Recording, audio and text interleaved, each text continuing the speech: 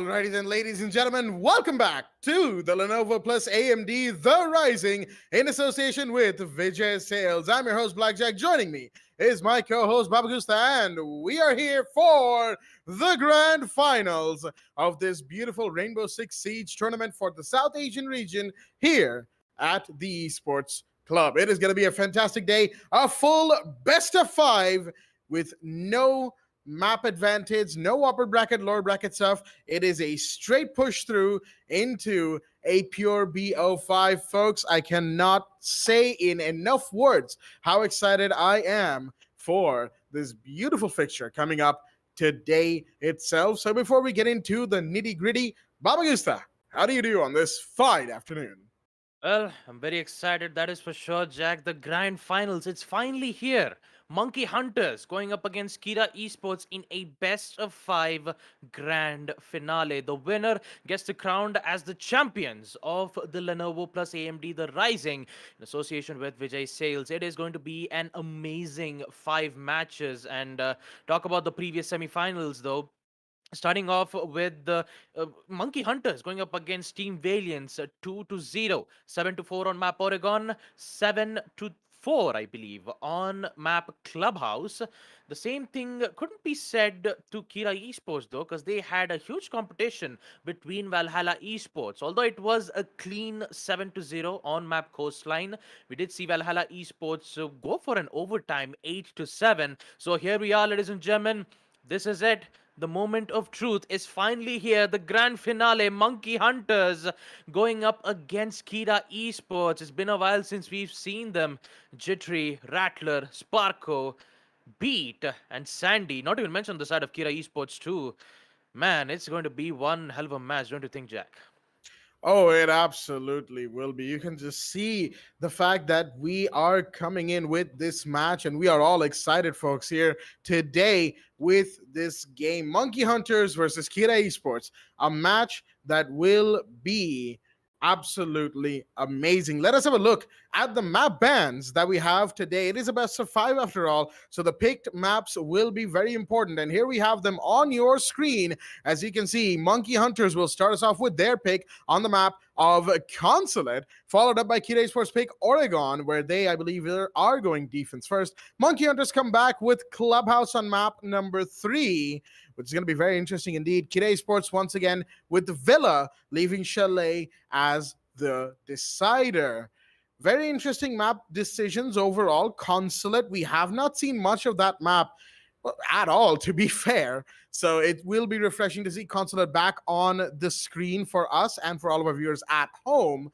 And on the other side, Oregon, Clubhouse, Villa, these are the three primary maps that we've seen pretty much all tournament.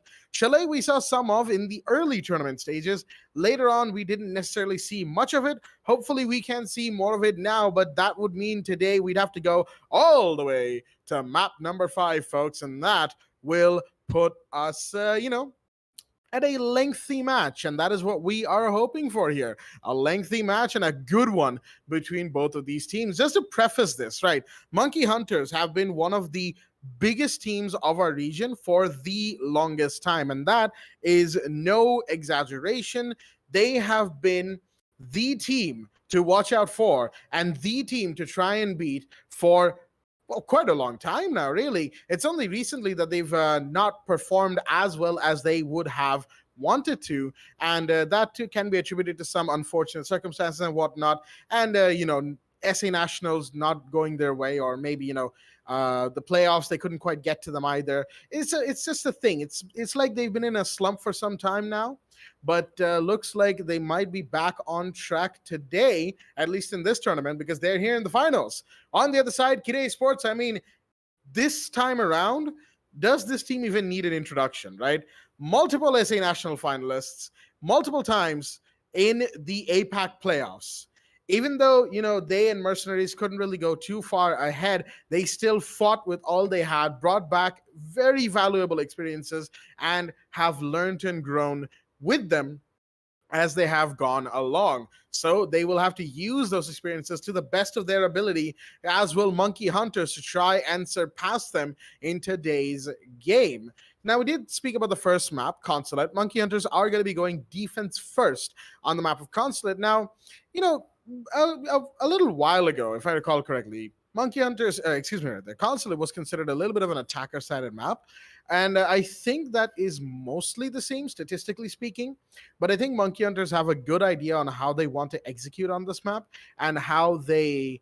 Want to prioritize their strategies, how much they really want to give out and show directly to Kira Esports, and how much they want to maybe save for. So, how many universal strats? I mean, they might want to save for other maps, how many roam strategies and all that. But of course, it's a big game and it is a game for the long run, so they will have to bring out everything possible here if they want to have a chance of winning this match, folks.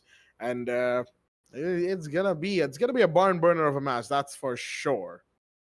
I mean, for sure, Jack. And talking about those map picks here, Consulate, Oregon, Clubhouse, the fourth map being on Villa, and then the final on Chalet. Now, talking about the first map though, Consulate, this map has been picked by Monkey Hunters, so very interesting, very intrigued to see how will they cope up against Kira Esports. The same thing can be said against them too.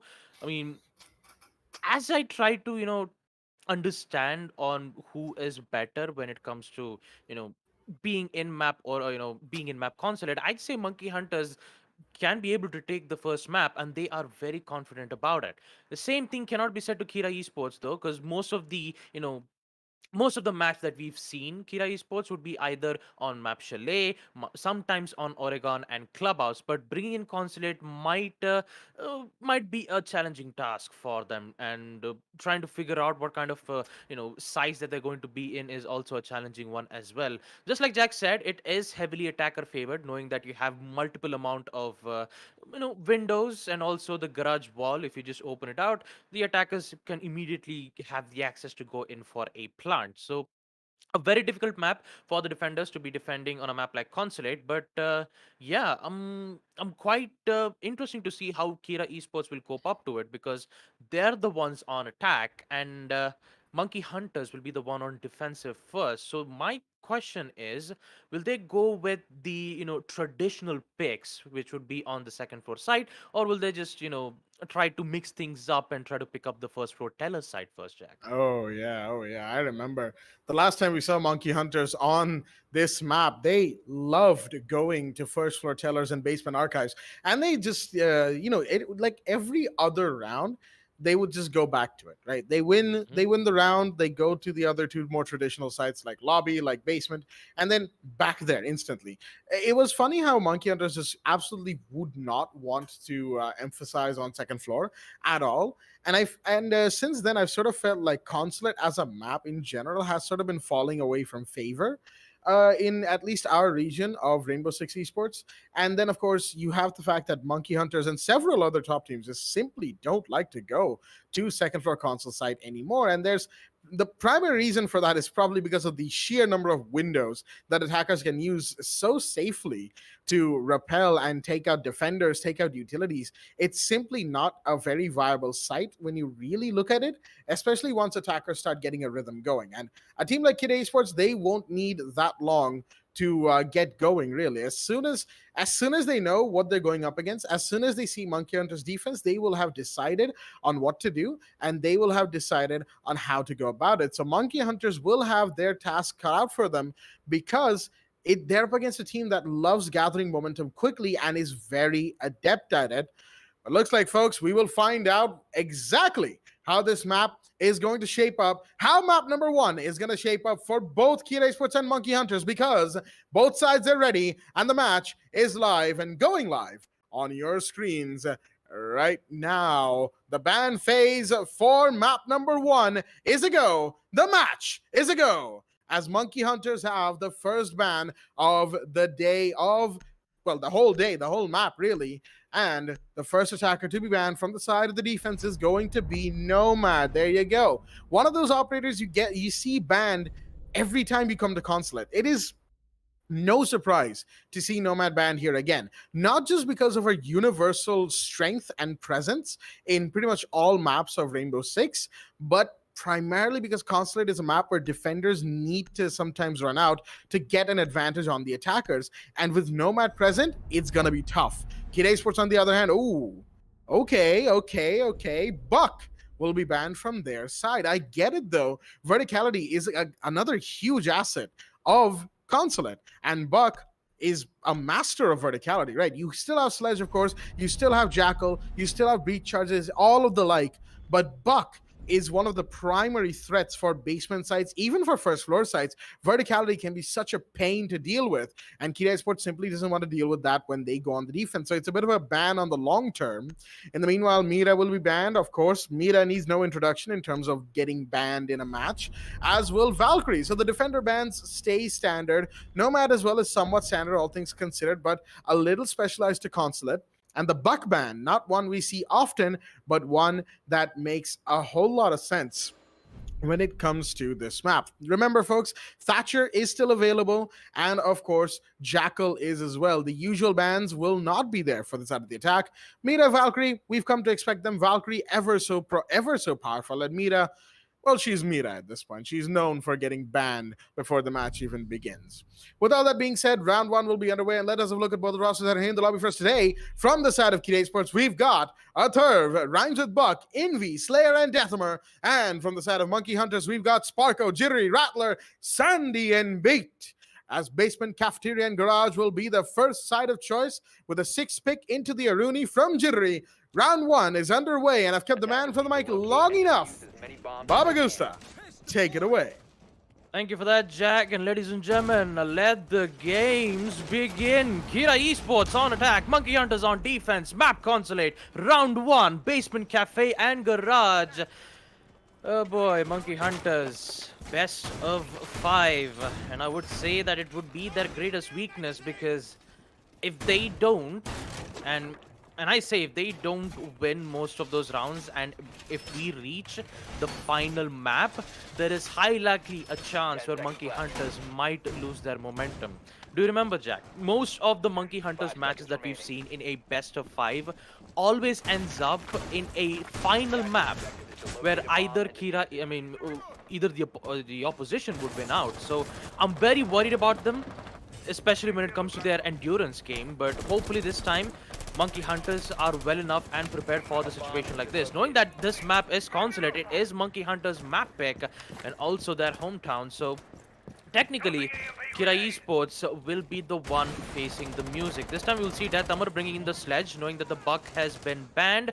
And already I can see Envy taking quite a lot of damage around here as he's trying to contest an angle. Not quite sure exactly where. Yeah, he's actually trying to contest right in towards the yellow stairs. It's a very difficult angle to hold on to. But their main focus is to open up the walls, and also not even mention the control on yellow stairs. And with Death Amar is going to do exactly that. A lot of distractions for the defenders so that the attackers could continue their work. Death Amar, wait a minute, SMG-11 in hand, goes in. If he gets that one particular kill, in which he will do, Death Amar, Jittery goes down, and with it, Rattler will also does the same, taking out Slayer though. A 4v4, Jack, and already the magic is about to appear.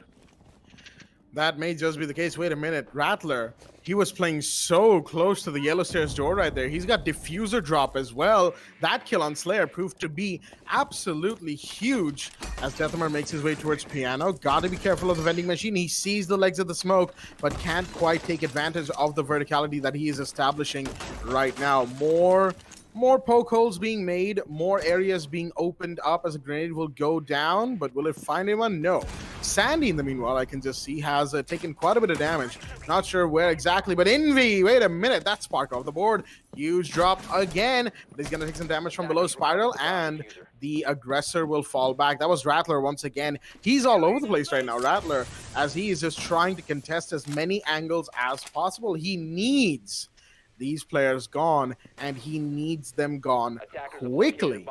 As 55 seconds and less remain, Envy's looking for a drop into Archives. He's got the breach charge set and ready as another grenade comes out from Amar, but that will not connect. Some utilities maybe, but nothing more than that. EMP goes out from Kira as Envy will find Rattler as well. One more down. Plants happening. Turv's gone in for it. And it's all down to Sandy and Beat. The Echo Drone, I don't think, has actually gone to planet, but it doesn't matter. Kill has been confirmed from Sandy from all the way above. Those were the angles we saw earlier, as Beat's going to find Deathhammer as well. Big drop, but Ramsbach will take that fight and finish him off from the inverted verticality right there. And now it's all down to Beat. Ramsbach. Plants going off. Echo's location is known. He's going to start moving. Does Envy know this? No, he misses him. Can he get him on the hallway? No, not quite. Beat has to play this so well, but I don't think Envy knows that he's rotating. He's not actually. He's come back now as Envy's gone up to try and look at that little office room, but oh! Here's the Echo shuffling around right next to him and decides to take a shot at the wall. Gets the kill at that too. And a shutdown from Kira Esports. A little late, but better late than never, as they say, will get them round 1. Monkey Hunters nearly had a 2 versus 4 comeback, mind you, but it simply wasn't to be. And here we have it, folks. Just like Baba and I were discussing before the match itself began, Basement Archives and First Floor Tellers will be the side of choice in round 2 from the side of Monkey Hunters. This is a site they love to come to. They love to bring Goyo. They love to bring Kaid. And Jirri will switch to the very potent Pulse, who is ever present on this site. Oh boy. Here comes the side, Basement Archives and Tellers. This might be a bit difficult for Kira Esports to try to get control of. Although the previous round was an amazing display of execution from the attacker's side, the way how the IQ suddenly understood what exactly happened, knowing that Sandy was all the way from second floor console office, made a vertical angle through towards the basement. That is 2 floors vertical sights angle. He gets that kill. And also denying the plan too. It's just that it was a bit too late when Sandy decides to drop down and try to hold that angle again. The IQ immediately saw him. Sandy was so low on HP, couldn't do anything but to just contest. And unfortunately he lost that. Talking about the second round though. Kira, okay, almost a bit of a shot and a shock for Envy as he's been reduced to a 50 HP. Not a good sign for Kira Esports, and not even mention Envy was the one who was doing quite a lot of heavy work. 3 kills for him, and now with a bit of a disadvantage, Kira Esports really needs to be, actually Envy needs to be careful on a certain situation like this. Now Rattler though, in towards meeting room window, doesn't have information that the entire team, the side of Kira Esports, are in towards meeting balcony. 2 of them are repelled in. 2 of them are in the balcony hoping to get an access of meeting. And somehow they do not have the information. Neither both of these teams have the information as of now. So they're just gonna do that via the attack drones. Now Jittery, he's the one manning up the pulse this time. The cardiac sensors, which would give so much information.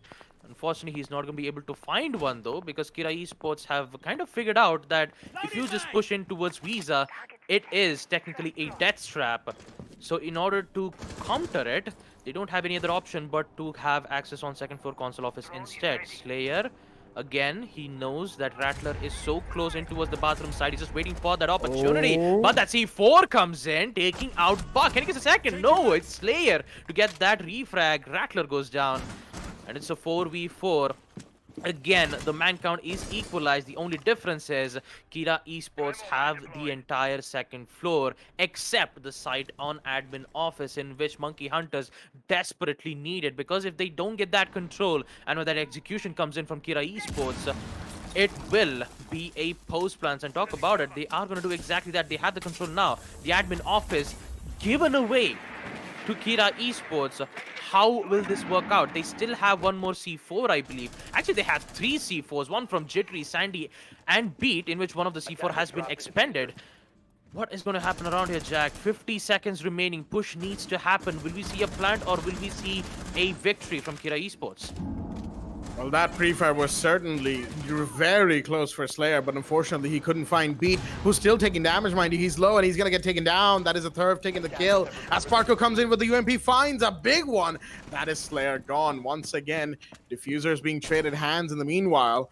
as you have the side of Kira slowly closing in.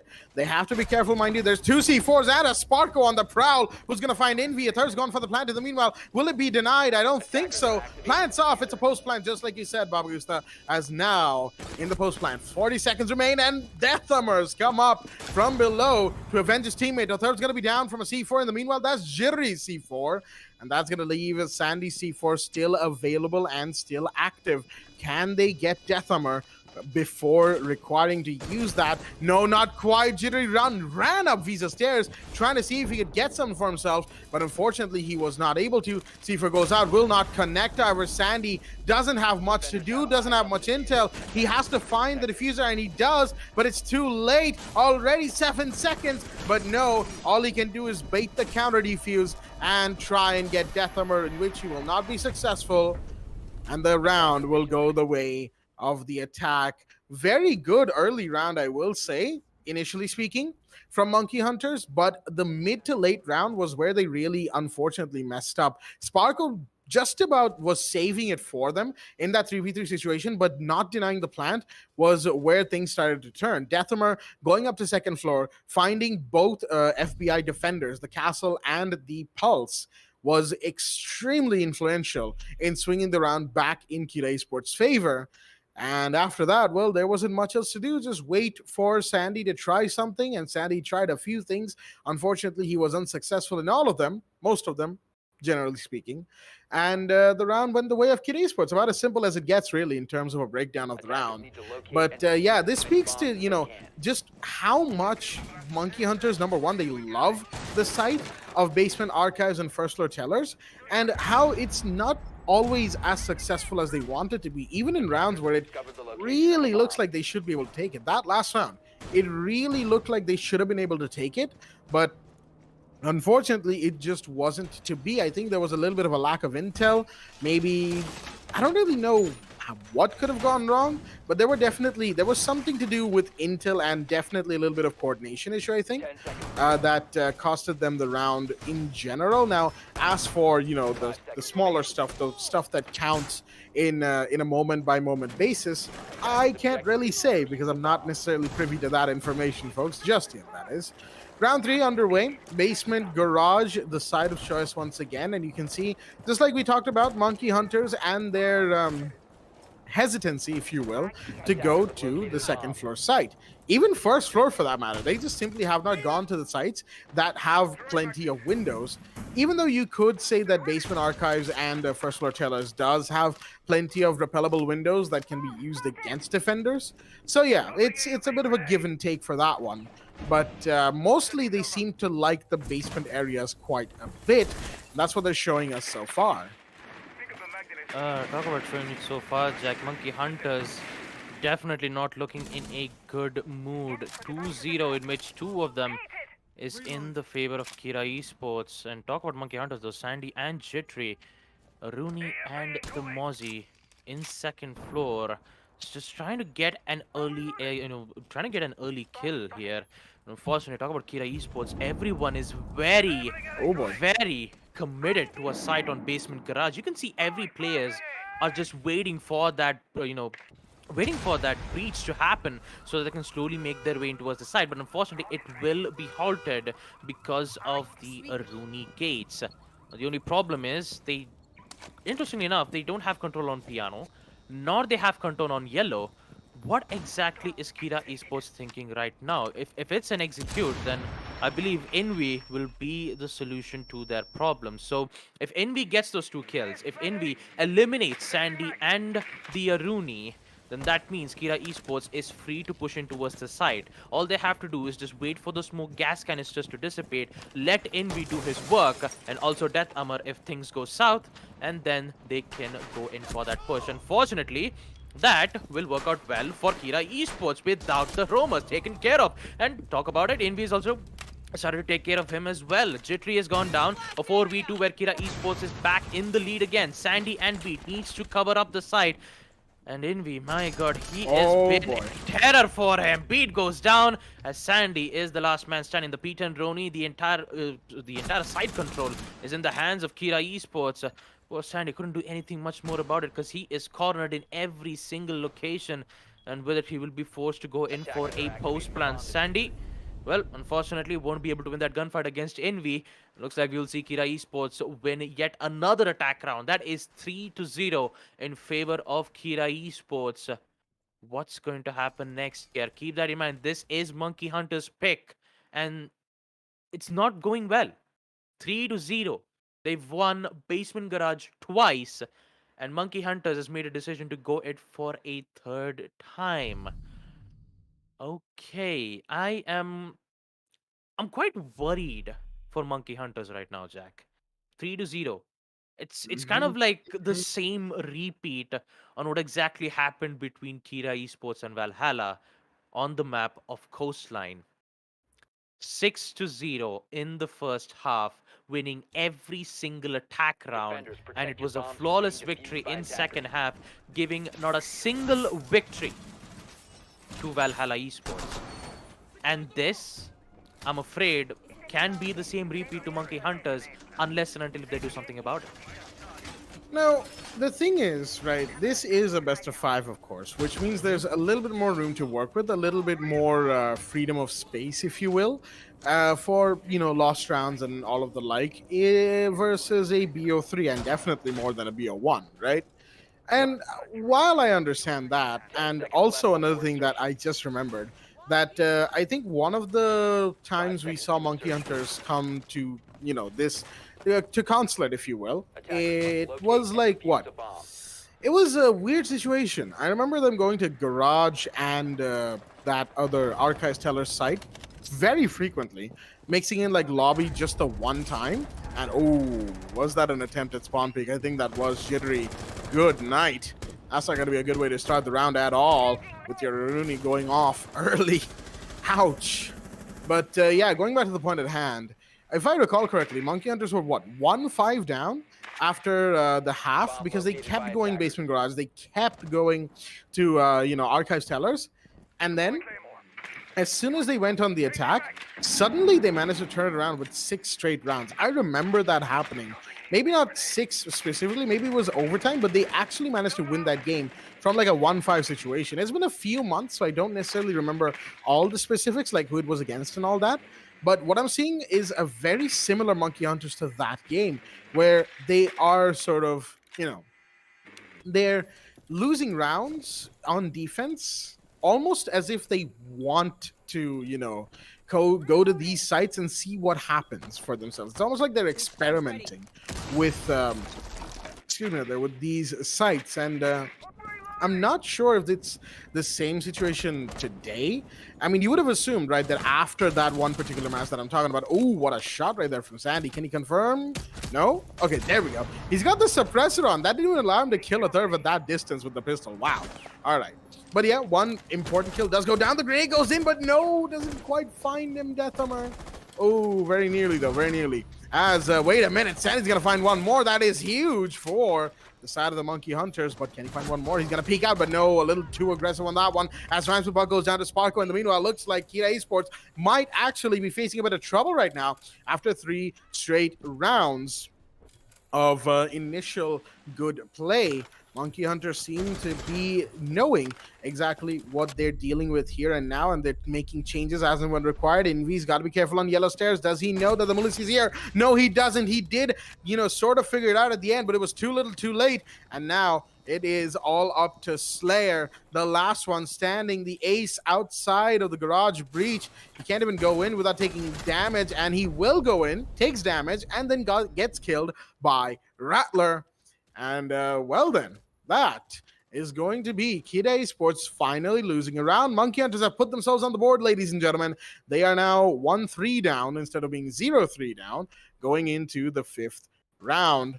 And if in a hypothetical scenario they end up with another 1-5 situation, what I would be interested to see in is, can they make that same comeback given that they're against Kira Esports, given that Kira Esports are their opponents today. I don't remember who their opponents were in that particular game, but yeah, it was also a bit of a humdinger of a match, but it was a BO1 to the best of my memory. So yeah, it's gonna be very, very interesting to see how they go about this. As looks like the big guns are coming out. Rhymes with Buck with that six pick out to the Lion. Ooh boy. Yeah, Kira Esports are not happy about losing the last round, are they? Not in the slightest. Monkey Hunters better be careful this time around, as they've gone once again to basement archives and first floor tellers. I guess Monkey Hunters are trying to survive the first half. It kind of looks like it because like the most of the plays that we've seen here, I mean, the only two sites we've seen from Monkey Hunters is from Basement Cafe and Basement Archives, in which none of it did favor Monkey Hunters except the previous round on Basement Cafe and Garage. And if they do survive this round, then that means it's a huge, you know, a huge advantage for them. And who knows, maybe in the second half, Monkey Hunters has something might else to say when they are in the attack phase. The main problem that they have to deal with right now is Envy. If they get Envy at the early rounds, then that means that you've eliminated half of Kira Esports' attack potential. And talking about it, it is not going to be that easy though, because Rattler, I think he went in to contest the NB, who was doing an inverted rappel right in towards the window, and Sandy just making sure that he would provide good amount of information. Now Rattler doesn't have to worry about the EE1D because he has the mute jammers, but also not looking too well yet again because Slayer comes in with the AK. Rattler goes down and the immediate control on second floor meeting room is in their hands, and Rhymes with Buck, man, he is definitely not wasting any time at all. All he has to do is just wait for the EE1Ds to activate, throw the flashbang, and just push in, get the control on admin. But he really needs to be careful about Sandy, though, because he's the one who has the information. And Monkey Hunters have it. And looks like they will take care of that opportunity. Jittery comes in with the refrags as Slayer goes down in admin. Beautiful shot there from the second, but he will be detected from the EE1Ds again with the pre-fire. Can he get his third? No, it does not. Rhymes with Buck will come in to shut Jittery down, a 3v3 equalizer, and with it we will see Kira Esports have control on the admin. The only problem is Death Armor is gone. How will they take care of that vertical line of sight? Wait a minute, Sandy contesting from that vertical line of sight. He won't be able to get that. And I hear that pre-play C4 being prepped up. So it's going to be a moment of time when the Pulse gets that information, and there you go. He actually sees that. Just waiting for the breach charge to come in so that he can pop it out. But that EMP will disable the C4. Oh no, not looking too well. But Sandy will immediately equip the UMP, a third, taking a lot of damage, and so does Envy, who's just patiently waiting. EE1D detecting one of the players, and that is Sandy. Sandy's currently one in trouble as Pete goes down in the hands of Rhymes with Buck. 3-2. The push is in, but guess what? Sparko Dada is here to save the day. 3 kills for him as he will win round 5. Basement Archives and Tellers. Looks like he is back in action, Jack, and we will see Monkey Hunters win another defensive round, 3-2, as we proceed to the final round of first half. Round 6, the site will be on lobby and press room. All right, looks like Monkey Hunters are in fact waking up for the game, folks. 3-2, as they have put themselves in a bit of a better position than 3-0, obviously, but they would still like to equalize here and now, and they're gonna have to change up the first floor lobby and press room because they have now won both of their big, sites, go-to sites, if you will. Garage and Archive Tellers have been won, and that means they cannot be accessed until 3 rounds, well, 2 more rounds after the winning round have been completed. And well, there's not much of a chance of that now, is there? It's round 6, the last round before roll swap round 7, which will mean that they will play their potentially last defending round here on first floor.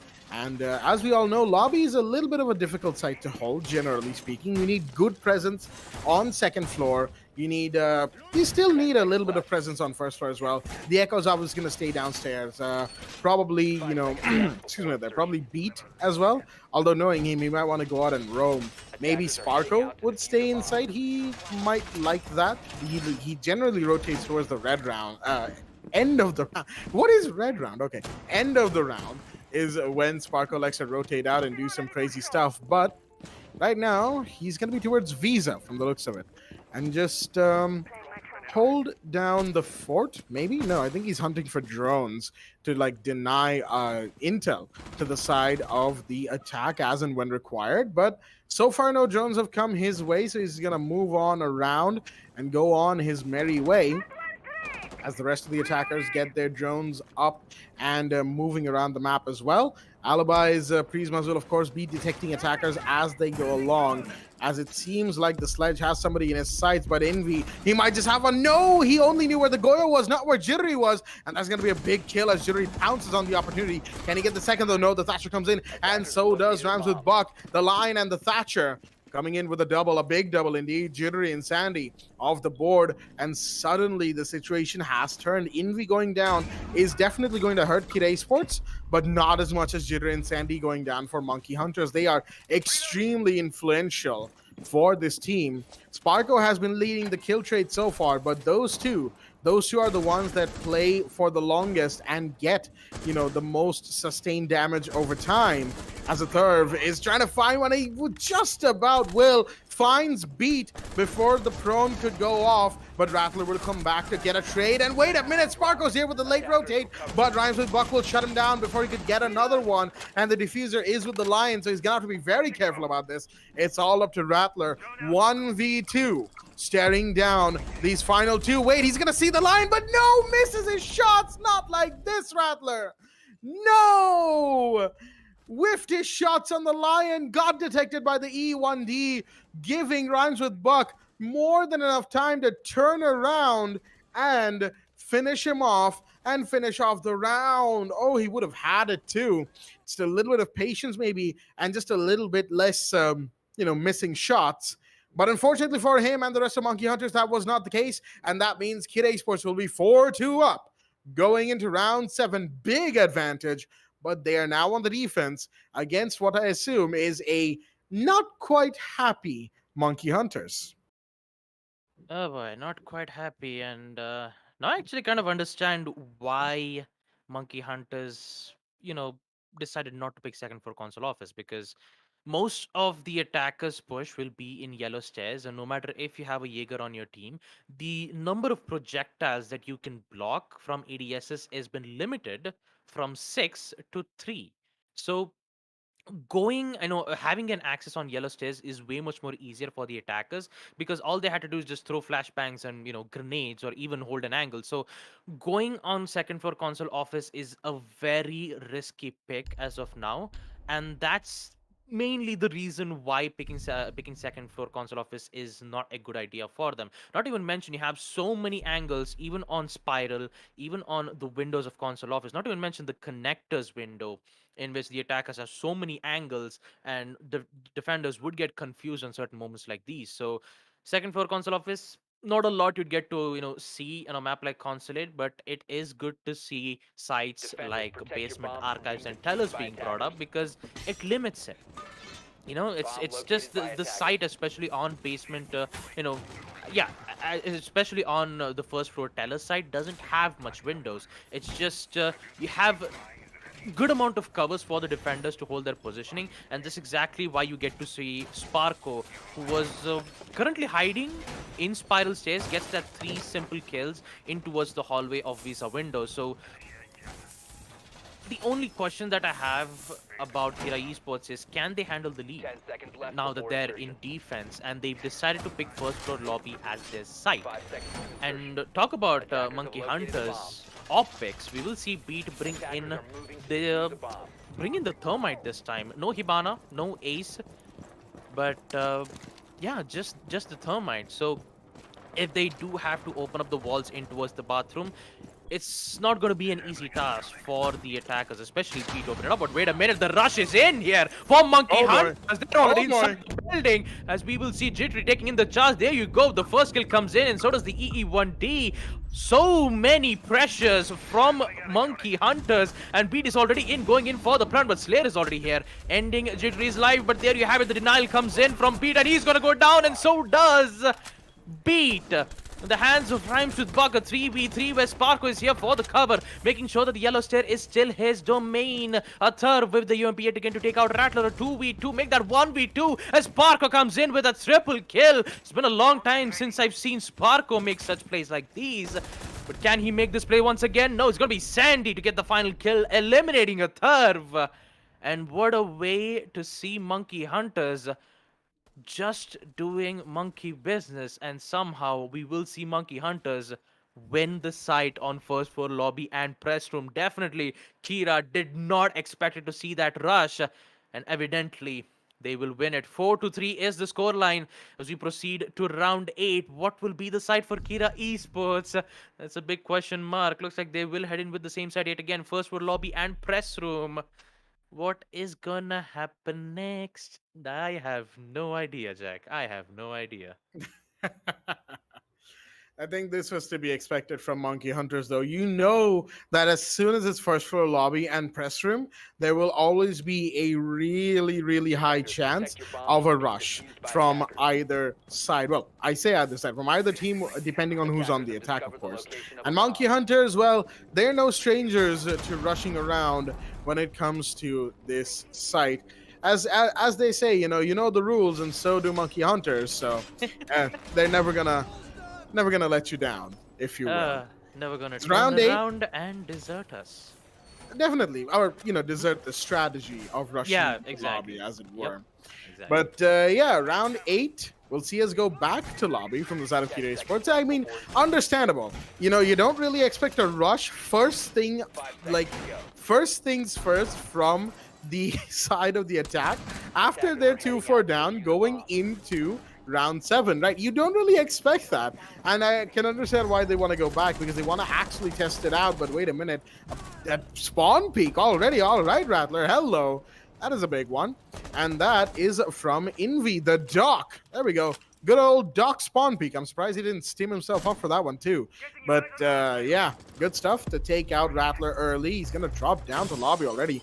Brave decision, mind you, with the Lion scan coming up, since he would drop down so pretty much exposed to the main door. But it looks like nobody was out towards that region to take advantage of that situation, if you will. It seems like Monkey Hunters are going all around the map, sort of. You can see them having presence here up on second floor admin, and you have the Lion scan helping them push forward as it's detecting more and more. But wow, all right, the number of effects on Jittery's tab, I can't blame him for going down there, as the third will be taking a bit of damage in the meanwhile. Not a whole lot, mind you. He is still more than alive, and Envy has overhealed himself using the second stim to give a third a little bit more HP.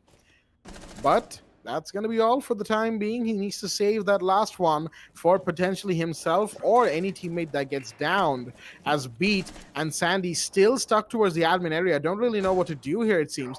They're trying to get in towards meeting. They've been trying this for the entirety of the round so far, but it just has not been working. They've been caught off in just a few too many areas, if you will, and they're not looking too good right now, as the Zofia will advance a little bit, but it's like a game of chess that's going a little slowly, if you will. Concussions do come out from the Zofia, but will not find anyone, and that's just going to be a huge lack of intel that cannot be gathered, as Beat and there we go, Beat and Sandy have reconvened towards Visa, and I think they want to push from somewhere else. Wise decision, all things considered. Sparko, in the meanwhile, holding from the spiral windows. Not going to find anybody just yet. He sees things being thrown and all that. It's probably from the Legion, a third, throwing out another goo mine. But Ransburg will go down to Sandy. That's the LMG going to work, as that's the first attacker kill, and a much-needed one with less than 40 seconds on the clock. Sparko holding so much in towards the spiral, making sure that the reposition wouldn't work out. Atharv's taken so much damage from Sandy's LMG. Looks like the entire players on the side of Kira Esports are now understanding what exactly is going to happen here. Around Beat goes in for an immediate plan, which gets denied, but Sandy's here with the LMG. Triple kill for him, taking out Amar and Atharv.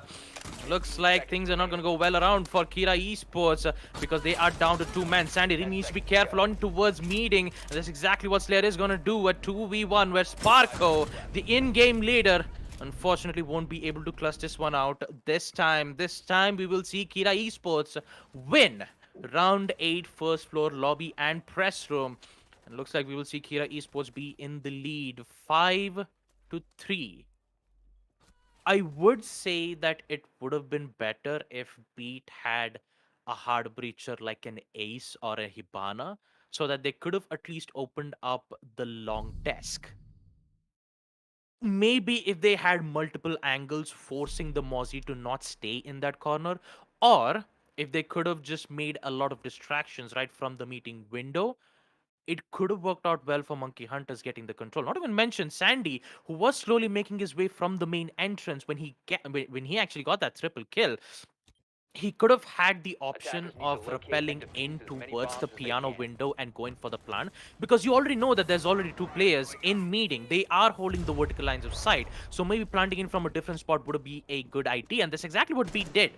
He did do that. He went in for the plant on piano, but it got instantly denied from the Melusi because he didn't had any much of cover, because Sandy was so worried about the main entrance and Sparko was so damn making sure that the spiral push would not happen. He had so much cover on that specific place, but unfortunately it did not work out well for Monkey Hunters. Unfortunate for them, Askira Esports will gain the lead because they are 2 rounds away to securing the first map on Consulate. Keep that in mind that this is Monkey Hunters' pick. If they lose this, then that means expect Kira Esports to have a 2-0 lead, knowing that the next map is in favor of Kira Esports.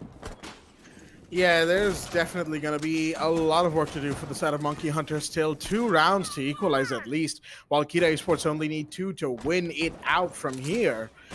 Double the work for the side of the attack, but they are just going to have to roll with it after their initial performance on defense before round 7 roll swap kicked in.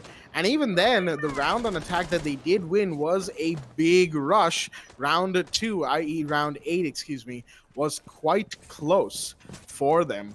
And it could have really been either team's game. If Sandy hadn't gone down, then maybe it would have been Monkey Hunters' round. But unfortunately, it simply was not. And now they find themselves 3-5 down. Lion scan goes out again by Jittery. Looks like Monkey Hunters really are liking the Lion right now. And I can see why. They need this win.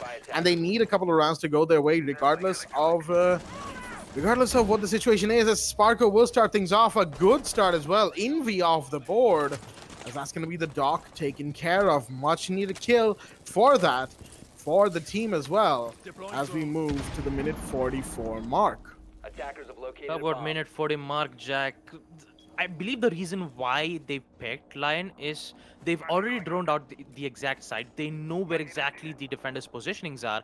They just want to make sure that they would not, change their positionings, and that's the reason why you see that Lion scans coming in. For now, we only see Jittery use one of his scans, and now, since with the information being given via the attack drones, Jittery will now use the EE1D scans yet again when Sparko is ready for that peak.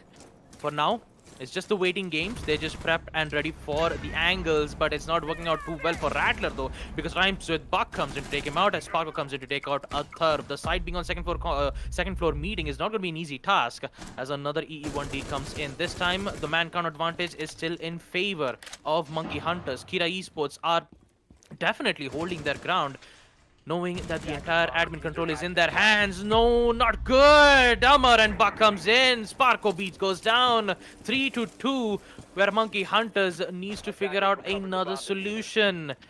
Talk about it. It is an equalizer. Actually, it's not an equalizer though. 3-2. Death Amar is the one who has the control on yellow stairs. And with Jittery entering in towards the building of console office, it is not going to go out well. So many angles for Jittery to worry. It looks like the last player will be none other than Sandy, the LMG, who unfortunately couldn't do anything much more about it. He could enter in towards the yellow stairs, but he will be met. The P10 Roni Aruni. In the end, we're only going to be seeing a lot of pre-fires. And we will see Kira Esports be in match point 6-3.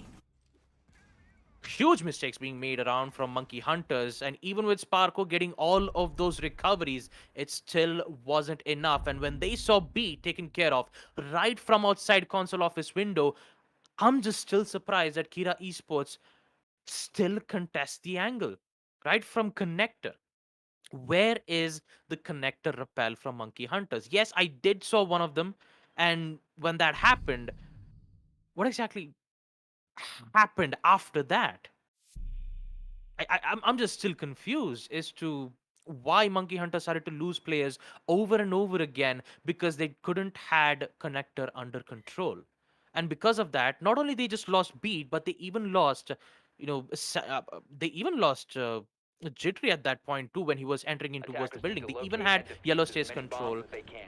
They just couldn't do anything much more about it.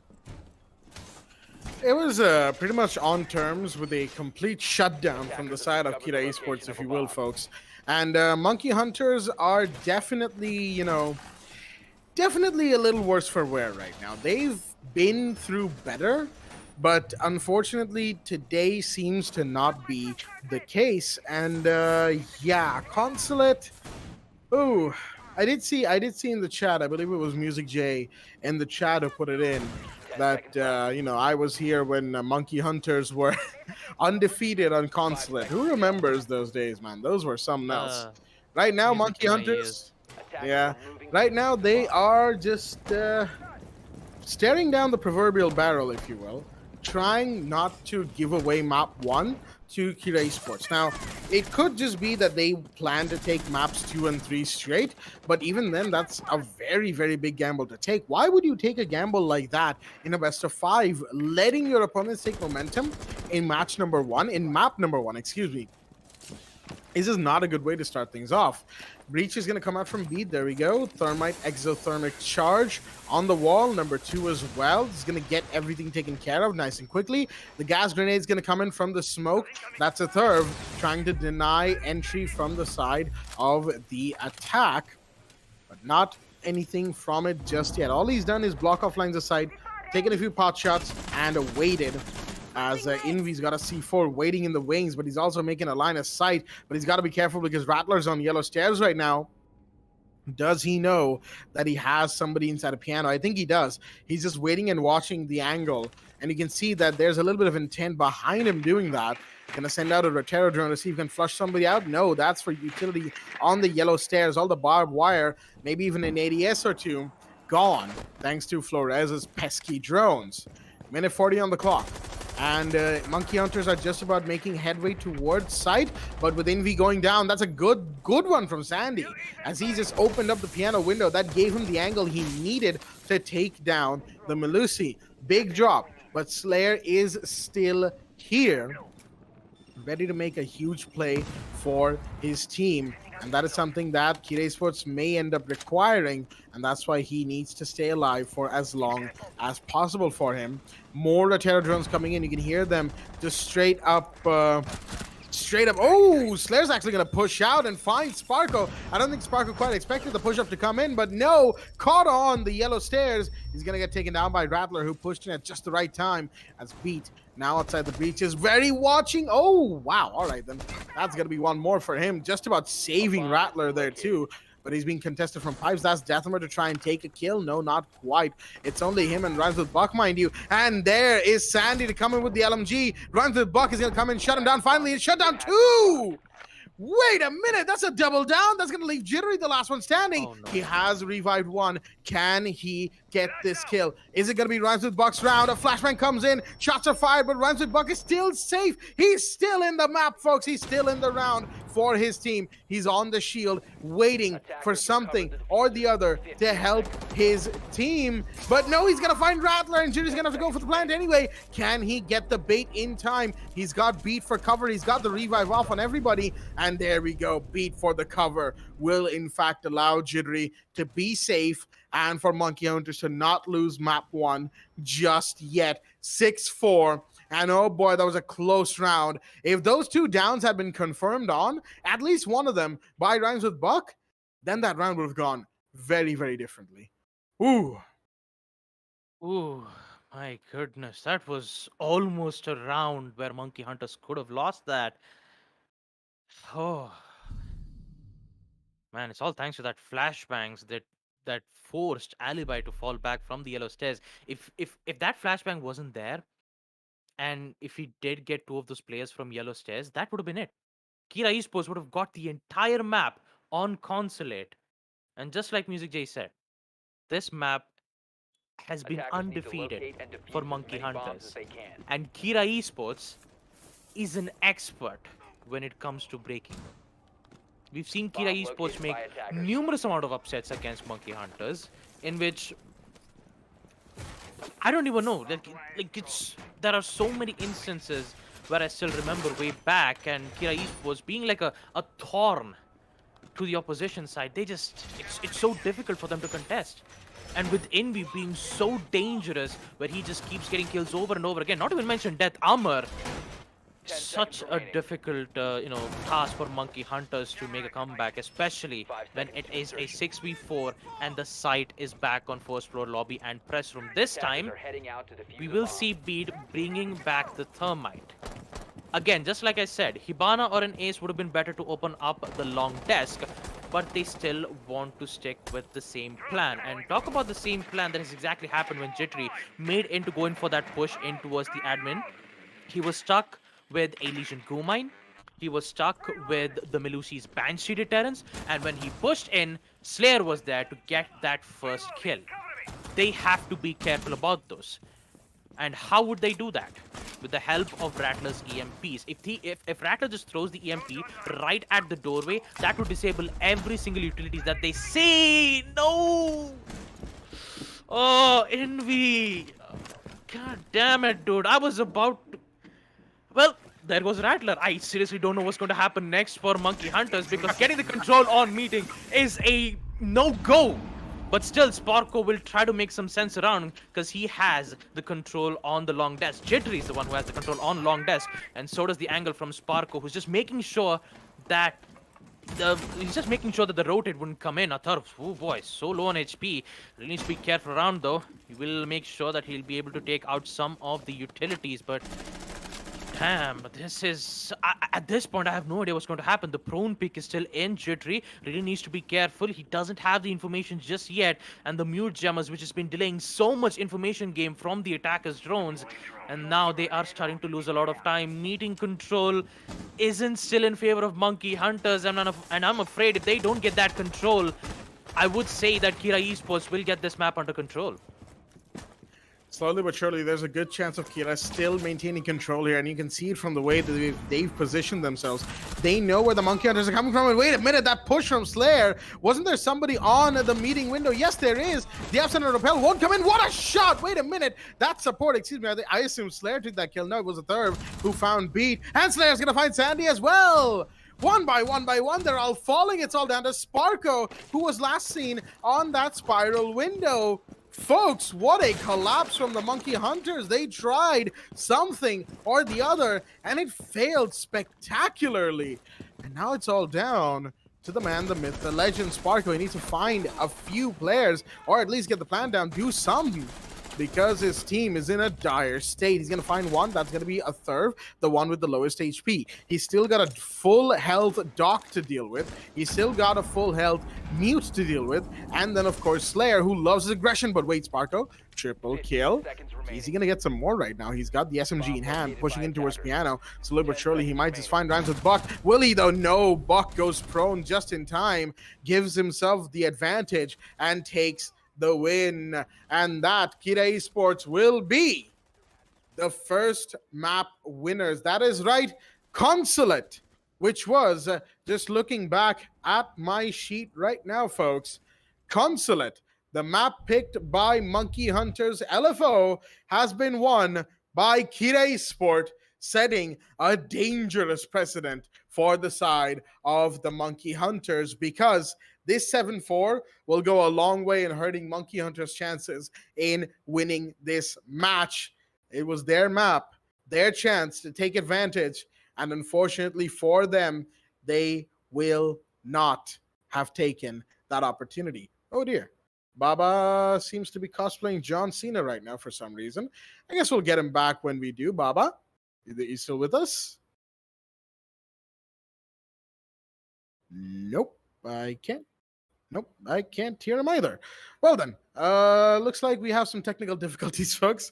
Will be fixed very soon, don't worry about it. But yeah, overall, beautiful game on this first map that we just saw. Oh, hello. Looks like I need to there we go. All right.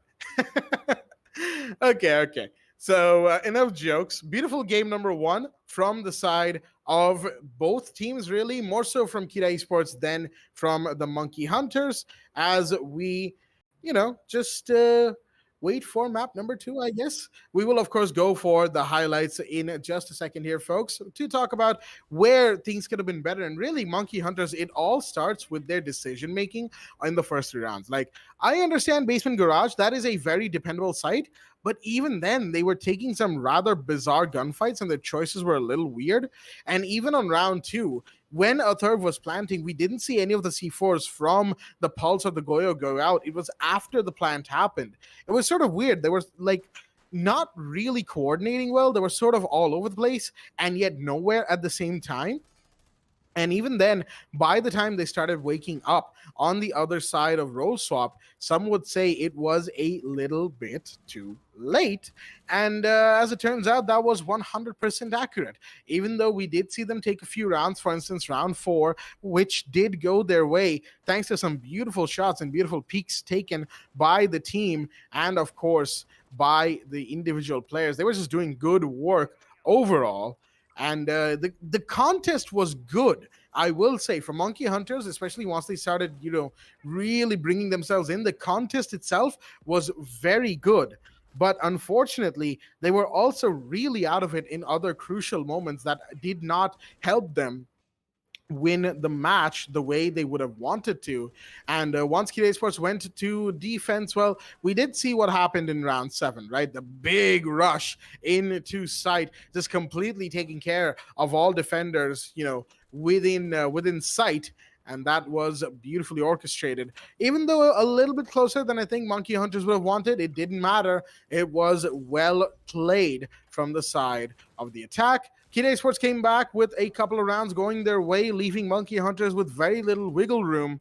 And you can just see, like, this 2v2 between Sandy Sparko and Envy and Slayer could have been Monkey Hunters had Sandy stayed alive. He just had no idea where he was getting shot from second floor. And even then, there was only so much he could do, all things considered.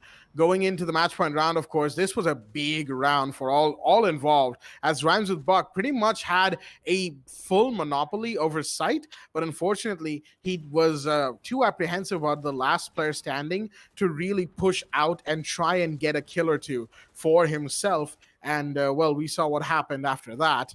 And now, 6-4 to 7-4, Kira Esports taking map number 1. Despite an attempted fight back by Sparko, it was not to be. Map number 1 has been taken. Kira Esports have won their first, put themselves truly in contention for winning. We'll see if Monkey Hunters can come back from this situation on Oregon, which is map number 2. And as discussed, it is Kira Esports' pick, folks. That means map number 2 will be that much more difficult. Kira Esports on the defense on Oregon is going to put Monkey Hunters on the back foot already with Oregon's defender-sided nature. But we'll find out more about that on the other side of this break when we come back with map number 2. Stay tuned.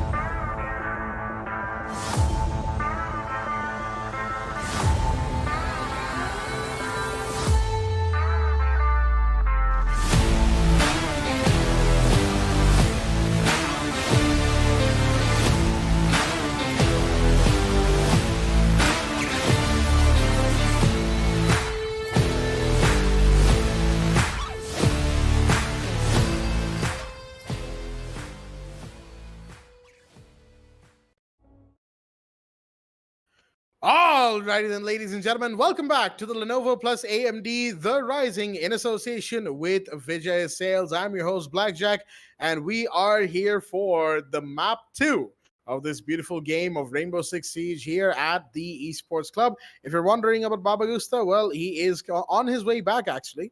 Hopefully, he'll be back by the time we go into the ban phase so that we can roll him in seamlessly, as it were. And we will, of course, be going into the second map very soon as well. Map number 1, we just saw that was Consulate, of course, 7-4 to the side of Kid Esports, even though that was Monkey Hunters' picked map. So now on map 2, which is Kid Esports' pick on Oregon, it will be just that much tougher for the Monkey Hunters to get themselves back into position. Kid Esports are on defense first, and the match is going live. So let us not waste any time and head right into map number 2 with Kid Esports 1-0 up as we head into the ban phase. Baba Gusta, how are we doing today? Well, I'm doing great, Jack. And yeah, I had a lot of thoughts about that Consulate push in the previous map when Monkey Hunters was pushing. First for lobby, they had so many choices, and yet they decided to do the same thing. And looks like Kira Esports, winning that is going to put them a lot of pain for them, knowing that they have their first map advantage, Jack. And talking about the second map being on Oregon, this is Kira Esports' pick. As we check out the ban phase, the first ban will be on the side of Kira Esports, banning the Thatcher, and Monkey Hunters banning the same op as the previous, the Nomad. They definitely don't want to have a a roam clearance from the attackers. So so that the defenders would have a good opportunity to roam in whenever they want to. The only difference is the defender bans, and that will be the first common as ever, the Mira. Still, even with the nerfs been happening around, Mira is still considered to be one of the most viable operator on any specific map. So taking care of her will provide a lot of chance for the attackers to push in. As we will see the last ban coming in, it will be the Wumai. Just like I said, one map advantage for Kira Esports, winning map Consulate, which was picked, in which the map was picked by Monkey Hunters, and now the second map, which has been picked by Kira Esports, will be on Oregon. Not a good start for Monkey Hunters, but a huge, tremendous start for Kira Esports, as they will be the one to be on the defensive side first. The side, though, will be on basement laundry and supply room.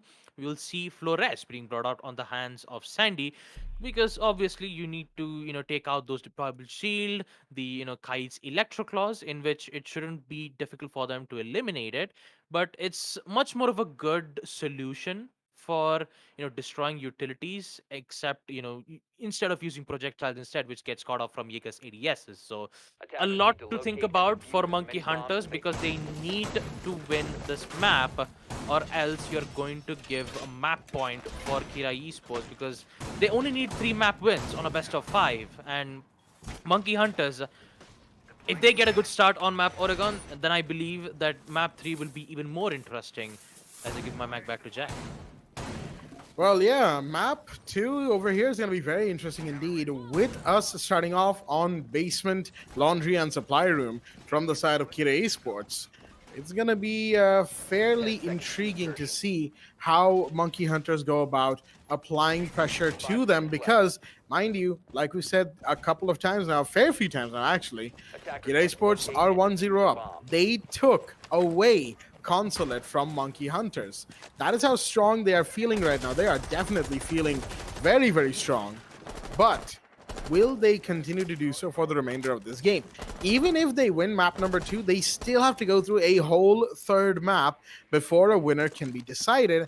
And if Monkey Hunters start making a comeback around this map or map 2, then map 4, or map 3, excuse me, then map 4 will be guaranteed, and potentially even map 5. That is what we're expecting as well. Oh, Envy. Oh, boy, the shot grazed him quite close right there. He nearly got taken out. He wanted to, get a quick peek onto the tower door, the west side door, that is. But not quite. He's just going to wait on the tower stairs area alongside the mute who has come to join him. In the meanwhile, Beat is going to drone ahead towards Freezer. Quite a lot of headway already made from the looks of it, from the side of Monkey Hunter. Sandy goes in, pops the cam, and is gonna go towards second floor. So they all say they're not quite, all done with the roam clear, as it should be. There is still somebody towards the armory side that we can see on Jittery's POV right here. Just a shadow of the defender up there, and I think they know that there's somebody here, and they need him gone as soon as possible. Jittery's waiting for the hop down, and looks like, no, the hop down didn't actually happen.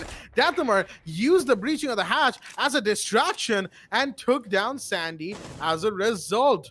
What a drop from the side of Monkey Hunter's. Big kill from them as Beat's gonna go down. No, actually, he just about gets Deathhammer and gets down. It was a little bit of a trade, but the Rooney has been taken care of, and a much needed refrag from the side of the attack.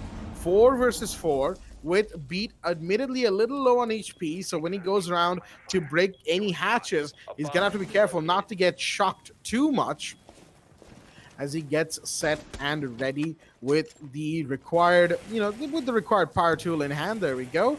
Just making those lines, those strips, and getting the hatch weakened as a result. This should be the last one if everything's done properly. There we go. Didn't even need to do the full line. It was done halfway through, and that's just how strong Maverick is at breaking electrified hatches. Nearly nothing can stop this operator, mind you, short of just killing him outright. But even that can be tough. His overall kit is fairly strong. As we have smokes, fire, everything's going up. Sparko's coming in for the plant, and looks like he really wants it, but he's got to clear out Cubby, and he will. That's one big drop. Slayer off the board, the smoke gone, plant's happening. Envy goes down, so does Rams with Buck, and there goes a Thurv as well. 3 back-to-back kills after that initial little attempt by Deathhammer to give early round control to the side of Kid Esports. Did not happen, and a beautiful push from the side of Monkey Hunters will give them round 1. Beautifully executed from Monkey Hunters, and Sparko, he just made sure that he would get that win as best as possible. And talking about round 2, the site will be on second floor Kids Dorms, and Envy will bring in the Oryx. Quite a versatile roamer, as I'd like to call it, because he has the ability to not only open up, soft walls, but also he has the ability to, jump from hatches without the use of stairs. And that kind of aggression is definitely required from Kira Esports, knowing on the aggression that armor caused on armory lockers. It is actually not on armory lockers, it's just the armory room. The hatch, which was used as a bait, forced Jittery to look down towards the garage, and when Sandy was pushing in towards armory, he thought that the Aruni was at the small room of garage, in which he did not expect that. They took the bait, they got the kill, they even almost downbeat in a way that the man count was still in favor of Kira Esports. But when that execution appeared, the Capitals fireballs and the smokes, and with Sparko going in for that engage, man, Monkey Hunters, they made sure that the execution did succeed, and they succeeded very well. They just have to do it once more on second round. Maybe this time taking care of the roamers as fast as possible. But it's not going to be as easy though, because Envy, he's already roaming in, I believe. Currently towards the basement side, and Slayer a bit close towards the window. Actually, he's in towards the freezer though, making a quick getaway if all else goes south. Just some, vertical lines of sight being made so that you'll be able to take out the attackers off guard right from below. 2 players from below, 3 players who are currently holding on towards the side. A lot of utilities. And interestingly enough, Sparko, who is slowly making his way in towards the classroom, will try to take out the jammers, I believe. Actually, no jammers as of now, and not even a bandit charge is true. Interesting enough, no denial from hard breaches. It's like Kira Esports are welcoming Monkey Hunters to, contest those free angles being made from second floor kids, even on the attic. So quite interesting to see on how Kira Esports are going to cope up with this execution. But Monkey Hunters, it's free real estate for them. They can open up easily and just go in for the plant. They just have to worry about the roamers as of now, Jack. they definitely need to clear the rumors as soon as possible. Minute 35 on the clock. Plenty of time remains, mind you, and they could still get this done without too much issue. However, the main rumor presence is on the kitchen side of things. But even then, Flores drone comes in. Slayer's gonna have to fall back as the shield will be taken care of. Good stuff from the side of the attack. They know what they're up against and they know what they need to get up to get themselves in an advantageous position in this situation. Maverick Breach on tower, nice and quickly, gonna get that done. Beat, there we go. Just a nice little square entry and rotate, if you will, as Jittery is still droning downstairs to try and see if he can catch somebody off guard, catch people rotating around, waiting for the C4 plays or something like that, and more utilities will in the meanwhile be taken care of by the RC Retero, but Jittery goes down. That's Deathhammer with a big kill, and what probably the biggest one of the round, but Sparkle's gonna come in with Branded Buck taken down as well. Breach has happened, but he's gonna take a bit of damage right now. Shots fired, a third will win that, but Slayer loses on the other side to Beat. Envy comes in, finds Sandy, and now suddenly it's a 2v3. Beat doesn't know that there's somebody towards the breach and below him, and that's Envy taken care of. And now it's all down to, well, it was down to Rattler, but he's gonna go down.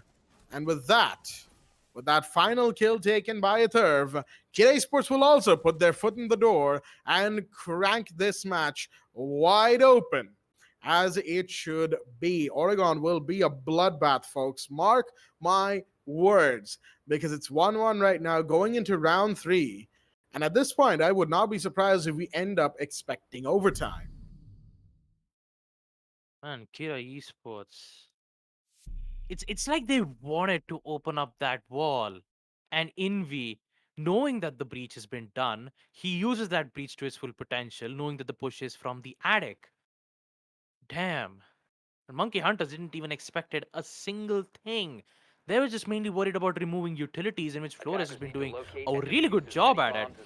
It's more of like a swap for the Iana, because Iana has a good Gemini replicator, not even to mention you have 2 frag grenades and also, the Gemini replicator to work it out. So it is an amazing an amazing operator to be playing with, because you have a total of 4 RC Reteros, which is mainly used to destroy deployable shields, barbed wires, any utilities that the defenders have, you name it, and it will negate the Jaeger's ADSs. Not even mention Vomai's magnets too.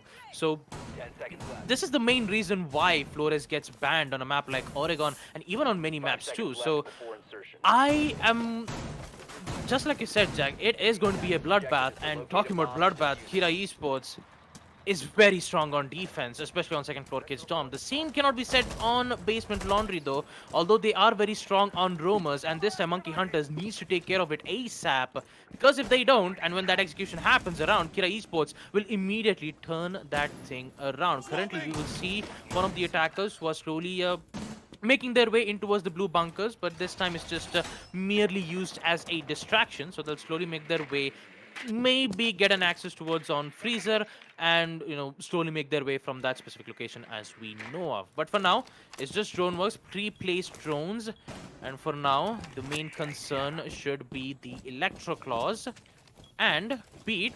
Just need to be careful, especially when he's opening up the hatches in towards meeting. No roam presence should be present. And talking about Death Armor though, quite no idea on exactly where Death Armor is.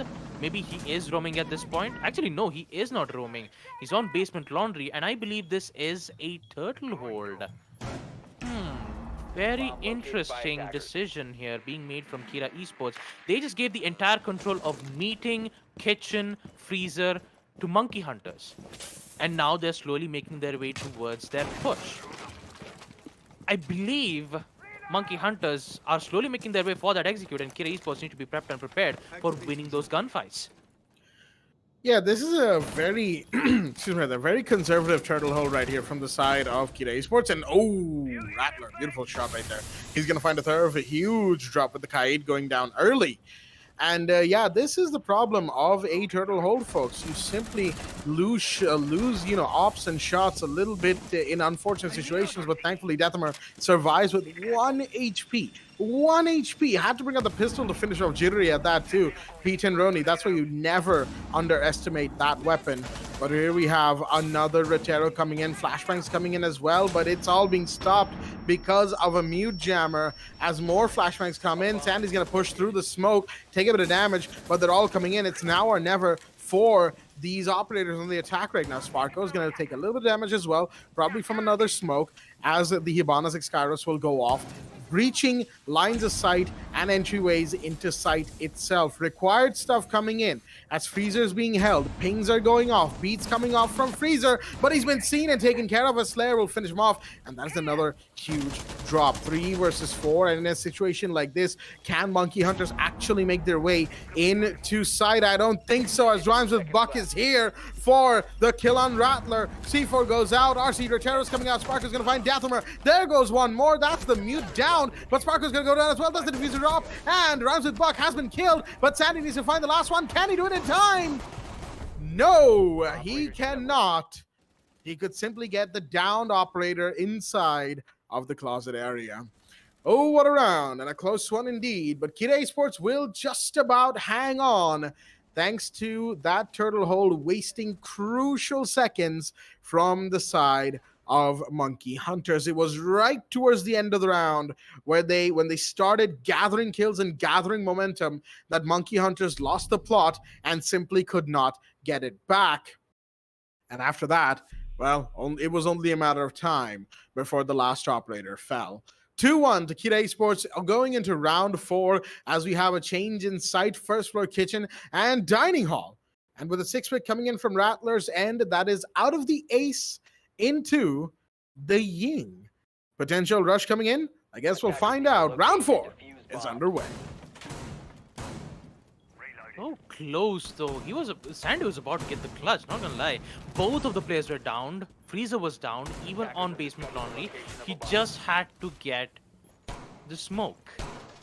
And with less amount of info and less amount of time, Kira Esports will win that.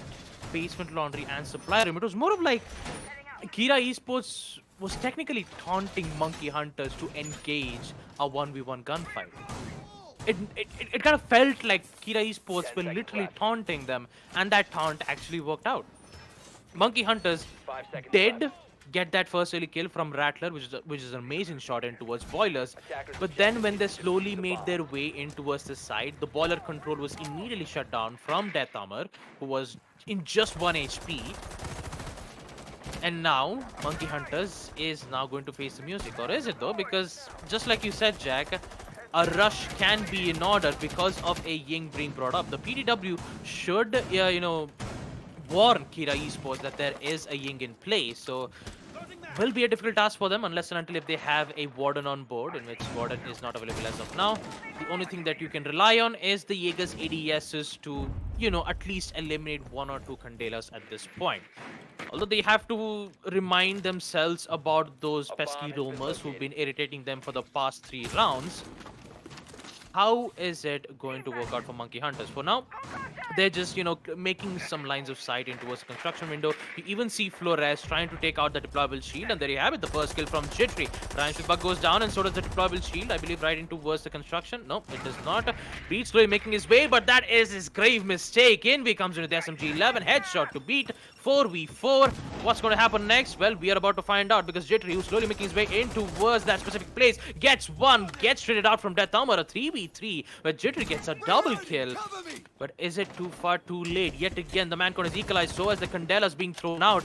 They're about to go in, head in towards the site of first floor kitchen, and Rattler needs to be careful from the stairs yet again. One of the players still needs to worry about, and there you have it. The push will come in towards the Ying, first floor dining hall. The bulletproof camp will be destroyed. It was more of like a fake push, as I like to call it. Sees the head of the Mozzie, but he will fail nonetheless.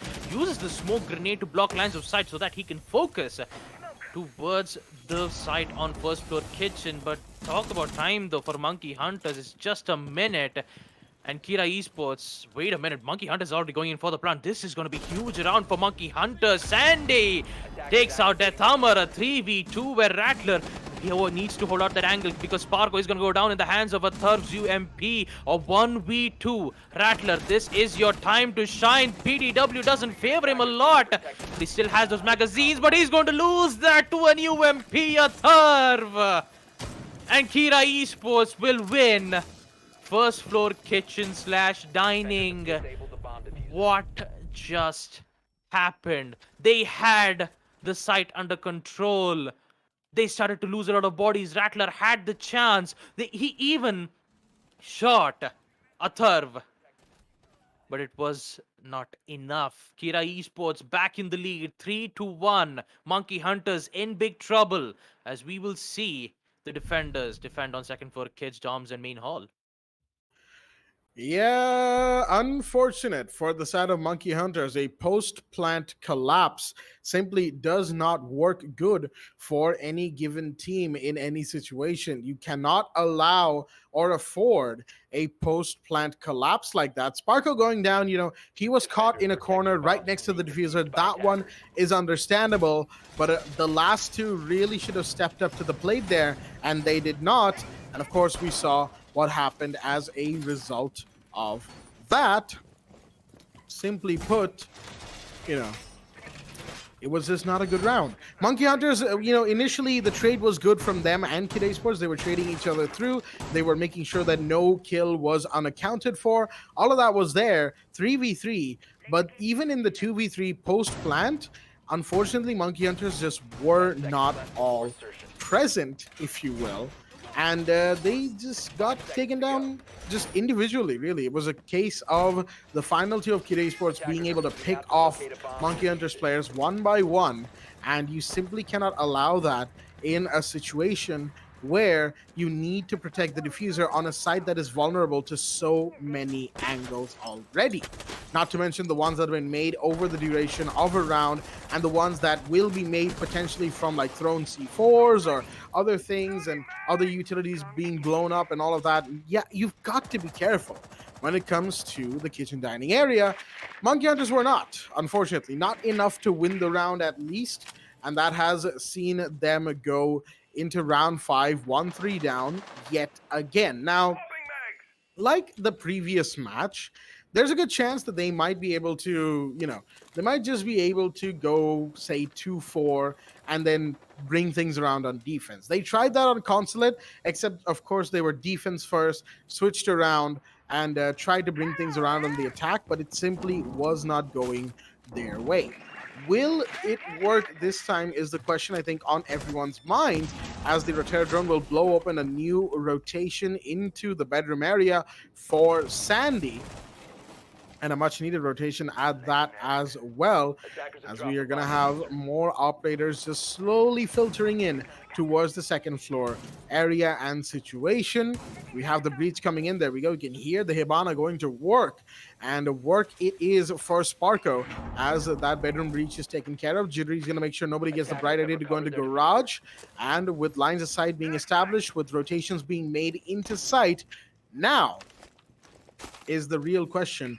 Can Monkey Hunter sustain this to get in there and get themselves in a good position for the plant?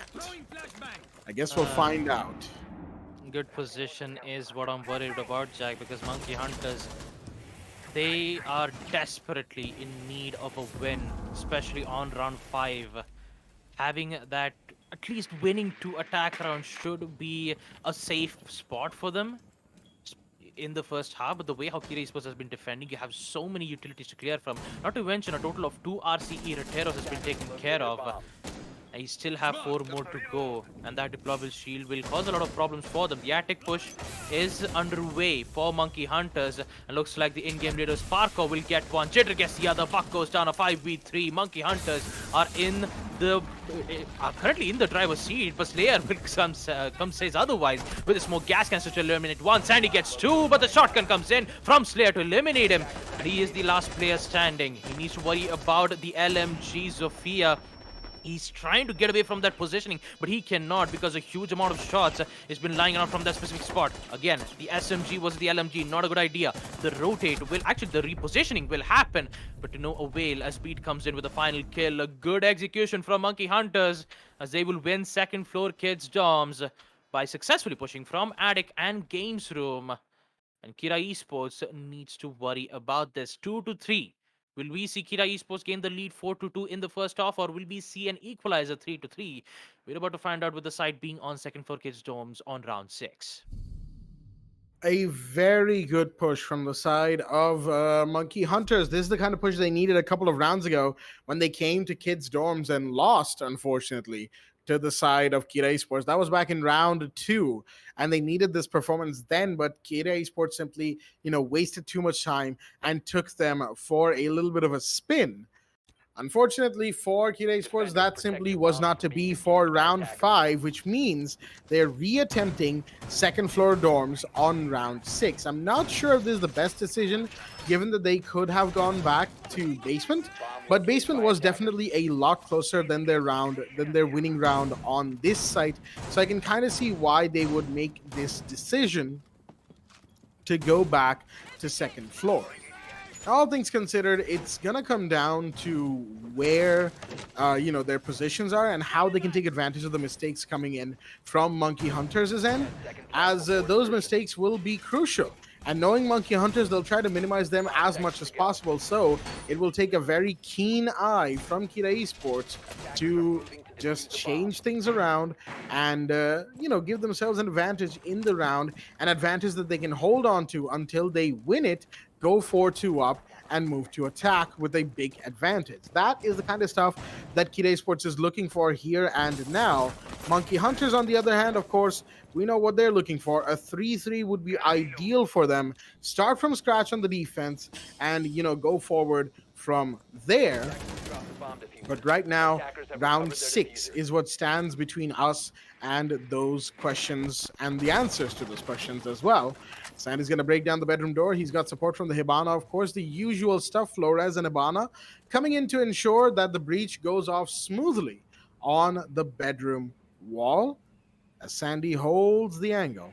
He's holding and holding and holding because he wants to make sure that nobody gets the bright idea to peek. But wait a minute. Jittery and Rattler on the hunt, it looks like. As a grenade goes off, will do a bit of damage to Rattler, unfortunately, through the ceiling. As the pings have come in, Jittery's going to take a little bit of damage right there. But there we go. The pings come in, and Rhymes Bucks are going to get down with the wall bang. Envy, in the meanwhile, is going low because of the LMG. The Zofia did not need to peek that. Jittery will just get finished off. Oh boy. Very unfortunate right there. Nice shot from him in the chat as well, acknowledging the fact that he got domed as Rattler's going to go down. In the meanwhile, Deathmer's come in for support, and looks like things are not looking too good. Shots fired, though, and Sparkle will just about get the wall bang onto Deathmer. A good, needed one. Mind you, Rhymes with Buck is still down, so it is effectively a 3 versus 3. And the down will be confirmed, and the kill will be confirmed. Maybe no, not quite yet. I think they're trying to bait the down on Rhymes with Buck, but Kira Sports should be smarter than that, which is going to make it much harder for them to, put themselves back in the lead. There we go. Rhymes with Buck off the board. 3 versus 3, and we're at 55 seconds on the clock. This 1 minute will determine whether Kira Esports will successfully defend the site on second floor, or will Monkey Hunters win the execute once again. The flashbangs will come in to try to blind one of the defenders as he decides to go in for a rappel. Holding that, rappel angle can give good amount of angles towards the attic, and not even mention the bedroom side, but you need at least 1 or 2 players to head in towards the bomb site and go in for the plant. And looks like this might be concerning for Monkey Hunters. The smoke gas canisters not even letting them get inside the window is going to cost them a lot. A grenade will be thrown out, but of no avail. They are forced to push in. The C4, will it connect? No, it does not. But instead, Slayer will goes down, and Spark is going to go in for the plant. Beat is still here for the cover. Is it going to work out? The push will come in from the Kaid, but no, Beats will stop Atharv in its tracks. And we will see Monkey Hunters win second floor Kids Downs main hall once again. A beautiful effort from Monkey Hunters, as we will see them equalize 3-3, and that would be the end of the first half. Round 7 will commence with the role swap with Monkey Hunters on defense. They will pick the site second floor Kid Storms. And talking about those previous 2 rounds, though, Kira Esports on round 5, it was a total hold back again. And in round 6, they did changed a bit with Rhymes with the Buck, who was playing as the Jaeger. was at the technically was at the big tower stairs. He thought that the entire team on the side of Monkey Hunters were pushing in from the big tower entrance, but little did they know they were clearing places one at a time, gaining control on kitchen via entering towards the construction entrance. And although Envy did made an impressive shot with the SMG-11, a one tap towards Jittery, it's still with the execution. They even had two of the smoke grenades, and they made a very bold decision to go through that smoke. And that it was Spark who had who had the diffuser in hand. Beat was there with the cover. He trusted his teammate, and they succeeded, winning that round. An amazing job and a job well done for Beat and Sparko, because they will equalize it. But now, since they are on the defensive side, things will be a bit difficult on Kira's end unless and until they figure out a way to eliminate players one by one or get the early kill. And that early kill should be Sandy or Jittery. If they eliminate Sandy or Jittery in the early rounds, then that means Kira Esports have an easy entrance towards the site. That they possibly could, but mind you, it's not just Sandy and Bittery. Okay, yep, I pulled a foxy right there. Sandy and Jittery, making the plays right now. It is, of course, also Beat, also Sparko. Rattler every now and again chipping in, but of course he's hanging back, mostly playing for the support role. As we have the castle barricades being broken, it looks like there's going to be a lot of presence downstairs from the side of Monkey Hunters.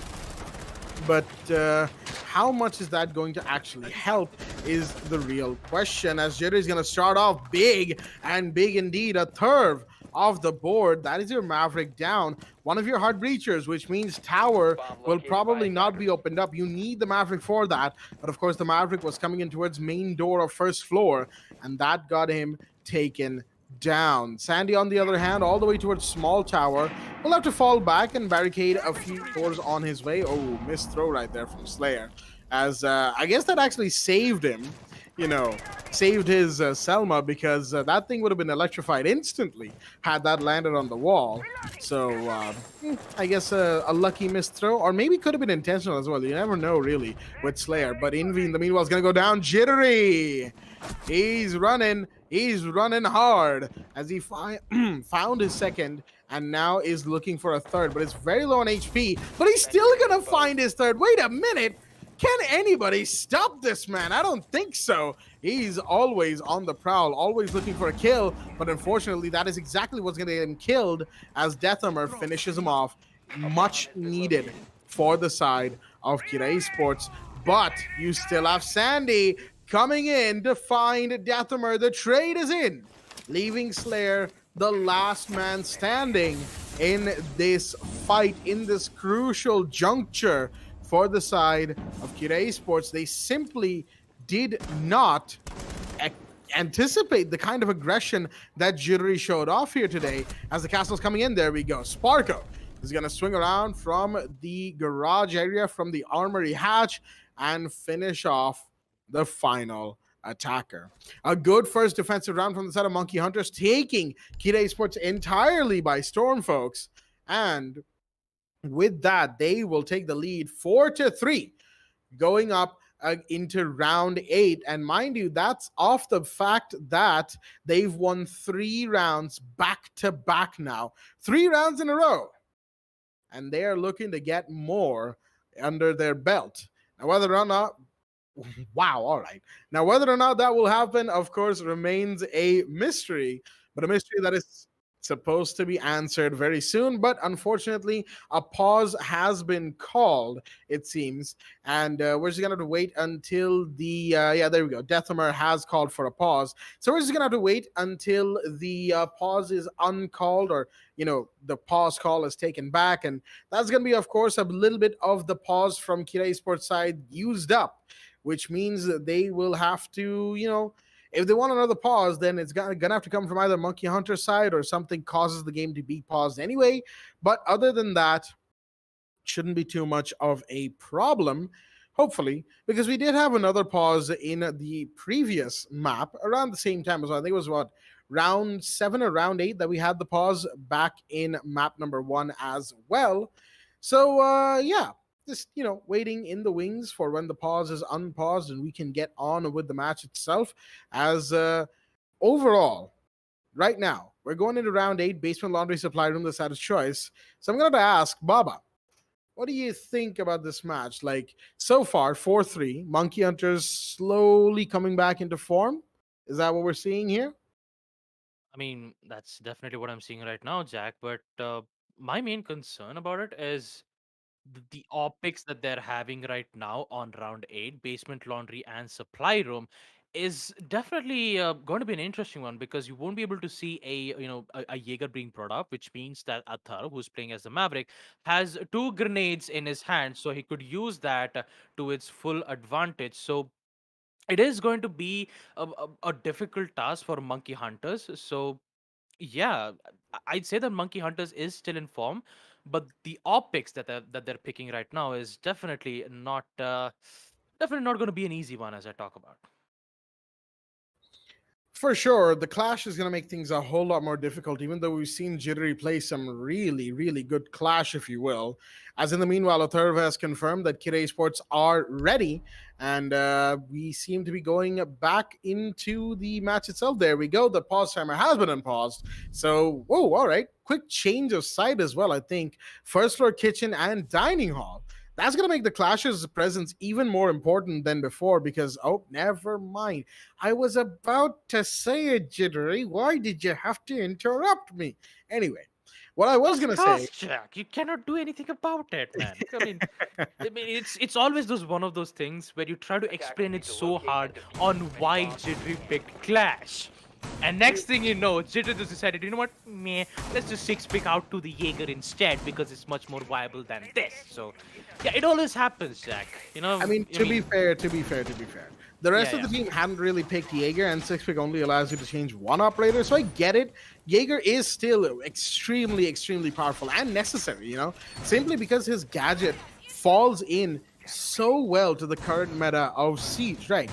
Where it's not as utility heavy as the rest of the game used to be a couple of seasons ago, but it's still dependent on throwable utility, and that's where Jaeger still really comes in. That's why Wamai has such a high ban rate nowadays, because if you can actually bring enough utility to outmaneuver defenders, and if there's two defenders who deny said utility, then why not ban one of them? Why not ban Wamai? He has some pretty good tools as well. MP5K, Rhino, or the German pistol, I believe, and of course impact grenades. Always nice to have, along with his main gadget. Give him a fairly good presence as well when it comes to competitive Siege. So with him out of the equation, Jaeger's the only one who can deny utility. And of course, that's why Jaeger still has such a high presence in competitive and high-level Siege, because he is just that important. I don't really see how they would, go about nerfing him, if you will. I don't think there's a way really to nerf Jaeger anymore, because he just falls in place so well. Oh, should have been careful of the hatch, Deathammer. Really should have been careful of the open hatch behind you. And that's going to be Jittery taking his first kill in this round again. He's all over the place, and in a good way, I mean, because I usually use that phrase in like a bad way to say, like, they're not coordinating or something. No. With Jittery, whenever he's all over the place, he is all around the map. He's practically in 5 places at once, and Kid Esports simply don't know what to do with him, because he's just that omnipresent. I don't know what to tell you. His effect on a map for the side of Monkey Hunters is extremely, extremely influential. And that's not to say any less of Sandy, of Beat, of Sparko. They do extremely good work as well. But Jittery, man, he is just something else, all things considered. As Slayer's going to get the first breach done on the kitchen back wall. Rattler's going to find a third of in the meanwhile. And looks like Kira Esports are back in trouble once again. Not looking too good for Atharva and Deathammer, because the only thing that they can do is just give information for them. But the only bright side about it is that they've got the breach done on kitchen. So this would indicate Monkey Hunter saying that they're not pushing from first floor dining, in which Rattler has the opportunity. He even plays the vertical lines of sight so that he could be able to push in. The RC Rateros making sure that he could at least reposition one of the defenders so that they can get an easy kill. But sad to say that they're starting to lose a lot of time. 30 seconds, and Rattler already stepped in prepped in with the default. This is such a really good angle around. Sparko taking out Slayer, a 4v2 with the only two players will be none other than Envy and Rhymes with Buck. The nade is going to work out. No, it does not. Sandy's here with the cover. Rhymes with Buck is going to go down as well. And with it, the last plant in which Envy was slowly making his way to go in for the plant will get taken out in the hands of Mute. Very good defensive plays coming in from Monkey Hunters. And what a save from Sandy. If Rattler wasn't, if Rattler got caught out in the process and, even if Envy forced them in a post plant, there it could have been a high likely a chance where Kira Esports would have won that one before, knowing on how dangerous Envy is. But glad to say that Monkey Hunters is back in action, 5v3, as they are the one who are very close to match point. And this time we will see a 6-pick coming in from Sparko, who will change from the Jaeger to the Castle. Best support player for Monkey Hunters. And talk about the Castle, actually, the Clash, who is now playing as Jittery. We're going to be seeing a different part of Jittery, the one who's going to, be a shield for their team, providing good amount of cover, whereas the other player, which would be Sandy, who's going to get most of those kills. Now, this should be an easy target for Kira Esports because they just have to worry about Sandy. Although, yes, you should worry about Jittery's annoying shock and information that it gives. But this will put Kira Esports a bit on the edge. You have Envy, who is going to bring out the Jackal, and talk about Jackal's kit. Finding Romus is his forte, and if he gets if he eliminates Sandy at the right time, then we might be able to see Monkey Hunters a bit of a trouble. Once again, it just comes down to the fact that Monkey Hunters on the defense are pretty much a completely different team to how they were on the attack, especially when it comes to the early rounds of this match. They are performing so much better. Their coordination is so much, so good just in general. They're doing really, really good work to allow themselves a good position in this match. And a good position is always what you need as the Gemini Replicator comes in from the Iana and drones come in from Deathhammer to try and find exactly where these defenders are. You have the castle barricades on first floor as well. Once again, an extended roam strategy coming in from the side of Monkey Hunters. You have so many things, that just need to be taken care of from Kira Esports side, and if not done in due time, then it will simply allow defenders to just come back from nearly any position. Even a 2v4, Monkey Hunters could make their way back from if they had enough openings available. Jittery, oh boy, so many grenades. Look at the number of grenades flying at him right now, and he is still alive. That is just how much Clash is strong. But wait a minute, Ramsey's going to find one, but Ingrid's going to go down to Sparko in the meanwhile. Beat was the one to go down from the side of Monkey Hunters, as Jittery is still shocking away on that Pillars area. You can just see there's so much stoppage that's happening just thanks to that one player alone, and Rattler's going to come in from above, find Deathhammer, and he's going to try and find a couple more. Grenade comes in, but will that go towards him? No, not quite. He hears them come towards the door, but doesn't quite ADS in time. Rhymes with Buck takes him off, as the third is now found, and he's cooking a grenade, sends it through towards Jittery, but he's just blocking right now everything. Sandy's gonna find a Turv. 3 versus 2. Slayer's now facing the shock of the Clash. Rhymes with Buck is low, and they can't go anywhere. Look at the Clash presence from Jittery.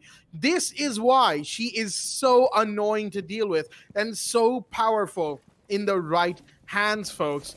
This is why Clash is such an insane operator.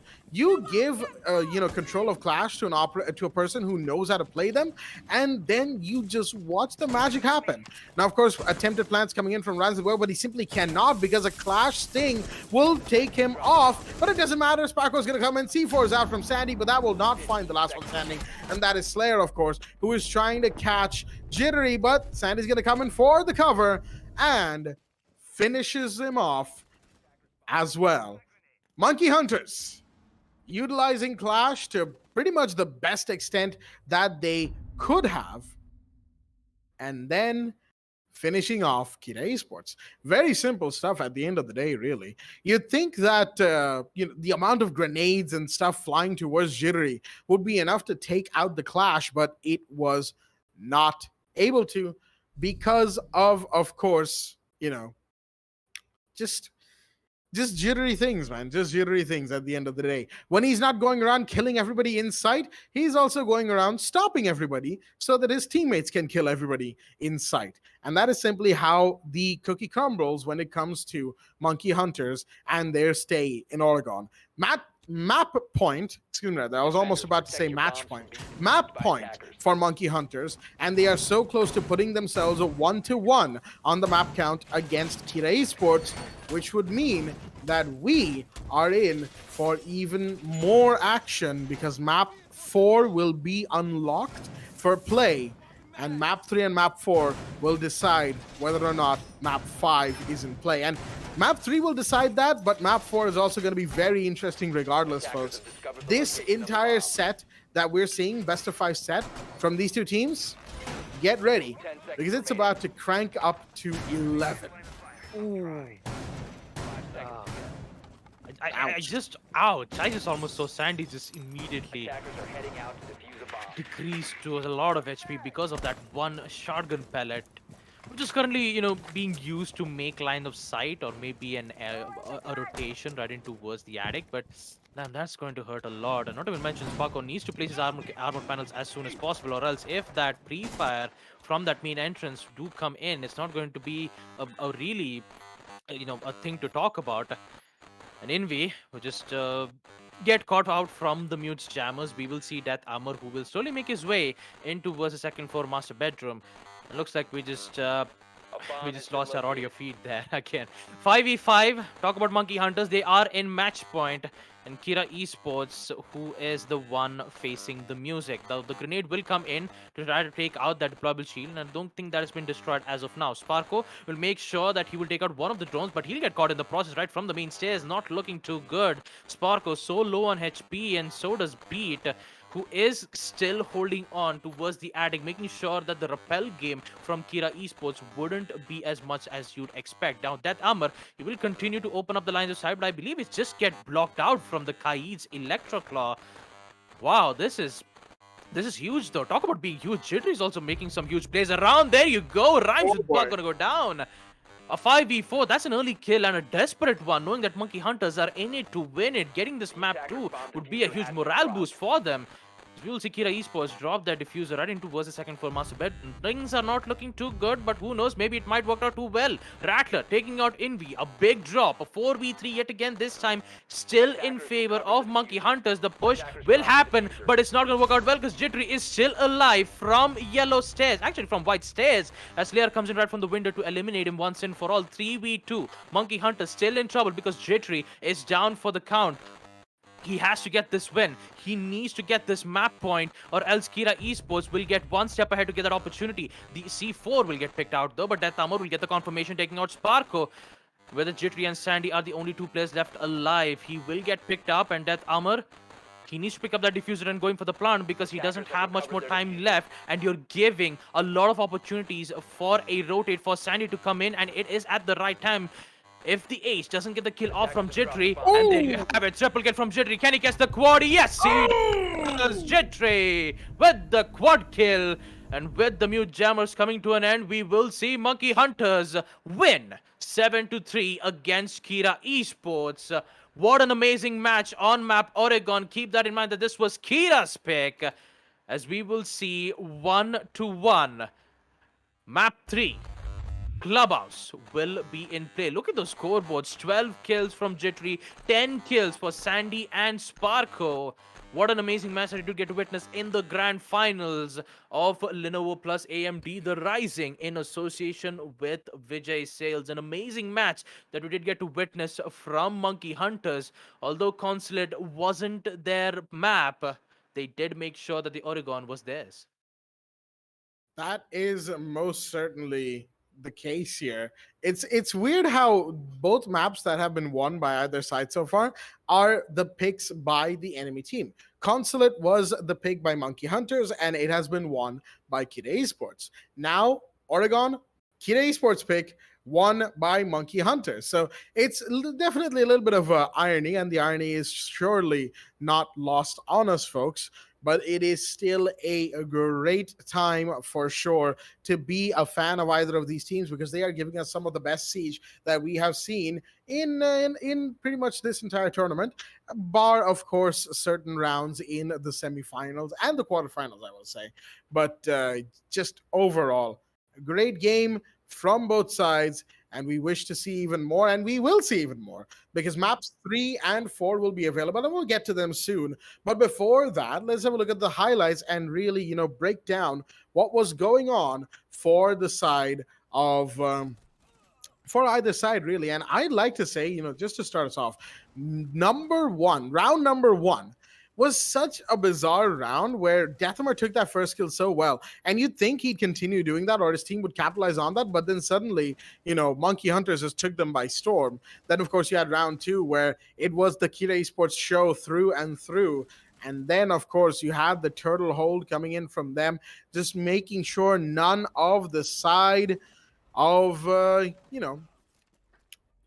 just absolutely making sure that no one from the side of Monkey Hunters was able to get themselves in a good position. Yeah, and then round four was just such a bizarre round, right? 2 versus 3, Deathhammer goes down there. But even then, suddenly it's all down to Rattler. Sparko's gone, Sandy's gone, he goes down. And then just out of the blue, it's 1 to 3 on the score count.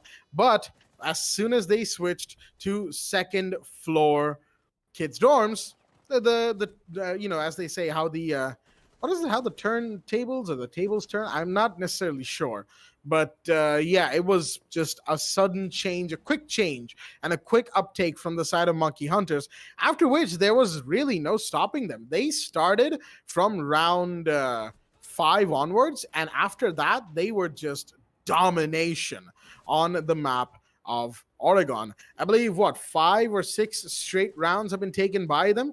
Just 6 rounds straight by the Monkey Hunters, folks. 6 straight rounds. Have we seen that in recent memory? No, not like this anyway. Coming from 1-3 all the way to 7-3. Maybe we had like a quarters match like that, but in a BO5 situation, 6 straight rounds like this is a huge morale boost for the team that wins and a huge dampener for the team that loses the situation. And that will be Kira Esports facing a massive issue going into map number 3, which is once again a Monkey Hunters pick. And that map is Clubhouse, folks. It's going to be a very interesting one. Once again, a defender-sided map. But interestingly enough, Monkey Hunters are actually attack on Clubhouse. And we'll see exactly how that goes, but we'll have to do that on the other side of this very quick break. So until then, stay tuned. We'll be back with map 3.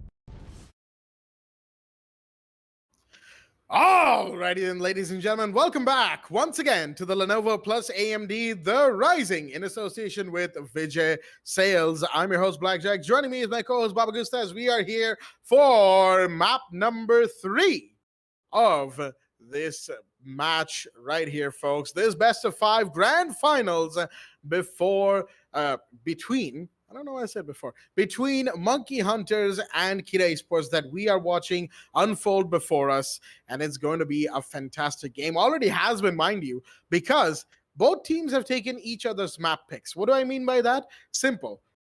We went Consulate in map number 1. That was picked by Monkey Hunters. They themselves opted to go Consulate and they lost. Kira Sports won that one.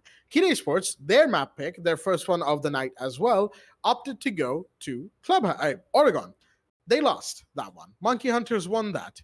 Now we're back to a Monkey Hunters map pick, and that is Clubhouse, a defender sided map where Monkey Hunters will be going attack first.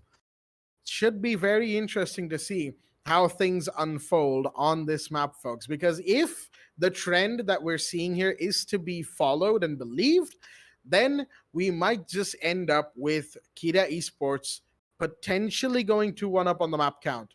And that would give them the first match point of this series because, 2-1, they just need to win one more and they're done. Just like how when you're 6-3, 6-4 up, you just need to win one more round and you're done. That's why it's called match point in a single game. And that's why the 2-1 will be match point for this BO5. And they'll hold that match point until the map 4, which is Villa, will be decided. If Kira Esports wins Villa after winning Clubhouse, they win everything. Of course, they win the whole thing, the prize pool, the tournament. They are champions and the best of this tournament, hands down. And if Monkey Hunters win this map, or say they lose Clubhouse and win Villa, then we will be going to map 5, folks. Maps number 3 and 4 will be huge. Map 3 will dictate who goes into match point first, and then map 4 will dictate whether or not we're going to have the overtime decider map for this match. And let me tell you, I personally am hoping for the full show. All 5 maps. That's what I'm sitting here hoping for. Baba, what about you? Well, I'm actually expecting the same thing, Jack. Map 5, Chalet, it's always goes down to that one specific map where winner takes it all. The prize pool, man. It's a lot to take in for both these teams, Monkey Hunters and Kira Esports.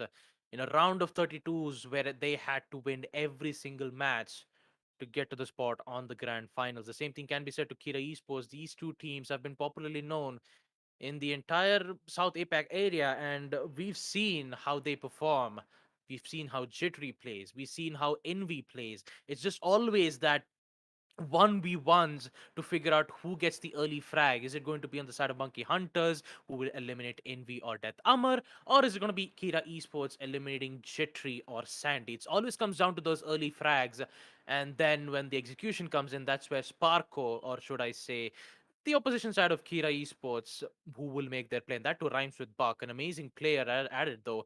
For now, we're just waiting for the players to just give them their ready confirmation. And I believe one of the players on the side of Kira Esports are having some issues, so hopefully they will just fix it up. But Map Clubhouse being picked on the hands of Monkey Hunters is going to be a challenging one because Kira and Monkey Hunters probably known this, they've known this map from from the entire building. So it's about time to see whether who's got what it takes to be the king of the ring. Is it going to be Jittery, who just keeps on playing as the Jaeger on defensive side, but not on the defensive side in the first half, because we'll be seeing Monkey Hunters on attack, Kira Esports being on defense. And talking about Kira Esports' defense on the previous map of Oregon, at the first 2 rounds, you saw a lot of roaming potentials coming in from Kira Esports, and then after this, I know after the second round, maybe even on from third to round 6, no room presence was in Kira Esports, and they've decided to just go for a turtle hold.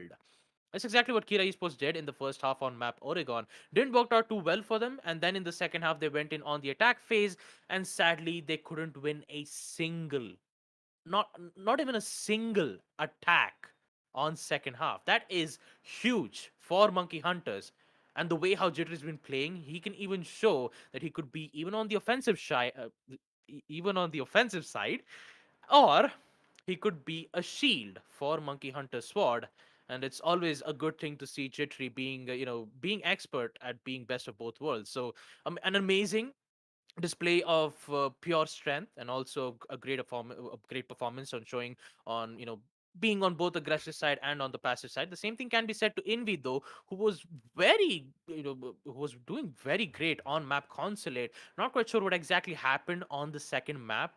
I did get to see Envy being quite picked off from early 2 to 3 rounds. It was just Death Amar who was leading the charge on map Oregon. The Aruni plays was absolutely amazing on the first round, and then his second half it was just Monkey Hunters all the way around. So I'm just a bit worried about Kira Esports on their attack side, but yeah, I would say that I'm clearly worried about the attack side for Kira Esports in second half. Other than that, Monkey Hunters are currently leading the charge, as I'd like to call it. But yeah, it's. I mean, talking about the difference between the first and the second map, I really don't think what I can predict about who's going to be having that map point lead on Clubhouse. I mean, yeah, it's hard to predict who will actually, take the lead here and get themselves in that first series point situation. And all in all, folks, I think we can all, really just sit down and say that this is a rare opportunity to watch some perfect siege where both opponents are giving it their absolute all, and it is really just down to how both sides end up performing here and now, which will decide who goes to map 4 on series point. We're going to find that out, of course, in a short while. Kid Esports still have yet to bring in their fifth, and as I say, have still yet to bring in their fifth, they do bring in their fifth. The Death Armor is back in the lobby. We're just making sure that the ready confirmation is in from their side, and as soon as we get that from both Kira and Monkey Hunters, it will be on for the match itself, folks. And looks like Envy has confirmed that Kid Sports are ready. I believe the Monkey Hunters are confirming that as well in just a second, which means the match itself will go live very, very soon, folks. Give us just a second here. We are hyping it up quite a bit, but for good reason. Like I said, this is a rare chance to see some very good siege where both teams are going all in. Without further ado, though, the match itself is starting up. So let us not waste your time any further and get started on the match itself as well. Live on your screens right now, the band phase on map number 3, Clubhouse, is up for show. 1-1 the scoreline as both Monkey Hunters and Kid Esports fight for domination in this match. Locking horns yet again. This time on a good old favorite map of Clubhouse, the one that we all know and love. As the first band coming out from the side of Kira is going to be the Thatcher once again. We know that Thatcher bands, of course, are very common when it comes to the map of Clubhouse, simply because, more so than Oregon, even Thatcher is ridiculously effective when it comes to the map of Clubhouse, even Flores for that matter, because a lot more utilities and a lot more defender gadgets are packed together in tighter hallways, smaller rooms than most rooms in Oregon at that too. And even then, they can be just ridiculously effective there around those important gadget choke points. Speaking of which, a hard breacher will be banned. That is going to be Ace taken care of course. Selma's extremely good, extremely versatile. AK-12, best gun in the game right now. No question about that. So, banning him is just a good decision all around. Kaid will get banned as well. That's a bit of that's the usual ban where we see when it comes to the map of Clubhouse. Thatcher, Ace, and Kaid, because, when you get rid of Thatcher, you have Kaid to be, banned as well. And yeah, just overall, it's the standard rotation. Like I said, the Ace ban definitely strikes me as a slightly newer, but that's only because we haven't seen Ace be banned so, as frequently, if you will, when it comes to this map. Clubhouse has seen Flores and Thatcher combination bans for a while now. So with the Ace ban coming in, that's going to be a little bit more difficult on the hard breachers from the side of the attacking team. As a little bit of a pause had to be called from the side of, I believe that is once again Chalet Esports. Yep, they love using their pauses. A little bit of an early pause right here today. I think they really want to just confirm between themselves what the strategies are and get rid of any technical difficulties if there are any, and move on to round one. And of course, we all know who are today here from both sides. The rosters need no introduction at this point, folks. As Monkey Hunters, they will be relying on the killing potential of bitter. I I was about to do it again. Jeet, and I did again. I did again. I did again. I did again. All right. So context for why I keep doing that, right? It's sort of ingrained in my head. Since we're here in the pause right now, I have time to say this. When I was casting with Foxy back in the Pro League days, at one point he basically took Jittery and Beat and turned them into Bittery and Jeet. And it's been a bit of a running joke between us since. Baba's been in on it too. And sometimes it'll just randomly come out of my mouth as Bittery and Jeet, even though that's not what their names are. I remember even joking about this to Jittery once when I had the chance to talk to him. And if memory serves me correctly, that is. So yeah, it's all fun and games, folks. Don't worry, I don't mean it as in some sort of mean way. No. This is just a little bit of a joke that happened one day on stream. It's kind of stuck around, if you will. It's gonna go away in time. Don't worry. I'll get rid of it as soon as possible because it does interrupt the flow quite a bit. Round one is underway, and as I was about to say, Jittery and Beat, they of course have insane killing. I heard that, Mama. I know. I'm so sorry. I just couldn't resist. Don't worry about it. Yeah. Those two have insane killing potential. They lead the frag train alongside Sandy, of course. Then you have Sparko, who's been performing quite well today, I have to say. Usually he hangs back, plays support, but today he has mixed his support role and aggression very well to achieve some very good results. Rattler, of course, has mostly been playing back, playing reserve, and allowing his team to go and do what they need to and supporting them from the background, getting kills whenever required as well for himself, so he's not all the way back there. And on the other side from Kid Esports, they will have to be aware of all of those players, and Monkey Hunters will also have to be aware of their players. Envy rhymes with Buck. Deathomer, I was about to get to you, my man, but he's impatient. He wants the kills, and he's going to start off with taking down the Zofia. Jittery of the board, and round one is just underway. Already, the damage has been done. Jittery, the Zofia, the concussive nades would have been so important to try to force out the CCTV out, but no, the carnage continues with Buck. Rattler goes down. 3v5. What just happened? The Zofia and the Hibana taken care of with that heavy aggressive plays in towards Garage, and Sandy really needs to be careful about that specific spot. Now we will see Sparko succeeding in breaching the CCTV wall, but they have to worry about the Garage catwalk. If they still made one of the players still alive and kicking, then that means it is not going to go well for Monkey Hunters, especially in the early rounds. Kira Esports, what an aggression with those 2 kills. Now they're just waiting for Monkey Hunters to make their play, getting in the building, knowing that the damage is it's a huge damage that they cannot recover at this point. And it just keep continuing as Slayer with the P10 Roni takes out Beat. Sparko and Sandy needs to figure this one out, in which Jatamar continues his aggression. There goes Sparko. We will see Sandy all by himself, and he needs to find 4 more players. Who knows? Maybe an ace might happen in the hands of Sandy if he believes. Believe is what Sandy needs. I know it is an impossible task for a 1v4 clutch, an ace clutch. But with the necessary grenades, with the necessary information, this can happen.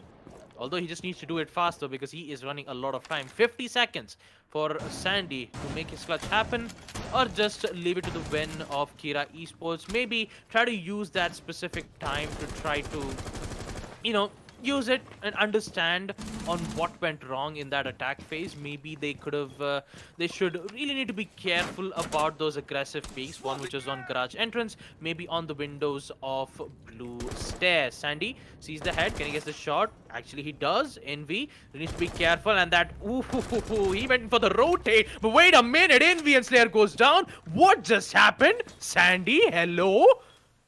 He just converted himself into 1v2. Like, just like I said, this can happen, but he needs to push in towards the sides. The breach will be done to take out the barbed wires, but so does the smoke gas canisters. The push, Rhymes with Buck misses that opportunity. 3 seconds left, and Rhymes with Buck comes in to eliminate Sandy at the right time. So close, yet so far for Sandy. I mean, the third kill, though, he just immediately flicked in towards the window of CCTV. I mean, what was that? Envy, one. Next thing you know, another peek. Right from that window. Bam! It's all done and dusted. Sandy was just still giving it a go. But damn, that was a close match, not gonna lie. The 1v2, Sparko could have done it if he had much more time in his hands. But yeah, Kira Esports in the lead, 1-0. As we proceed to round 2, being the side basement, church, and Arsenal room. With the 6 picks coming in from Rattler, switching from the Hibana to Flores, and a third switching from the Bandit to the Castle. And I believe the extended room from Kira Esports will be in play. Here we go, folks. Clubhouse means we're going to see the ye old reliable extended Rome hold, or SSG hold, whatever you want to call it. We've seen this so many times at this point that it's hard to imagine a pro game of Siege, at least in our region, without a team attempting that hold, right? Maybe early on in tournaments where teams aren't as on the level of like quarterfinal, semifinal teams, but as the closer you get to the business end of a tournament, the more frequent this gets, to the point where it is there every time you come to the basement hold for a defending team. And I get it, it is extremely reliable. It is well made, well thought out, just in general. And with some modifications, it can be made to fit any given team's playstyle for the most part. But that was a one tap. Envy, good night. Looks like he's not getting any kills. He tried to be a deathamer for the round. Unfortunately, the only part he got was death. So, yeah, he tried to be Deathhammer. The only part he got was death. So that's not going to look too well for him. As in the meanwhile, we did see the Mozzie drop down from the gym hatch. Slayer just hanging around on the bar side now. The stage area, of first floor bar. He's got Rhymes with Buck for support with the 1.5 on the MX4 Storm. Already a powerful gun, with the 1.5 is just that much better now. And overall, a zoom scope on that is great, but Sandy's gonna go down, but Slayer's gonna go down as well. The refrag from Rattler, much needed, but wait a minute, Jittery. Oh, he is close. He is in here right now, and he might just be able to turn the tides. Well, they were already turned to a degree, but he might just be able to swing it completely in favor of the attackers here. And now he's in Church Arsenal, folks. Well, he's in Arsenal, not quite Church, but Rattler wants to get in. He's going to get taken down instead. Beautiful shot by Deathhammer, anticipating the push, but he is extremely low on HP now, too, which means Rhymes with Buck is going to need to do the lion's share of the pushing and killing, as the Thermite will breach the hatch in the meanwhile. Minute 30 on the clock, and we're already looking at a Zofia inside a site, waiting for his teammates to get in. He sees the legs of one, but no, beautifully done by Rhymes with Buck. He knew that his legs were exposed, but he's still going to go down to beat anyway, and now it's all down to the mute. Last one standing, Deathhammer, solo on HP. He needs to get the planter, but he's going to get beat first. Big drop. Wait a minute. This could be his round. Sparker's going for the plan, but he's got plenty of time to get off it. He will do so. He's going to peek at the hash. Does Deathhammer know? He heard the shot go off. He's going for the plant, but that's a fake. And a C4 goes out. Will it connect it? Mike just knows it's been shot out of the air. Deathhammer is just waiting. He's peeking. Does he know where Sparko is? No, he needed to turn. He needed to look to his left. Sparko managed to sneak around and get the kill. A much-needed kill at that, too, as that will be the mute of the board. Deathhammer very nearly clutched out the 1v2 for his team. But it just was not to be. One tiny mistake, lack of intel, just at the right moment for Monkey Hunters, gives them round 2. 1-1 the scoreline as we're headed back to Basement Church and Arsenal Room.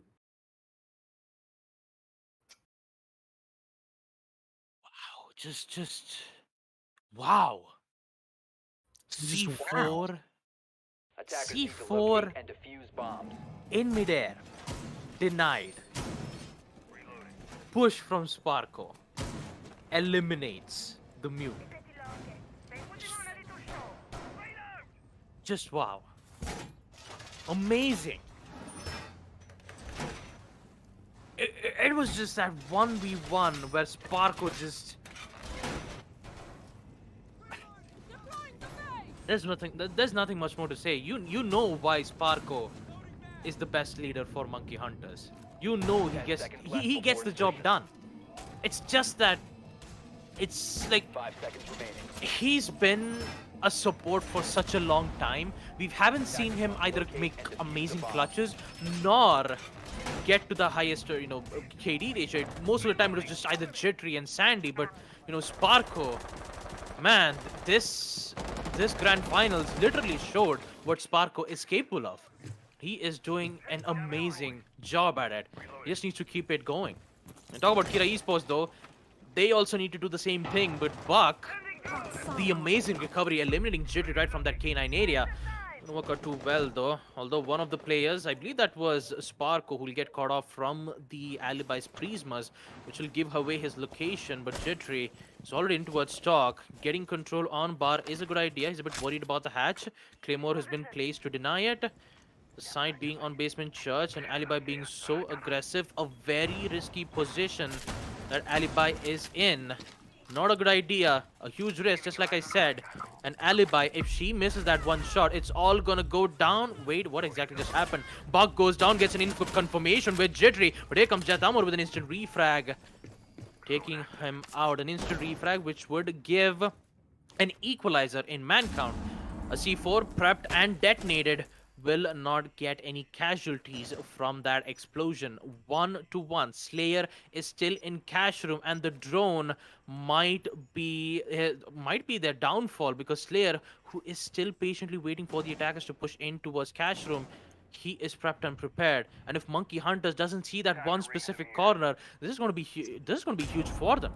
Meanwhile, we see Sparko using his extra atomic charges to open up the breached wall, and also succeeding in opening up the hatches too. Rattler, be careful, because Mozzie is still in towards the stairs.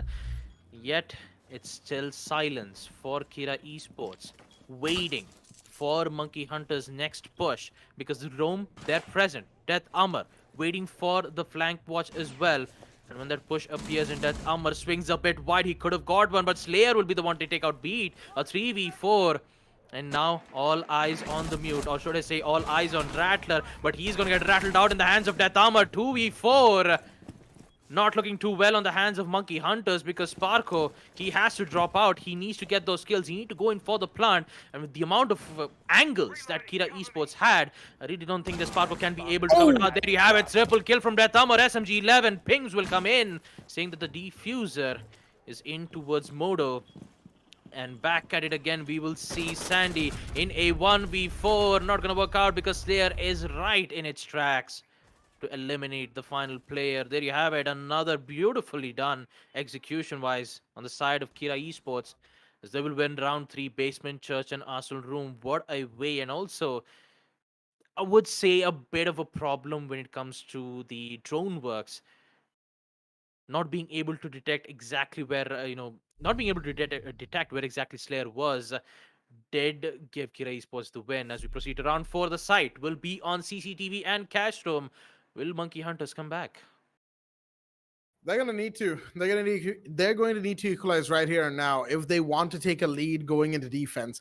That is the most ideal situation they can be in, without a doubt. 4-2 going into Clubhouse defense. That would be insane for the side of the Monkey Hunters, folks.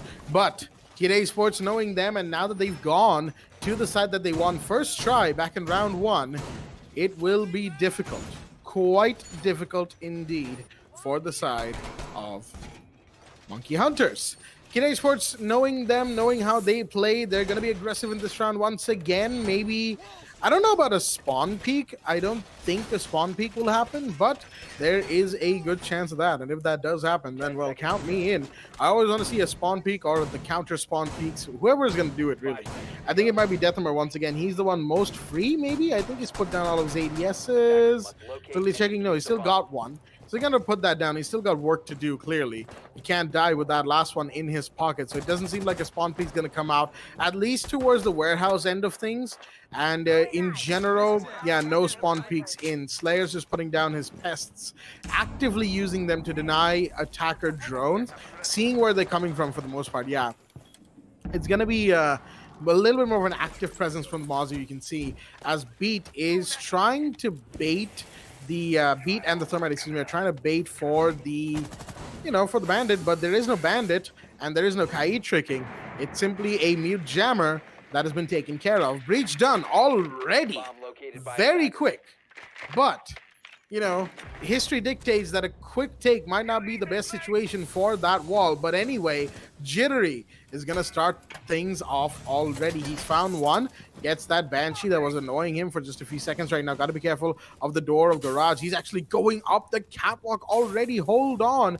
Is there nobody to hold this? Slayer's going to take a bit of damage. Shots are fired towards Jittery, but he's still fine. Sandy's going to find Slayer. In the meanwhile, what is this quick take right now from the side of Monkey Hunters? They've already got two players from the defense taken care of. Sandy nearly had the third one, but Deathermer was too slippery for him and slips down to bottom blue before his head could be taken down. After, of course, he took the kill, took Sandy down with him, literally speaking, as a Thurv now holds on red stairs, waiting for somebody to come in from the breeze. Sparko's already going for the plant. Wait a minute. He's already going for the plant. Hold on. Do the defenders know? I don't think they do. Gas grenade does go out, but it's way too late to stop the plant now, as it's already post-plant from the side of Monkey Hunters. They just snuck in and said, nice place, took it over, and now they're asking Kira Esports to pay rent. Well, looks like Kira Esports are going to have to go and fix the door themselves, but they won't be able to, as Jittery and Beat are going to finish it all off. And looks like that door's not getting fixed, folks. I think we all know what reference that one is. So, yeah, I don't know. Well, Monkey Hunters collected on rent, obviously, but the door is still not fixed. Good round, though, from the side of Monkey Hunters. Is suddenly, there's like, oh, hey, no one is watching sight. Let's get in. Just open door invitation. Come on in. The smoke was way too late in realizing. I think that's what was needed. Like a Thurv, I believe, was playing the smoke in the round. He needed to be just a little bit more vigilant, and maybe he would have heard it. Maybe the comms on their end had something to do about that, because there was a bit of chaos happening down below as well. But yeah, quick take, good take from Monkey Hunters. 2-2 going into round 5. No mute nor bandit this time from Kira Esports, but instead they will go for information.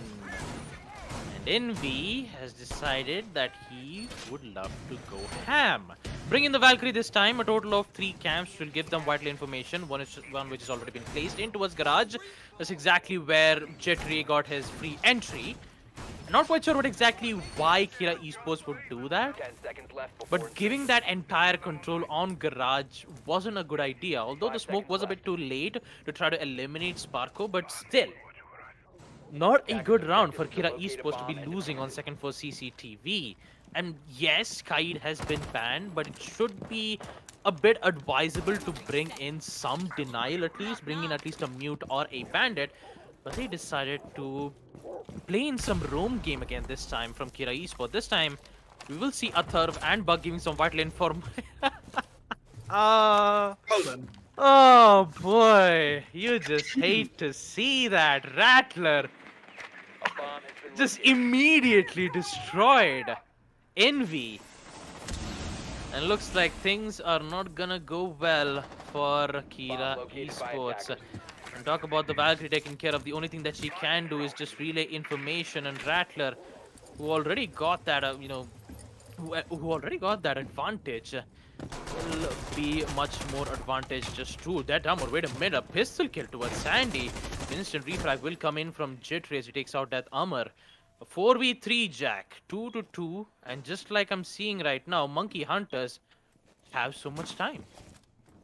Plenty of time at that. Once again, quickly done on that main wall. 2 operators off the board. Sandy, of course, down, unfortunate for him. But Monkey Hunters once again have a dominant position in the round. Now, I'm fairly certain that a quick sneak plant from the side of Sparko won't necessarily work, but it doesn't have to. He's going to go and take down Slayer anyway, and that's going to force the Turf to bring out one of his gas grenades as a reaction. It's down to him and Rhymes with Buck anyway. They need to do so much right now for themselves and their team. As shots are fired, Gigi's going to take a bit of damage, and so will Sparko, but nothing much happening after that one as the Wamai makes his way back to side as well. Aturf, can he get the kill on the Hibana? No, everybody's in! Too late and too many with shots, and that's going to be another round gone from the hands of Kira Esports. It is slowly going into that territory, folks. That territory that we were talking about 4-2, potentially speaking, as Rattler unfortunately seems to have disconnected. That's why the pause was requested. A very, very quick pause request, too. I think he just barely had access to chat before he got DC'd. And Jittery, of course, helped with the pause request as well. Oh, okay then. Sparko's gone as well.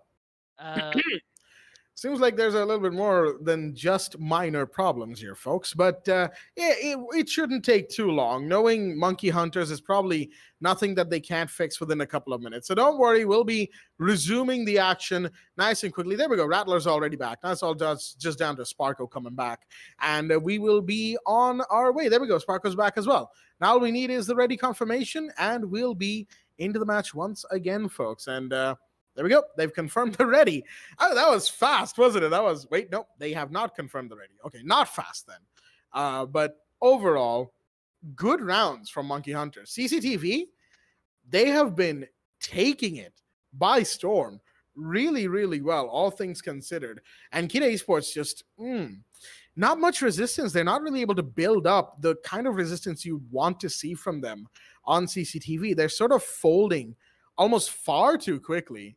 And then just getting taken out just way too quickly. I'm not sure if for round 6 they should go back to CCTV, but with only 3 seconds left on the pick phase timer, I think that was intentional of them. Maybe they have an idea. Maybe the Valkyrie is going to help this time. It seemed to have a mute as well. I hope they keep the mute. Mute is actually good for this site, but they need to be. I feel like they're almost playing too passively, Baba. Like, I don't know if it's just me, but I feel like they're playing just a little too passively almost, not really pushing Monkey Hunters. Or is that just me? Like, could that just be me? No, like, here's the thing, Jack. Imagine if Kira Esports did pick a bandit. And if he does try to go in for a bandit trick on CCTV, there is high likely a chances where Monkey Hunters will try to get control on launch. And in order to deny that launch push, you need to have at least one of the defenders at least holding that specific spot.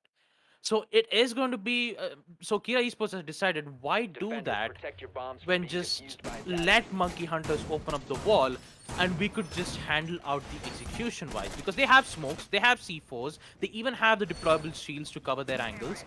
It's just that they have to get 1 or 2 early kills on the site like CCTV. If Envy could have got that early kill instead of Rattler eliminating him like immediately in the previous round, things would have been a lot different for Kira Esports if Envy didn't get caught off from Rattler's, I believe he was just rappelling in from the garage, and actually it was not on garage though, it was right from the strip club entrance, and he was right at the window of CCTV, and he just immediately get that kill. So I believe that they are going to attempt it again, CCTV this time, and they are going to. This time they'll just bring in mute to make sure that they wouldn't open it up as fast as possible. And interestingly enough, they haven't even reinforced the walls in towards garage. Maybe or maybe not. I have no clue. But interesting, placements that Kira Esports has been doing. And Jittery is just. Oh! That's gonna hurt. That's gonna leave Death Armor. He's definitely gonna bang his desk right now after he saw that shot. Very risky, shouldn't have done that, and you're going to give another early kill unless and until another refrag comes in the hands of Mine, which is doing exactly as of now. Garage, control. Do not give garage control in the hands of Monkey Hunters, or else this round will be in the hands of Monkey Hunters yet again. 4-2. Not a good plan to be doing this, because in the second half, if Monkey Hunters wins a lot of matches on defense, then that means this map will be in favors of Monkey Hunters, and definitely we shouldn't be seeing Kira Esports on a situation like this. Yeah, no, we should not be, all things considered, but look at the droning. Look at the droning from the side of Monkey Hunters. They know exactly what to look for, and they know exactly where to just let Jittery off the leash. And as soon as he's off the leash, he is just on his way, on the warpath. A third will, of course, calm him down for this round now, but is the damage already too much? Deathermer and Envy are gone. And Deathermer has been doing some work for this game. You can see he's 8-5 now, versus the rest of the team 4-4, 3-4, and 1-3. As the grenades are coming in, Rhymes with Buck is just about surviving up here, but no, you need to be careful of the breach, my guy. And he wasn't. Off the board, as it's all down to a 2v4, 1v4, a third off the board. A little bit of an ill-advised push right there on the breach, but really, what more could he have done given the situation, as it's all up to Slayer, and he can't even go to lounge because there's somebody prone on the main bar door of Clubhouse. Where's he going to go? Well, he's actually going to find Beat, who decided to try and contest him anyway. Plants off now, though. 1v3 in a post-plant situation. What can Slayer do in this situation? Let's quickly see and find out as he rotates towards the stage door, pushing out towards the lounge, knows that somebody's watching that line of sight. Good stuff. Flashbang will come in from Rattler. He knows that, there's only one place the meat can realistically go if he pushes this way. But he's gone back to stage, is coming back now, is seen, and Sandy takes him down. And with that, folks, one more round goes the way of the Monkey Hunters. 4-2 in their favor. Exactly what we were talking about. And can we say predicted? I called it. I did call it. Although I 100% did not expect this to, come through. I will be real with everybody right now. My predictions, just like Baba's, they are not good.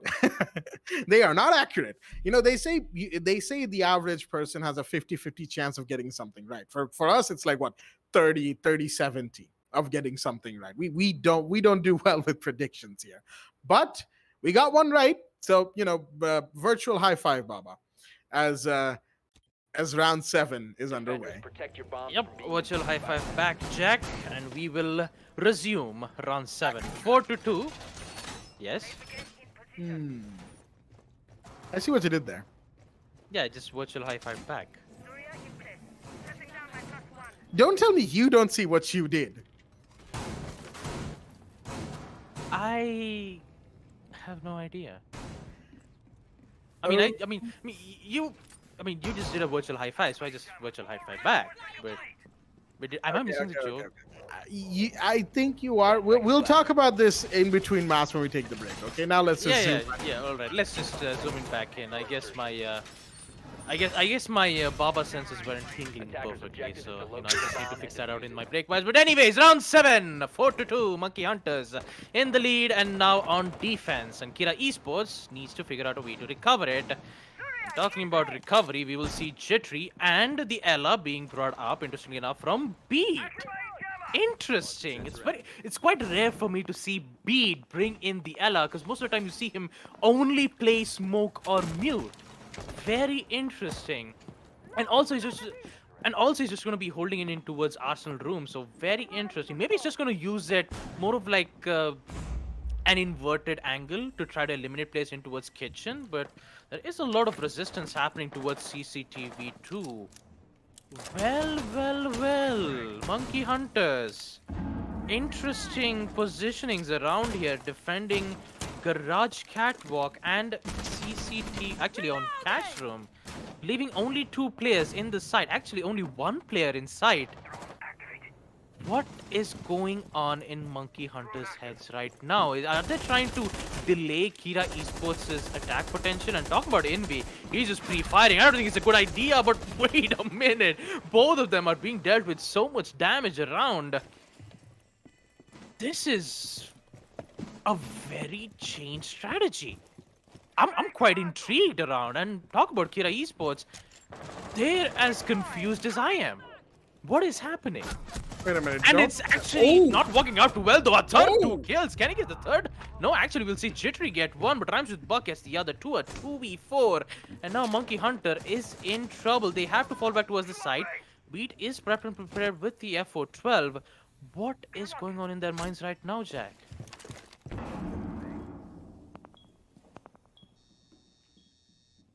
By the way, Jack, you just muted. Bruh, I thought I was unmuted. Anyway, what I was gonna say is like, don't tell me Kira Esports actually thought the side was above for a good chunk of the round there. I wouldn't be surprised when I was looking at it, you know, just like I was like, wait, what are they doing right now? But then yeah, it was a little bit of a thing, you know, that oh, what a shot right there from Rancid Buck. Beautiful shot to take down Jittery. Unfortunately, seems like the off-site preparation has failed. It's all down to Beat in a 1v4. He's got so much work to do now for his team. Pistol out. Oh, wait a minute. That's diffuser drop. Hold on. This round may have just opened up extremely with that one kill right there. Diffuser drop in that hallway. That is the best position for Ella with her shotgun to be in. Shots will be fired any second. Now, will the LMG find her? No, Envy gets taken down, but no, a Turv came in just in time. Didn't allow the Ella to turn around. That choke point could have been it. It really could have been it, folks. Do not underestimate the potential of the FO12 in vital choke points. That thing slaps at even medium range to a degree.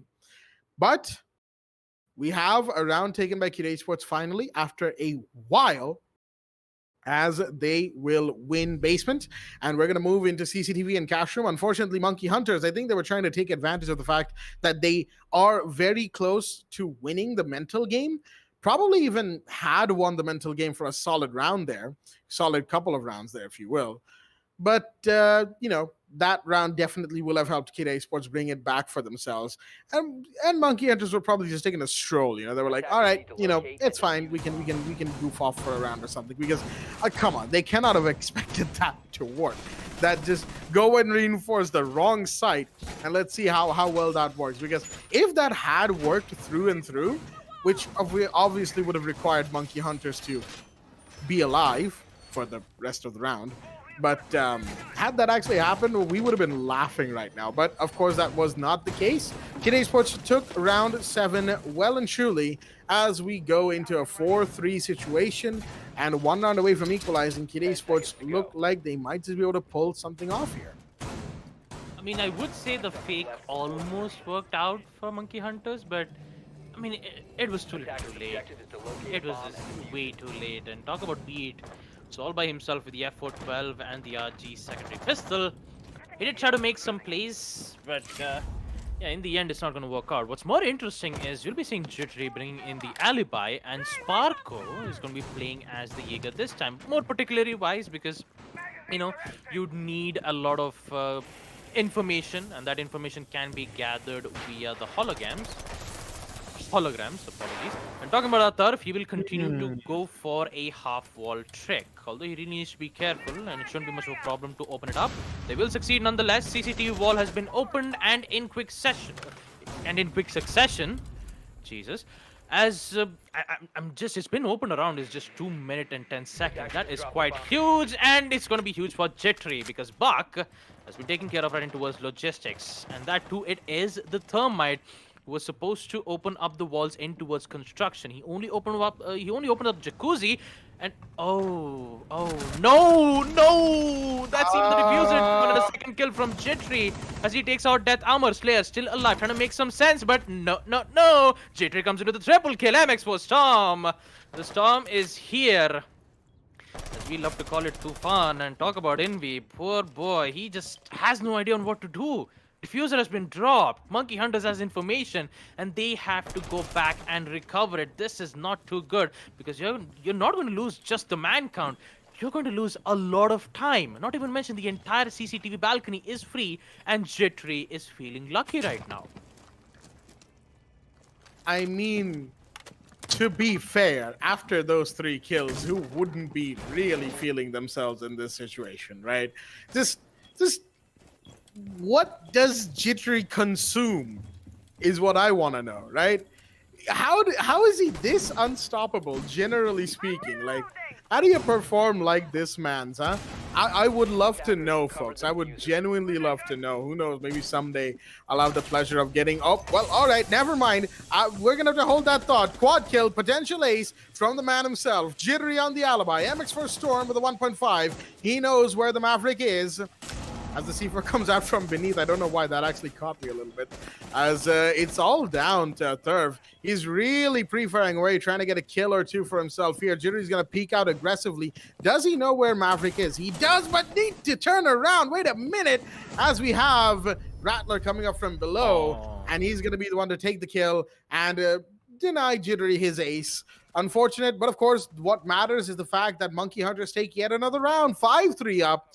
And it's pretty much all thanks to Jittery, just shutting everybody down. He just sees somebody, slap. Sees another one coming for diffuser, slap. Sees another one coming for diffuser, same story. Sees somebody else on the breach, same story. It doesn't matter. You go anywhere and you encounter Jittery, death. That's it. That's the end of it all, folks. As we are now 5-3 up. Round 9 is underway. Jittery. Attackers need to Just by locate saying and that defuse name, as I'm many actually bombs as having they jittery can. feelings right now. Nice Oh one. boy. Actually, the nice one. Thanks. No, I'm actually having jittery feelings right now. I'm just my hands are shaking just by looking at this Attackers have place from located a bomb. jittery. You know, I know, right? I know it's just that even I can't pull off stuff like this. I'm Like, very see, few. I cannot. I mean, it happens on the odd occasion, but to be as consistent as Jittery is with these things, yeah, no. I mean, he's been consistent for past 2 maps. 10 seconds left Oregon, before insertion. Clubhouse. It's just jittery's round over and over 5 again. seconds to go. And Monkey Hunters are providing the best support Attackers are that heading Jittery out can to defuse provide, the bomb. and the way how he's roaming right now, Kira Esports, man, they are. Boy, this is going to be a huge match, that is for sure. And talk about round 9, 5-3 in favor of Monkey Hunters. If they get this win, we will see the next map on Villa, and even if they do win this map too, hopefully we'll know who will be the winner of the grand finals. Jittery this time will bring in the Aruni. Interesting. He's been changing operators, and yet he still delivers most of the important shots. But for now, less talking about Monkey Hunters, more talking about Kira Esports though, because their attack coordination needs to help, they need to figure out a way. They have to eliminate Monkey Hunters, maybe try to equalize it 5-5, or else the map advantage for Monkey Hunters will be huge. And they are definitely not wasting any time. You see 2 of the players already thinking of a decision to make a push in towards CCTV, but the site is on second floor gym, so the time is what Kira Esports needs to worry about. And talking about time though, Rattler, who is holding himself from the catch room, there is one more from the stairs. Rattler, oh boy, that's a lot of damage right in towards the stock room from the Ash's breach charge. And here comes the push with Buck. Will he succeed? I believe that's so. Death Armor with the first kill, taking out taking out Sparko. Apologies. 4v5. And here comes Death Armor, so angry this time as they claim the entire control of cache and CCTV. Now their main focus is to have gym and bedroom. Not gonna be an easy one though, because Jittery is still alive, and so does the Valkyrie. Sandy, who has the C4 in play, and I believe he even has the information. There comes the yellow pings. Here comes the C4. Will it connect? Just waiting for the activation. No, it gets taken out from the Ash, but Death Armor is still alive. Triple kill for him. As Lolly is down to Jittery. Can he get the first? Yes, he does. Can he get the second? Also, yes. Jittery still alive and kicking. So low on HP. Can he clutch this one out? No, it does not. Atharv comes in to shut him down. And with it, we will see Kira Esports win second floor gym and bedroom. Such a close round. And Death Armor, he is angry. So angry right now. And he wants revenge. But what will happen next is the biggest question. Will Death Armor's revenge will kind of get sideways? Because that's exactly what Monkey Hunters needs. They want to, it's kind of like they're taunting them, and it's somehow working out in a way. But it's just that if you try to taunt them more enough, you're going to piss Kira Esports off. You're going to, it's not going to work out if you just try to taunt them over and over again. I'm just trying to get into the heads of the players at this point, because I'm really enjoying this match, Jack. Round 10, 5-4. High likely a round for this to go to overtime. Anything can happen, and the site for Kira Esports to attack will be none other than Basement Church and Arsenal Room. You know, it's funny you should mention how much fun you're having with this match. We talked about this in semifinal 1, right? If we just harken back to a couple days ago, that was Monkey Hunters versus Team Valiance, which was a 2-0 for Monkey Hunters. It wasn't necessarily the best Siege game in the world, but it was one that both of us enjoyed quite a bit. There were quite a few interesting moments, a few questionable moments, a few comedic moments of that too. And I think this one is just like a better example of what really happens to casters when they get a game of Rainbow Six they can really just vibe with on a spiritual level, you know? Both of us are here, you know, we're not really putting... I mean, look at it this way. Both of us are just sitting here vibing right now, right? We are loving every second of this game because it is just that good. Both teams currently up there at the very least in the top 3, you know, since we're talking about Monkey Hunters right now, for the region, as Jittery's going to start things off, but he's going to be ended as well. A third comes in to shut him down, and that's a good thing for the set of Kira Esports. If Jittery started getting going again, ooh, it would have been curtain call for the side of Kira Esports, and very soon at that too. But yeah, with him off the board, it's actually up to... Oh, okay, I just realized who he killed. He killed Deatherman. Yep. So both the big names from either side are gone, which leaves it to the rest of the team to pick up the pieces and continue this round. That's going to be very interesting to see, I tell you what, as round 10 has seen us with a couple of kills already. And like I said, when it comes to a game of Siege that we can just sit down and enjoy as much as we are this one, it really helps us bring a lot of energy to the cast as well. It's like a mutual relationship, and a good one at that too. But then you have like early tournament games where it's just like nothing against those teams. A lot of them are learning, they're new to the esport, but it does get a little dull sometimes when they don't do interesting things. They're just trying to establish themselves, so it's not even their fault, really. It's just a bit of an awkward situation at an awkward time kind of deal. Nothing more than that, folks. So don't mind me. I'm just going off on how we generally work in our casting sessions right now. Coming back to how Kira Esports are working in their play session. So far, you know, after that death, Amar's death initially, it's been going roughly well. They're trying to get themselves into positions. They're trying to get themselves into a situation where they can execute well. And it seems like Kitchen Hatch and Main Stairs are going to be the areas of choice. Now, while I can understand that, they will need to at least get one more body before they can really get in there. Because sure, you've gotten Jittery off the board, but you still have the Valkyrie cameras to deal with, right? And it is definitely something that needs to be checked, as Sparko's going to be flashbanged away. But Rattler, wait a minute, he's made his way to second floor, and he's found a turf, but there's somebody waiting for him. That's Envy with the LMG, takes down for the trade.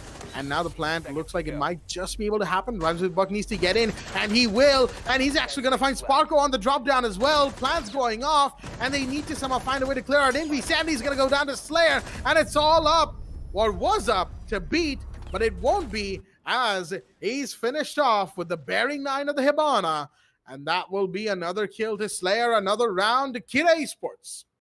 5-5 is the scoreline, folks, as we head in to round 11. Now, with that round 1, this entire game has been cracked wide open, right? Now it is much harder to call who could win. Just a couple of rounds ago, we were thinking, all right, maybe Monkey Hunters actually win this, right? Baba and I were talking about this at the beginning of a couple of rounds ago when they were really in a good lead and had good momentum. But here, Kira Esports are proving that momentum can always be taken off and just completely shut down, and that is exactly what has happened. Monkey Hunters have lost a lot of momentum right now, and Kira Esports are slowly bringing it back. But can they bring it back enough for themselves to go 2-1 without the need for overtime? I guess we'll have to just wait and find out, because round 12 is inevitable. The round of ones is coming, folks. But who's going to be in the lead when we get there? That is where round 11 comes in with the answers. Boy, this map just keep getting interesting more and more, and I'm just starting to worry about Envy, Jack. He's been silent for an entire map, and he's only got 2 kills. He was unstoppable on Consulate. The amount of aggression that Envy was giving, it was just too much for Monkey Hunters to handle. And somehow, Envy, he needs to get back up. And that on a map like Clubhouse, it is definitely not favoring him, not one bit. And the only players who've been, helping them a lot would be none other than Death Armor and Slayer, because they are the one doing a lot of heavy lifting. But for now, talking about Akira Esports, definitely not wasting any time. And a third taking quite a lot of damage running towards the garage, but the breach will succeed from garage. And talking about Sandy, he will throw a cam, but it's too late. Rhymes with Buck takes out Jittery. That's a huge drop. So put Kira Esports on a very big lead. 4v5, Jittery taken care of. Valk is still alive with the information. Not even mentioned they have two C4s at their hands. They could use it to deny plants on the default side of CCTV. Envy, for a moment there, he thought he could have gotten the construction control. But for now, he'll just fall back and think of another way to get in. Think of another way to get in the building. Sparko, yet again, has 2 ADSs in towards Garage Catwalk. He needs to hold this angle so that when the push comes in from CCTV, the player who is in cash room will handle all of the players. That is the idea. But talking about time, though, and also the timing for Sparko, if he loses this control, then it's all over for Monkey Hunters, and Kira Esports will be the one to get themselves in map point. 6-5, anyone can have that 6-5. Anyone can even get this kill, as we see a lot of utilities being thrown out. They still have grenades. Maverick still has the grenade, but not on the sledge. And I believe that another grenade will come in, so does a concussion. But there you go! Sparko takes out a third, but he is down in the process. The garage control will be in attacker's control soon enough, but he is still worried about the Jaeger. We'll get the confirmation nonetheless. 3v4, 1 minute left. They need to go in for the push. The execute will happen nonetheless. They have the control on garage. The only thing that they can rely upon is Sandy C4. They just have to, be lucky enough to think that they will go in for a default plant. But Rhymes with Buck, though, he has something else to say. Hey, Sandy takes out Envy towards Lounge, and this is going to be big for Monkey Hunters. That is certainly going to be huge. Deathhammer is going to come around towards Lounge. Slayer's going to take a bit of damage as well. They really want Sandy gone. You can see the way they're trying to push him out of there, but it's just not working. Sandy has long since fled the scene from the looks of it, and Deathhammer is going to go down. In the meanwhile, that's the beat, but Rhymes with Buck is in, and he's going to find Rattler. Can he find a second? No, he cannot. That is going to be the smoke finishing him off. Beat finds it, and now 10 seconds remain. Diffuser has been dropped. It's all up to Slayer. Can he get inside and get the diffuser, get the kill? No, it doesn't seem like he can. The shotgun will find him, and that will be map point for Monkey Hunters.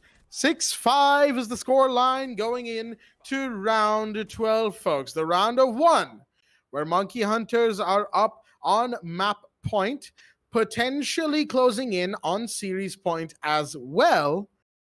But this round can also change the direction of the game very quickly. If Kira Esports were to win this, we have overtime, and once again, the match gets cracked even wider open, if you will.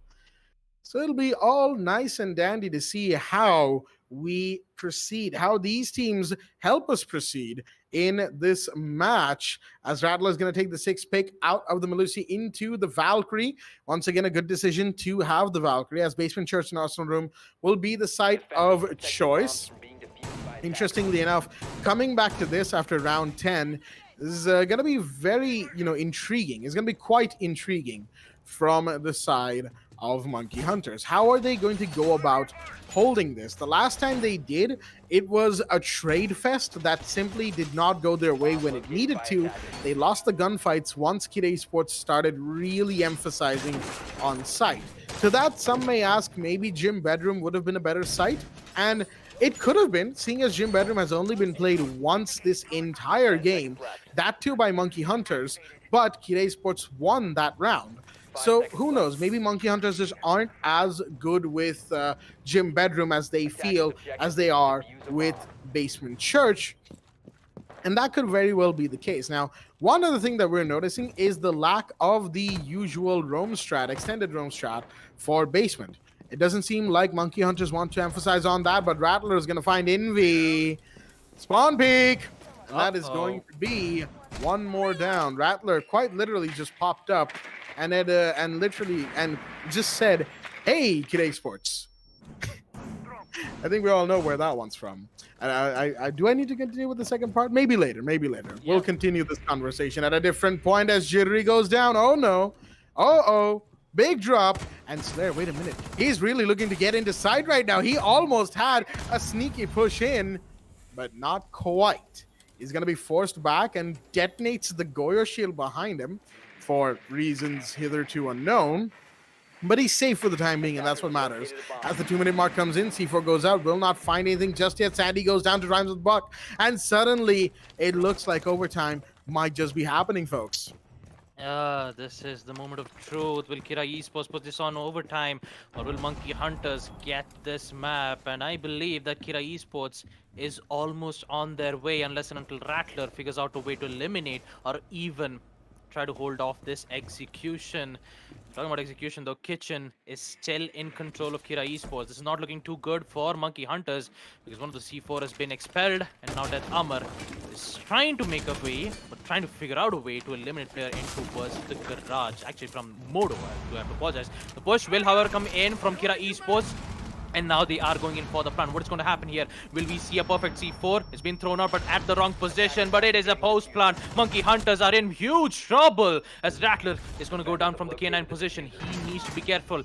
And talk about Slayer. He's been dealing so much damage as the in-game leader needs to figure out a way to eliminate the entire play. So he will make his way in towards the kitchen where Atharv and Death Amar both are prepped and prepared for this push. Will he get it? No, it does not. Death Amar sees that opportunity. It's a 1v3. Will he goes in for the defuse? No, it does not. Beat is still alive. He needs to get 2 more players. The SMG-11 still needs to be careful. The smoke gas canisters will try to push him away, and so does the sound. Slayer, keep that in mind. He's still alive in towards the tunnel. A lot of free fires. He is still sticking in. 1v1. No, Slayer pushes in from the tunnel and eliminates Pete. What a close round. A 1v1. He just had to get the final player. Slayer was so low on HP, and now we all know what time it is, so Jack, hit it! Ladies and gentlemen, are you ready to rumble? Overtime is in play. Round 13, folks. Round 13 indeed. Oh boy, I've been sitting here prepping for this as soon as the second kill went off. And here we are. Here we are indeed. Malusi being 6-10 alongside Capitao, it seems like, from Envy. Envy's really going to need to stop dying, if you will, as overall, like you said, Baba, he's at a very quiet map. He's still on 2, and he's going 2-9 right now. He survived quite a few rounds and given his team some good support, but overall, his presence on the map has been pretty low, being one of the first ones to die, usually speaking, from the side of Kira. Yeah, his day is just not going too well in general. So who knows? It could just be like a bad map, if you will. He can turn this around still, folks, I believe. As right now, overtime has been achieved, and that means the match is cracked wide open. And I've said that quite a bit. I'm going to have to change it up, if you will. It's been blown sky. No, I can't actually say that. We'll come up with something soon. Regardless, point notwithstanding, what we're trying to say here is this match now is a plethora of uncertainty. It's literally just who will win the game, right? Who will win the game? That's any game, I get that, but I'm trying to emphasize the fact here. As we have the Garage Breach coming in, but the Maverick will need to help his teammate out there because there's mute jammers all over the place, excuse me, as it should be. Rattler has done some work, but the construction wall is going to be opened up by Slayer. That's going to be a good line of sight for him and the rest of his team to have, but not one they can emphasize on just yet. There's still stuff to be done. Jittery, wait a minute. Is this a run out? It is, but no, Hibana is present, and he'll have to fall back. Unfortunate. He really thought Slayer would still be there peeking that opened wall, but not to be. As we hit the 2-minute mark, the main breach on CC walls going off. Good stuff from Kira. Quick stuff, I should say. As one more important area has been opened up to be taken advantage of. Now the question is, how do they go about this? Jittery is surviving bullet shots towards his direction as Sparko sees somebody outside of the garage door. Can he get that kill? The grenade is coming his way. He has to be so careful about this. He knows that there's somebody there. He could potentially peek the garage door and get one, but it's Capitao that's going to force him into the corner. He's still alive. A second fire bolt will come in. Buck finds Beat in the meanwhile. And there we go. A third finds Sparko after, getting him done around the edges a little bit. Jittery's down as well. What is happening? Monkey Hunters are collapsing. Are they slowing down here? It seems to be. As Sandy's going to come in. He's going to find one in the meanwhile. That is the third off the board. 2v4. Can it be a 2v3? No, it can't. It's going to be a 1v4 instead. Rattler, last one standing. Make that no one standing. As it's all Kira Esports. It's all them all the way. As they will be the ones now to take map point, and potential series point could go to them, folks. They are now 7-6 up as they are looking for the win. And Monkey Hunters, are they slowing down? Are they conserving energy for map 3? Is this a good time to be conserving energy regardless? I guess we will find out. Oh boy, the endurance is catching up to these two teams. And Envy, not even mention Sparko. He had no escape. No escape whatsoever. If there was a Vamai, he could have at least survived it, but damn, that is quite a lot of utilities being used just to get the control on Garage. And that worked out way too well for Kira Esports.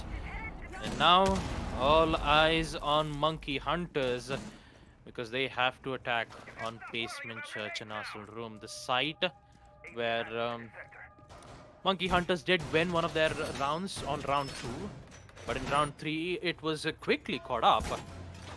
What is going to happen next? And please don't tell me that a rush is in play from Monkey Hunters, because if it is, then all hell will break loose. And when I said that, I meant literally, but I really don't think that's going to happen, though, because first things first, there is an extended room. I do say that there will be an extended room, this time without a Mozzie, but we'll be seeing a Melusi being brought up from Envy. So if those two players been taken care of and also the information being relayed from that attacker's drone, there won't be a rush, potentially. It's just that they will try to eliminate the roamers first, maybe, and then head in towards the side, opening up the walls as per plan. Now, Sandy, actually, is it though? Because I'm already seeing the Zophia's impact nades, and already more than 3 to 4 players are slowly making their way from the main entrance. Yeah, there you go. There's literally 3 players. For a moment there, I thought it was a rush, but no, it was not. Just that the castle armor panel was being destroyed from the impacts, and now they will slowly make their way to at least corner one of the players, and this is exactly what Sparko has been doing. But also he needs to be careful though, because one of the players who are, and that would be Envy, who is slowly making his way in towards the hallway side. And Monkey Hunters is taking their sweet, sweet time into eliminating those utilities and also eliminating most of those walls. A lot of silence, a lot of patience game coming in from these two teams, and yet there isn't a single drop from any of these players. Just drone works, just silence.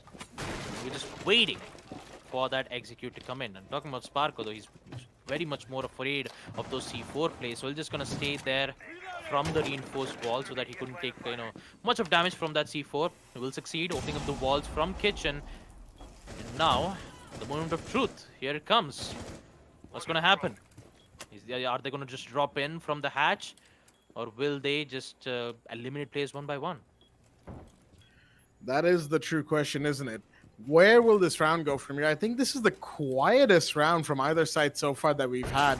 They are really trying to get in each other's heads right now, but the amount of Monkey Hunters players I'm seeing conglomerate around the hatch. Wait a minute. I was about to say it might not be a good thing, but it might just be, as Rhymes with Buck is going to get taken down. Grenades from Sandy. One is destroyed by the ADS. The other will go through. Flashbangs coming in. Concussions coming in as well. This could be the side of the push. Envy is there to try and stop them, though, mind you, as he and the Smoke are doing as much as they can, but Rattle's going to find one, and Sandy's going to go down to Envy in the meanwhile. Slayer was the one who dropped, and Beat comes in to find Envy. 4v2, Jittery's taking some damage, but it won't matter. Beat's here for support, and he's going to find one more. Can he find the Jaeger? No, runs out of bullets, and the Jaeger takes him down instead, but Rattler is here for the refrag. Quick, clean, and consistently well done from the side of Monkey Hunters. They were asleep for the last 2-3 rounds now, but they're waking up again. They're waking up again, folks, and that means we only have one round to go in this map. 7-7 maximum overtime is in play on second floor CCTV and the cash room. Oh boy, 7-7 maximum overtime. The winner will get this map point. Who will it be? Who is it going to be? So much pressure, so much tension. 6 picks coming in from Jittery, from Vomai. Actually, no, he's actually thinking of picking someone else. Nope. There you go. Vomai and Envy. 6 pick off from the Nomad. Is this advisable? Because last thing I remember, bringing in that specific operator Capitao is a good idea, and I believe Kira Esports read that. They knew that they're going to bring in Vomai instead of the Jaeger. And now, the predictions are right. They predicted it well. The only difference is how will they get control on Garage Catwalk is my biggest question. Knowing that they have so much utility denials on Garage Catwalk and Monkey Hunters have 5 seconds left before they're just making it their aim that they would not get this particular place. There is a lot to talk about, and with Envy bringing in the Nomad this time, the only thing that he can do is just cut off some rotations. What is going to happen for Kira Esports? What will we see? Will we see an early peak? Nope, nothing as of now. Sandy is just still roaming around. If he just go in for a run right in towards the kitchen, now would be the best time. And Atharv already making some quick amends, taking out that mute jammer, also succeeding in opening up the CCTV wall just as quick as possible. And Beat, surprisingly, actually no, it's going to be Sparko again with huge amount of covers with the ADSs and the Vomai's magnets. Kira Esports will decide to push in towards construction. The only problem is that Vomai and Rattler, both of them are prepped and waiting. It looks like that first kill will come in from Rattler, though Rhymes with Buck is going to go down 5-4. And that is the Thermite taken care of. No more of those breaches coming in from Kira, except Slayer, who still has those Excaro spell as Jittery, taking quite a lot of damage. He still needs to worry. All Monkey Hunters needs to do is wait a lot of time, and that waiting will conclude. Slayer is going to go down right into a second floor gym, not looking too good as Jittery confirms the kill, only to get taken out in the hands of a Therv as he will take out Rattler, a 4v3. Still, Kira in so much in pressure this time as the time starts to tick out. 1 minute 20 seconds, and Jittery is continuing his carnage. Death Hammer goes down. Can he get another kill from Jittery? He's actually thinking of going for very aggressive. No, it's too late. A double kill from a Therv, taking out Jittery this time, and yet again it's equalized. What is happening? 1 minute. Kira Esports still back on track, and so does Monkey Hunters. The only difference is that the C4 in which Sandy has still been pre-placed, it will activate nonetheless. Just no idea where it's been placed. And now the push will happen. The push will be in towards construction, and they only have 45 seconds left. Death Armor patiently waiting for the player in towards cash room as he's prepping up a nade. He's just a bit worried about those ADSs which will get caught off from the flashbangs. The throw will be given. Will it connect? Yes, it does. And it goes down a 2v3. 30 seconds. The drone works will come in to give them information. And Sparko, this is it. If Sparko gets those 2 kills, then that means Monkey Hunters will get this map point. But the same thing can be said to Invi though, because he's prepped and prepared with those air jabs. Beat will pick it up, but no, not the right time to be throwing out those smoke grenades. That's going to cost quite a lot. The push needs to happen. 10 seconds. They're in cash room. They're going in for the plant. What is going to happen next? Sparko needs to get out of that position. He needs to get in towards the cash room. No, he's going to lose that gunfight. Amar will confirm as Beat is the last player once more, and there you have it. Kira Esports will win round 15. Maximum overtime as they will win map 2 Clubhouse. And not even mention map point is in for them. What a close round. And also, what a grave mistake from Jittery. I wouldn't say a grave mistake. Death Armor saw that. And he took it into his own accord. Jittery 19 kills. Death Armor 19 kills. Beat with 14. Rattler with 10. What's going to happen next? We will never know. We won't know until we find out, that is for sure, folks. But what a game. What a map from both sides. Kira Esports and Monkey Hunters, take a bow. Seriously, take a bow. You guys did absolutely amazing. Absolutely fantastic stuff right there. From both teams, it was all the way down to the wire. Unfortunately, the 1v3 was not to be for the smoke at the end. But there's so much to unpack from that game. It is actually insane, if you will. And it was an insanely good game. Interestingly enough, Clubhouse today, this match, right, was quite attacker-sided, generally speaking. They were, what was it, 4-2-4-2 on each attacking half, which was quite intense, if I do say so myself. And that, of course, after that, the fact that attackers won every overtime round. I mean, you look at that and tell me Clubhouse wasn't attacker-sided today. That, my friends, is quite the round and a half, if you will. But yeah, overall, fantastic game from Monkey Hunters. Fantastic game from the side of Kira Esports. And we'll see a little bit more of that in the highlights reel coming up right now. And yeah, there we go. Highlights reel coming in for all of our viewers at home. Baba, just take us through them, please, because I'm out of words. I really am. Yeah, well, any me description too, Jack. is Yeah. borderline impossible. I'll be real with everybody on stream right now. Well, me too, Jack, but I do have to admit, Sandy, Jittery was on fire this time, not gonna lie. The same thing can be said to Death Armor, though. It was just balanced, as all things should be. It was so balanced that we had no idea on who's, on which team was going to get that win. And there were some certain situations where Monkey Hunters had things under control. 4 attack wins in the first half, and then we see Kira Esports fling back in second half when Jittery made his quad kill with the alibi on defense. Suddenly we see Death Armor picking up his triple kill as the sledge. At this point, we had no idea on who's going to win it out, but in the end, we finally got to know what exactly happened. And I believe the exhaustion, or should I say, endurance game, really did quite a number on Monkey Hunters. And talking about Death Armor, though, he just made quite a lot of risky plays, and those risky plays didn't, sometimes it didn't work out, sometimes it did. But there were some plays where Death Armor made, Kira Esports push once more, forcing them on overtime, letting Monkey Hunters make mistakes over and over again. And Beat, who was always the last man standing, 1v3s, 1v4s, yet he couldn't win those situations. And I wouldn't lie, 1v3s and 1v4s are not an easy gunfight to be winning, and not to even mention the amount of information that Beat requires to get those kills. Wasn't much more to talk about. And Jittery, yes, I do have to admit that he was amazing when it comes to getting those important gunfights.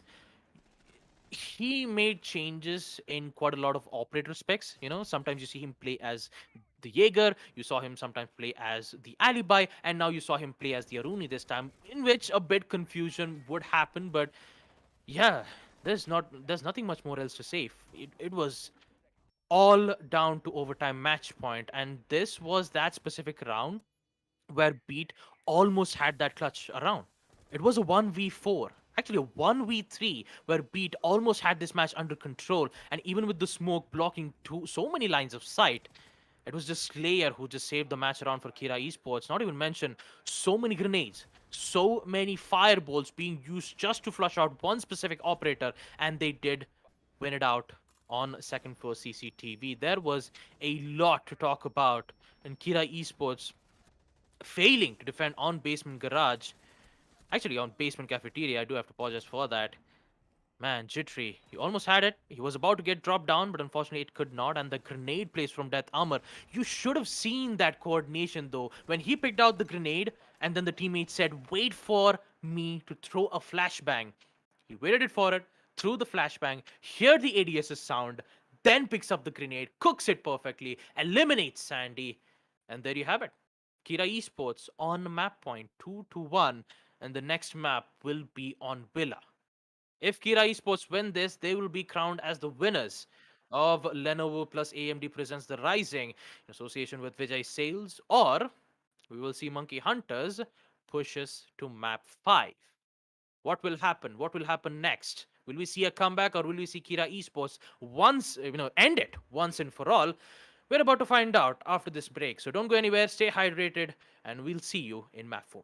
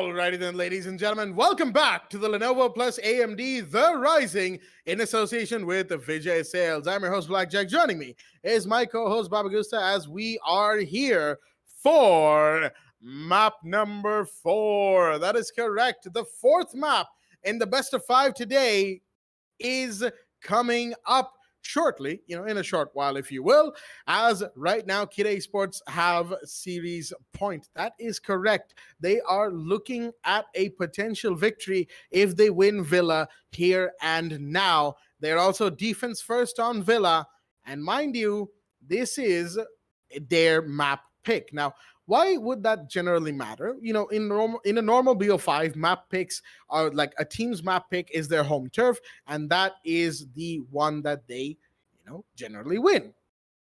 Today, though, it's been the opposite. Monkey Hunters picked Consulate. They lost Consulate 7-4 to Kid Esports. Kid Esports picked Oregon. They lost Oregon 7-4 to Monkey Hunters, or 7-3, I think it was.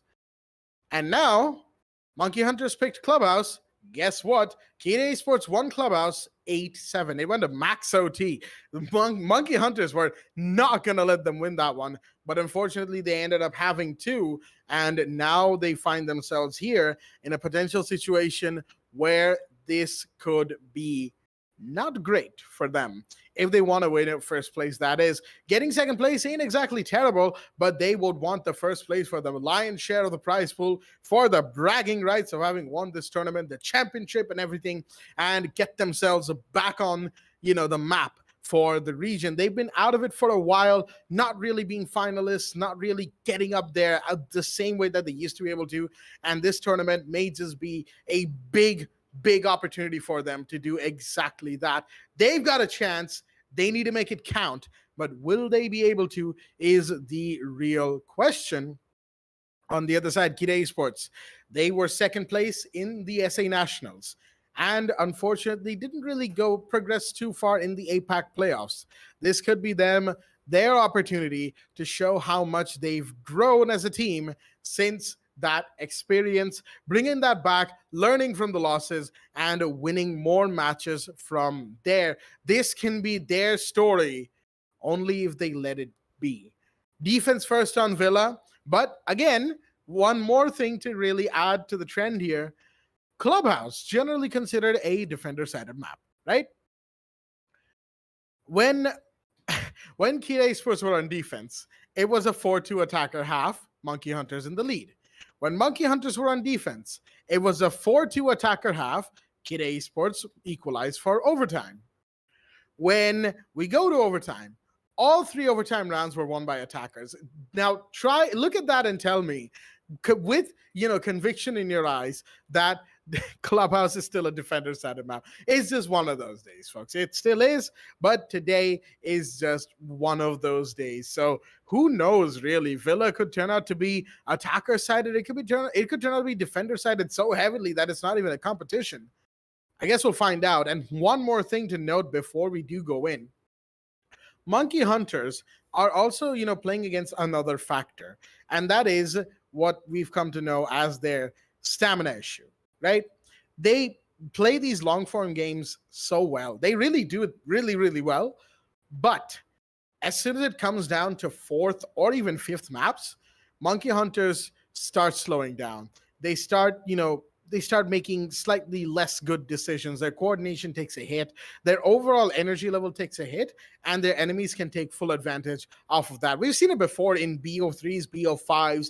Even when Monkey Hunters were consistently hitting finals, they always had to face this issue that just made games longer because they had to struggle against that while also struggle against enemies who were gaining on them, which made the matches last longer, which in turn hurt them even more. So, it's going to be very interesting to see how they go about playing around that fact. I do definitely feel like their overall presence in map 3 was a lot better than I think it has been historically.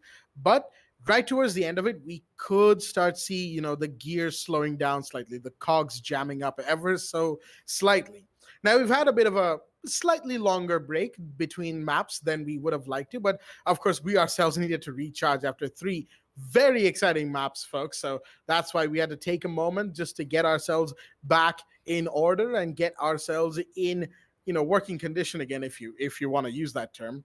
But yeah, overall, Villa looks like it will be a very exciting, extremely exciting game. So I can't wait for it to get started, but we're going to have to, unfortunately, because Kita Esports still has one player remaining due to a net issue, according to what they've told us. So just a little bit of time, folks, and then we will go forward with the game.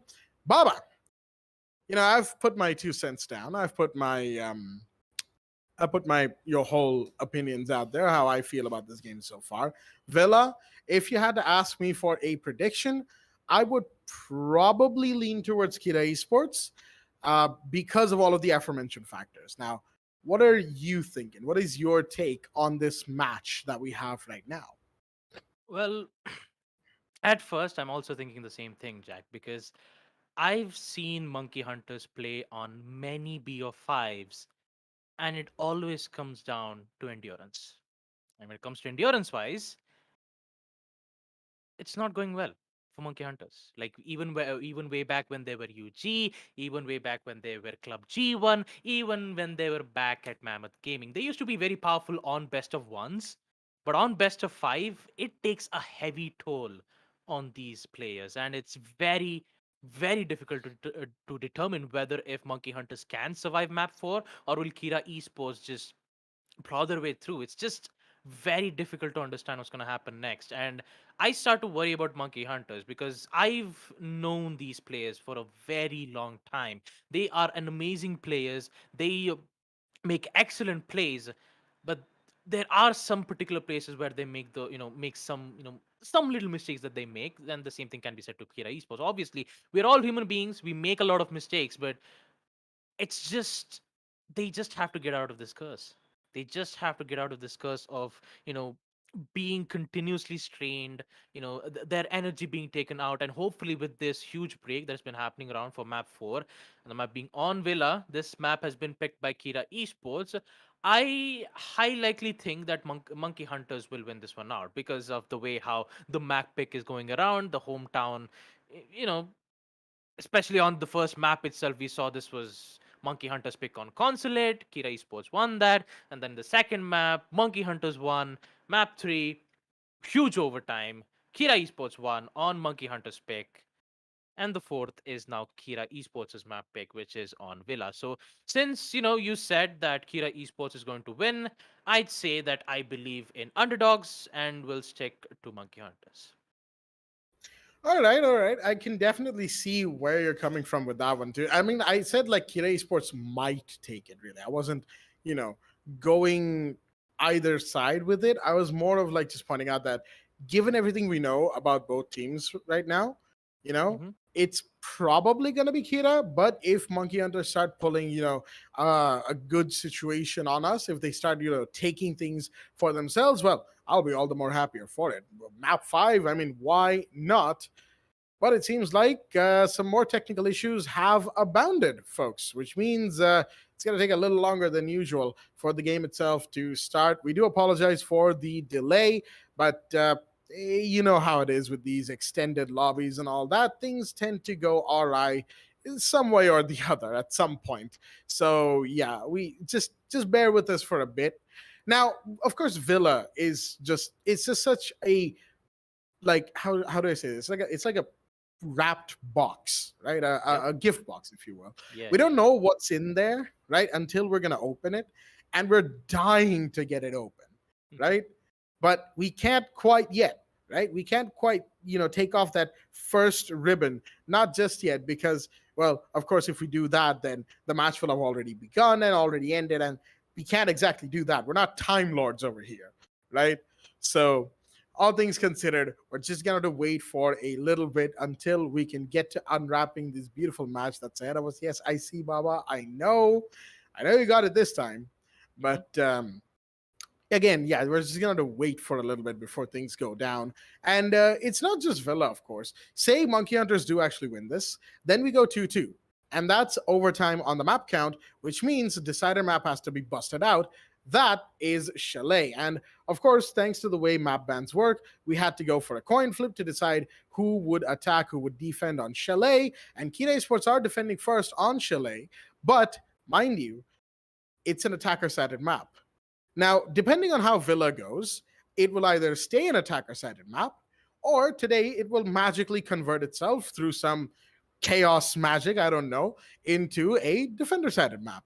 And then Kira Sports suddenly start taking advantage. I don't know. All right. The long and short is the good old we don't know. All right. But yeah, Chalet would be very exciting to see and very interesting to see for both sides as well, as the teams are filtering back into the lobby after that technical issue that sort of brewed up by itself. It happens. I mean, we all saw some of the stuff happening in maps 2 and 3.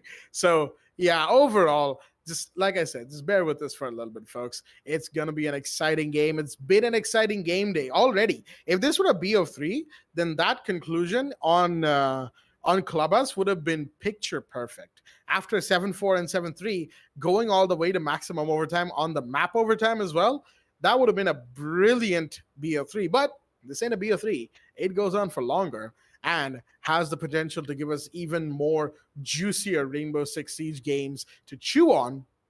And that is what we are, gonna do as soon as we get our hands on the game. Like I said, in that very botched gift box metaphor that I came up with on the fly, I'm not good at this stuff, okay? I had this discussion with a professor earlier today. I'm not good at this stuff. But yeah, I'm good at casting. That's why I'm here. All things considered, it is just a fun time to be casting these games. I mean, we have this, then we have the Challenger series, I think, starting very soon, actually, all things considered. I think I don't have a date just yet. I haven't had time to catch up because, of course, this one's ongoing and we kind of have to focus on this. But but yeah, like the Challenger series is there and it's going to be a fun time. And then more Rainbow Six projects, whatever comes after that, after August, that'll be a fun time as well. There's stuff happening in the pipeline that I'm really excited for. But of course, as things goes, we can't really talk about stuff that hasn't been, revealed to the public just yet. We can only talk about the upcoming Challenger series and how we are waiting for that to kick off and how we're waiting for this match to kick off and how we're waiting for this map to kick off as well. If you can't tell, I'm getting slightly repetitive as it goes because Kira Esports have only 2 players remaining to join the lobby. All of Monkey Hunters are in. So yeah, not too long now before the match itself begins. We had our predictions as well. 1 player remains from the side of Kira Esports. I believe it's Envy, who is yet to join.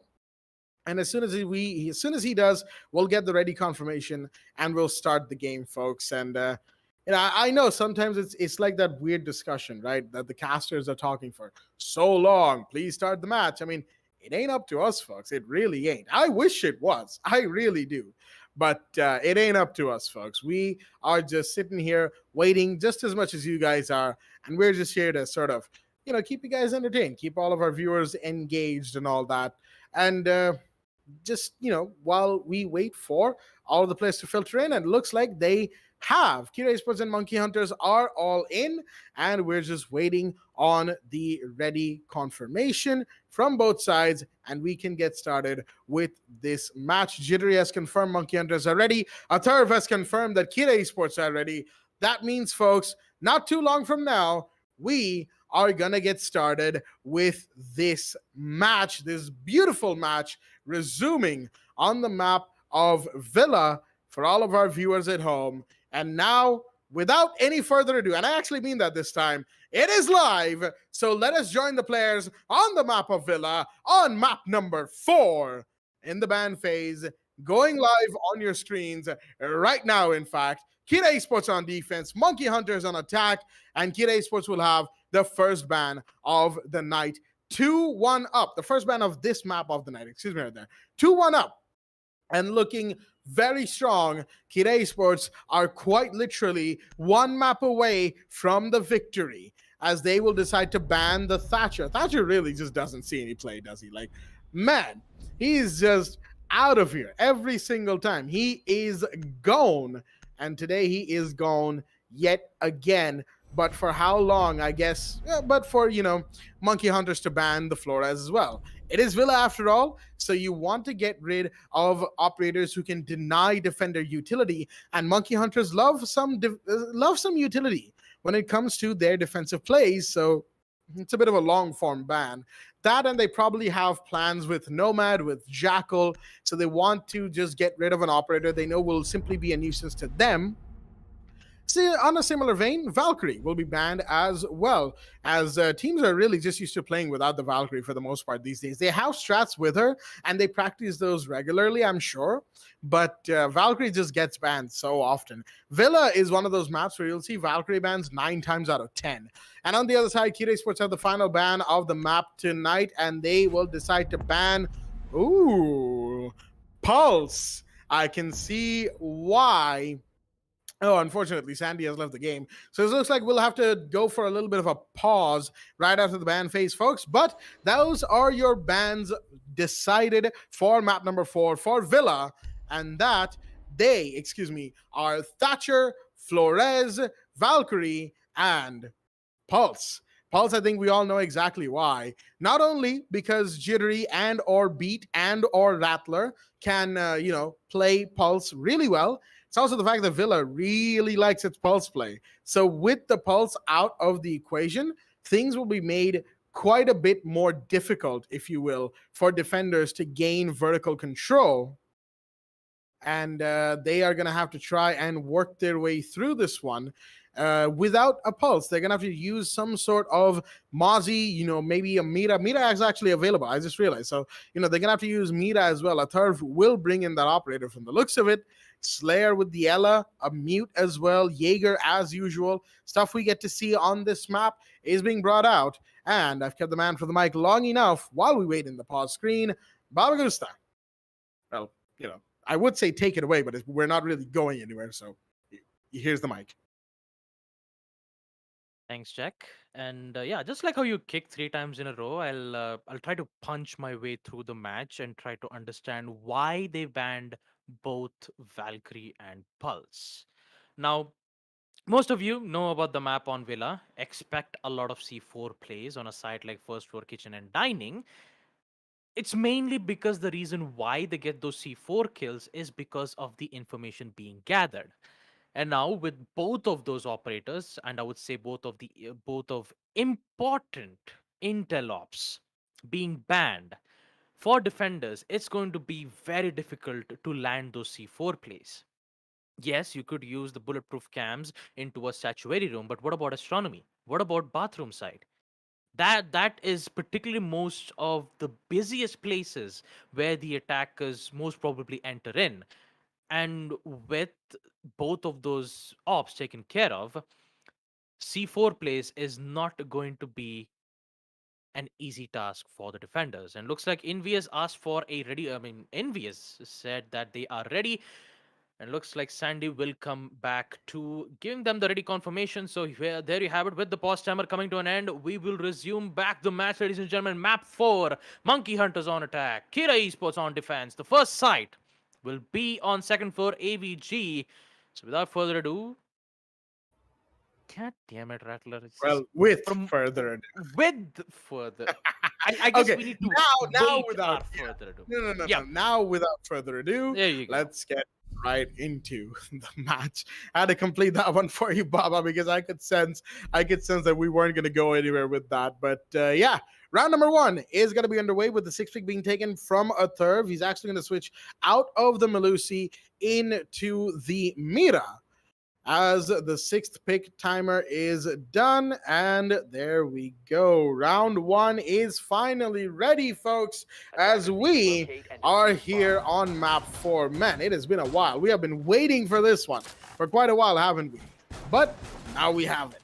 Now we have the action. It is here, and we can enjoy it to our heart's content, folks. This is going to be a very interesting match, and quite the interesting match. Why do I say that?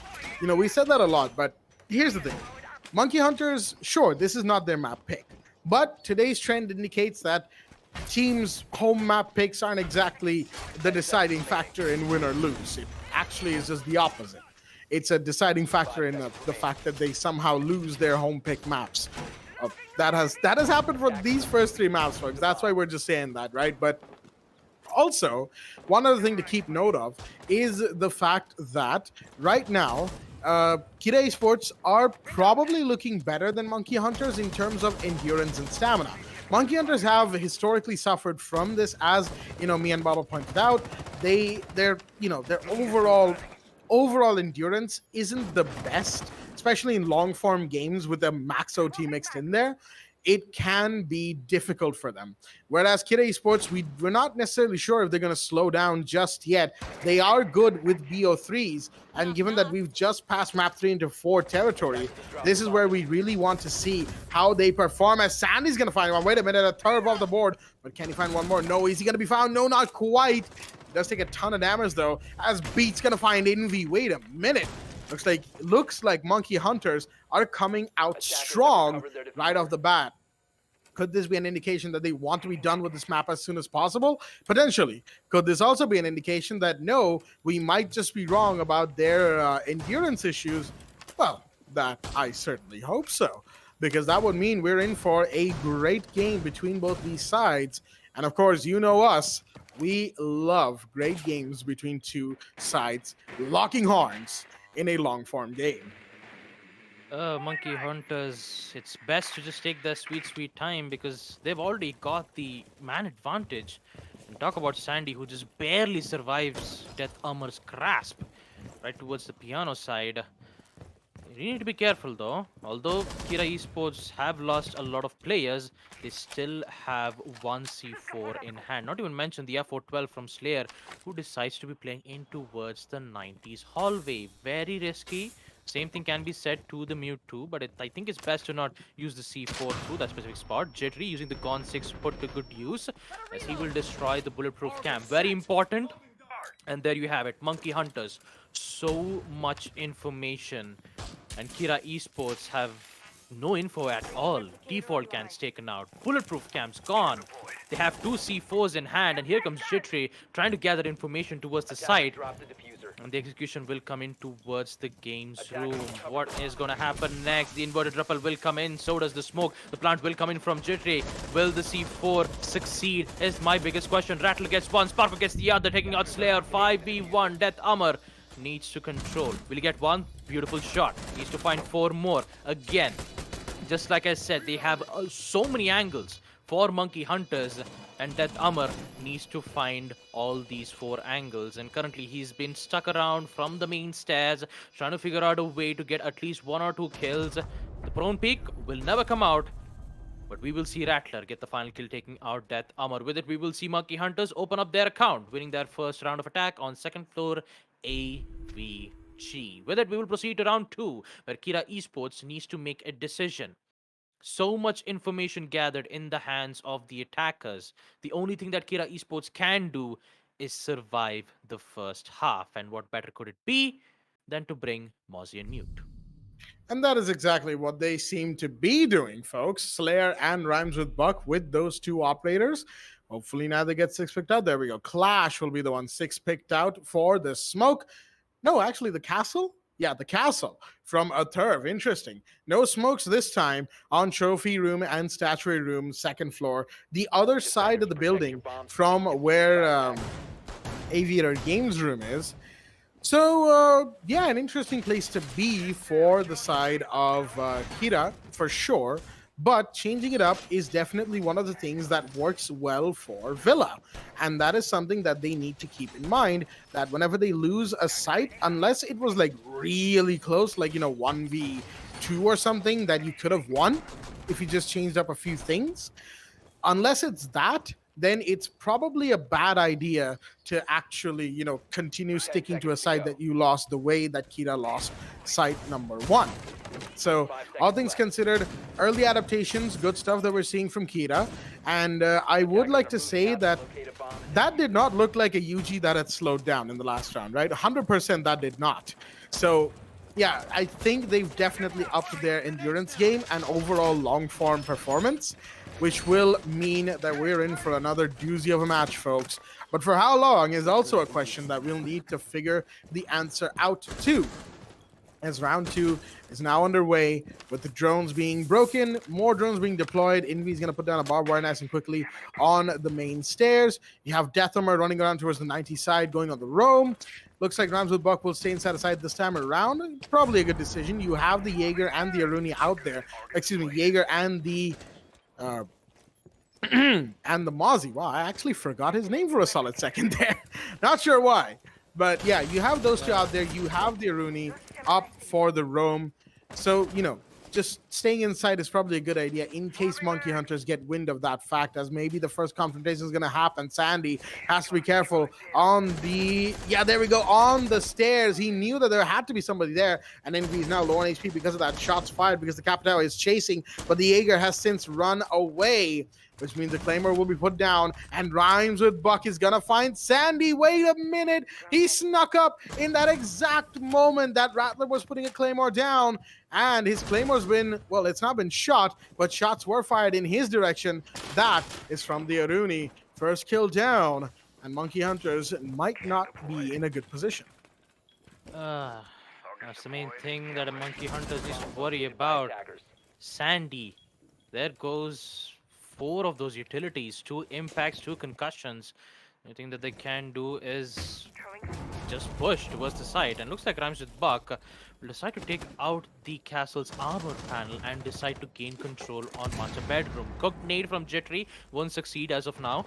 And talk about time, Monkey Hunters, now is the time for their execute, and looks like they haven't prepared at all. Although Jittery might be able to find one of the players. Will he get it? No! Death Hammer! P10 Roni in hand takes off the Jittery, and Rattler in the hands of Rattler. Sorry, Envy in the hands of Rattler. 2v5. Make that as a 2v4 as Parker comes in to take out Death Hammer. Looks like the teams on the side of Monkey Hunter starts to fall apart. Push comes in. Who's going to win it out? Slayer? No, it's going to be Pete who's going to win that gunfight. Taking out a Thurv, and also the SMG-11 to claim the life of Pete. We will see Kira Esports come back, winning round 2, second floor trophy and statuary room. Looks like the Mozzie has caught both of our drones, Jack, and it's trying to, end up with a good joke, but it just ended up being... Anywho, let's just proceed to round 3 with the side being on second floor, aviator, and games room. But unfortunately, we just have to go in for a rehost because one of the players have experienced a sound bug. So, yes, it's a sound bug. Particularly, I believe it should be in the hands of Mute, because the Mute jammers sometimes do has that bug. We did experience it from the previous match too. But yeah, talking about the past two rounds that did get to witness, Kira Esports, an amazing use to counter Monkey Hunters' abilities in not only just denying you information but also gaining information back at the same time. Mozzie Mute combo, it is a must to have, knowing that both Valkyrie and Pulse is not available to be in play. And with Zero being brought up from Sparko, you have 4 Argus cams checking in for flank watches. You have 10 attacker drones placed at a very specific spot where the defenders needs to destroy. It is a lot of information for the attackers and less amount of information for defenders. The only thing that they can relay information is via the default cams and the bulletproof cams. And with bulletproof cams, the only thing that they can do is just look straight. You cannot just look at the side just like you see it from from the default cam. So a very difficult spot for Kira Esports for the first half. The only thing that I can say is survive with Mute Mozzie combo, and with them winning second floor trophy and now back on AVG.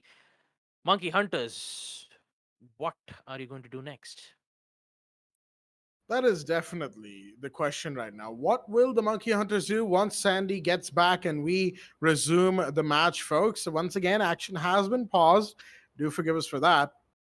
But the sound bug has to be taken into account, and also the fact that either side has a pause timer of like 5 minutes each. And there we go, Sandy is back, folks, and he's been given the Zofia because it's right now the real phase. But as soon as we go in, he can just 6-pick out, although I think he was playing Zofia anyway, so that's fine by him. And there we go, Monkey Hunters have confirmed the ready, and that means we are going back into the game nice and quickly with the Thurv taking the 6-pick out of the Warden into the Goyo. And Rattler bringing in, oh, I was going to say Nomad would have been a standard pick, but a good one.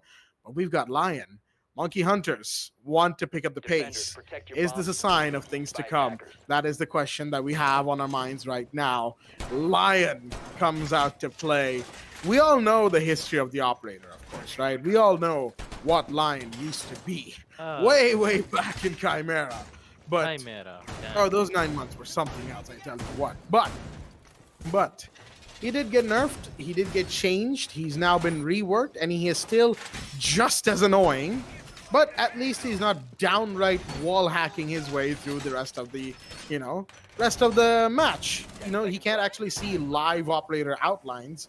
He just gets operator ping similar to Alibi on movement and all that stuff. The same, everything else is standard. It's the timer shortened overall. He has 3 charges now, and he has to make the best use of them as much as he can. Rattler is going to be, this is going to be vibing with, I like that word a lot. I don't know why. Vibing with Lion in this situation and waiting for his teammates to get themselves into a better position. Now, interestingly enough, seems like a little bit of a comms application error from the side of the from the team side. It's probably going to be fixed very, very soon, so don't worry about that, folks. As right now, we're just seeing the first Lion scan already off, and it didn't really find anybody necessarily speaking, but that's, of course, because there's mute at play, which means the jammers will always be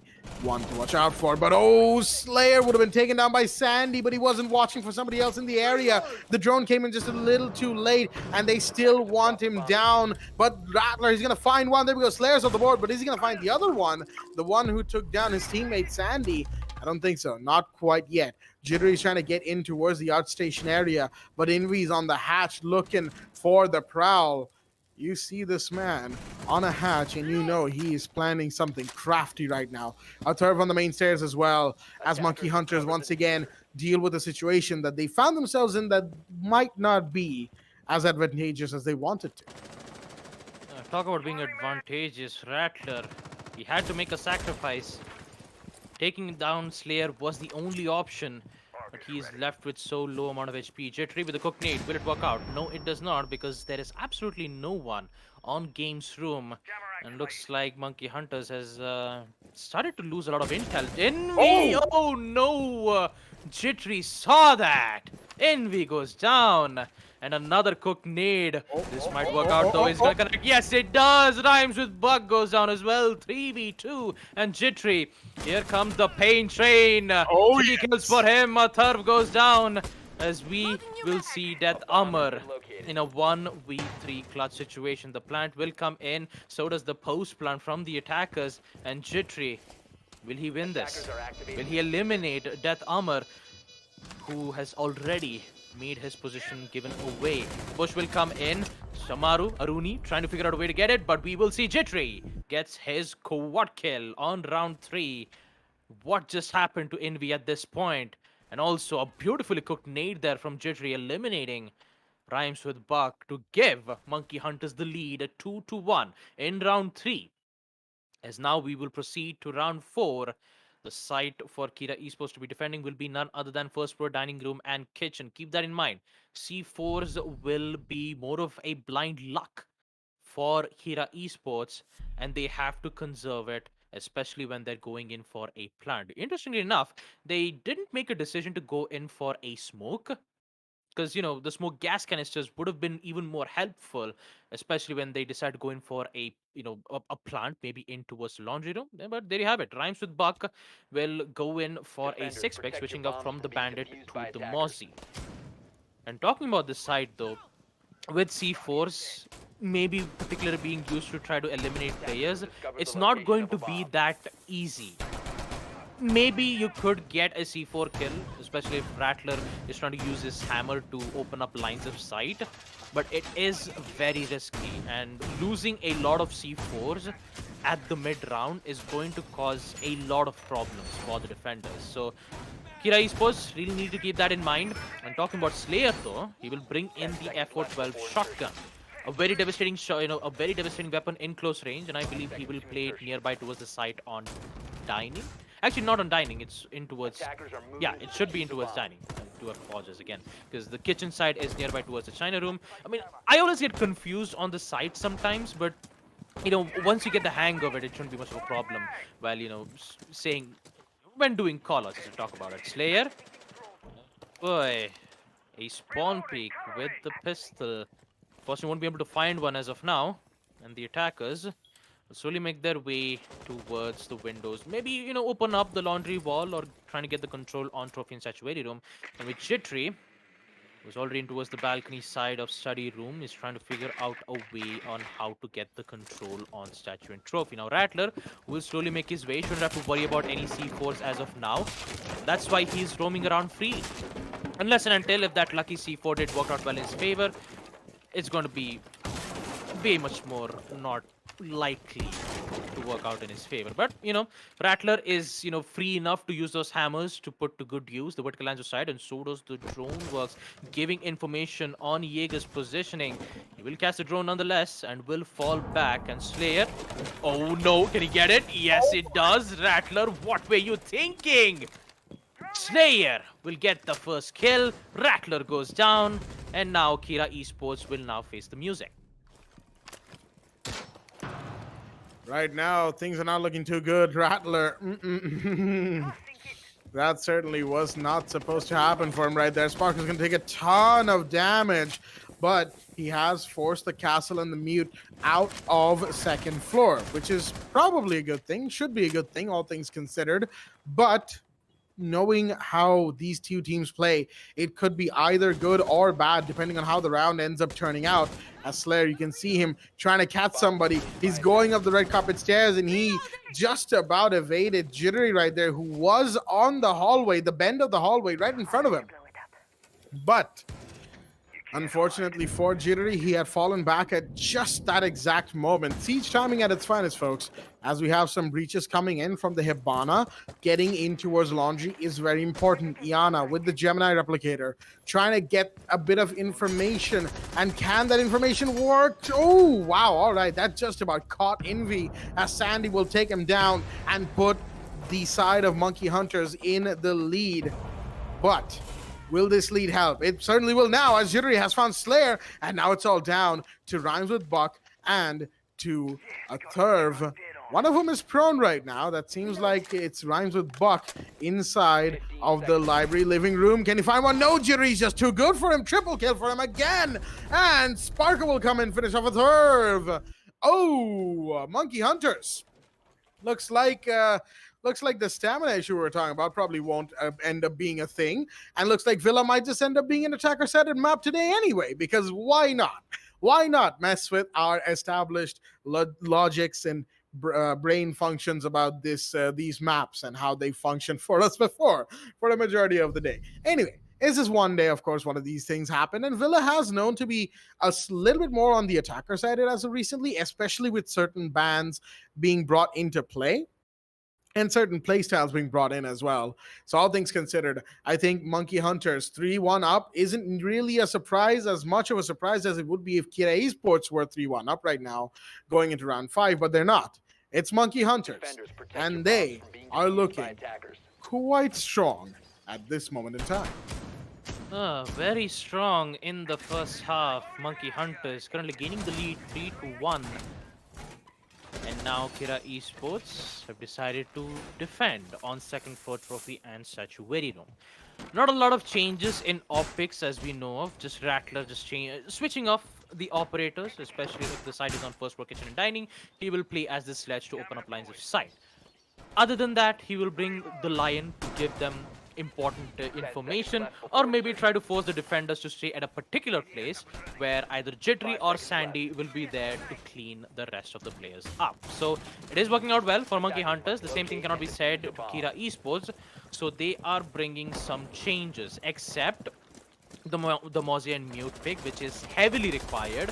Talking about the bans, and I know I've been talking about the bans more lately, but the defenders have so much disadvantage when it comes to information, and I'm a bit worried about Monkey Hunters when they rush in towards the second phase because Kira Esports has the higher advantage in second phase, and that too, the pulse has been banned in the side of Kira Esports. So all they have to do is just survive, maybe try to win 1 or 2 rounds, maybe even try.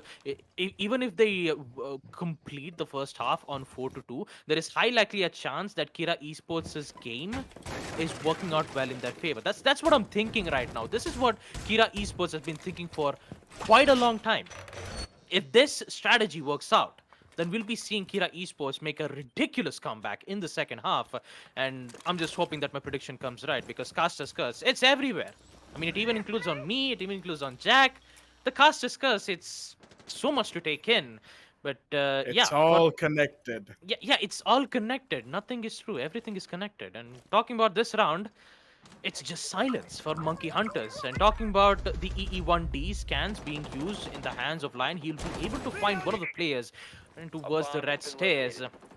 While time is ticking around for the attackers, still worried about the roamers, Jittery, just patiently waiting for that one unlucky defender who will get cooked out by that beautifully cooked grenade, but he will dodge nonetheless and will force Jittery to get the control on red stairs. Well then, it seems like Monkey Hunters might be able to, put, yep, there we go, put Kira Esports in a bit of a position once again, as Beat will find a turf and drop a huge kill. Deathhammer has been dropped now as well, thanks to Beat. Beat's coming in this round, and he's making it work for his team, but a little bit more needs to be done. Slayer now on the main stairs landing, as Rattler takes damage on the other side towards Astronomy. That's Rhymes with Buck trying to do a lot of work right now, as Rattler's gonna take more damage, but the C4 comes in to finish him off. Envy's been down in the meanwhile. Can it be revived? No, not quite yet, because there's more attackers crawling around all over the place that need to be taken care of. Envy's probably just going to bleed out on the ground unless he is helped. He's trying to crawl towards his teammate, but Slayer, no, he did not look behind him. Sandy will find Envy as well, and Jittery finds Rhymes with Buck to finish off the round. Cornered, quite literally, and boxed in. Kira Esports, well then. Defense first on Villa, and this is what we're seeing of Kira. Not good from them, not good at all. Monkey Hunters have secured themselves a minimum 4-2 going into defense on Villa. Folks, let us not understate how much of a lead this is. Monkey Hunters right now, they are on the hunt, they are on the prowl. And Kira Esports, they are being hunted. Can they turn the tables? Can they turn the hunters into the hunted?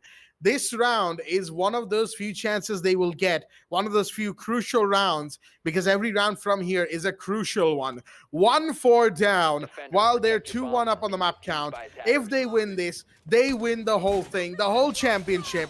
If they lose this, they have to slog through another whole map. What's it gonna be, Kira Esports? The ball is in your court.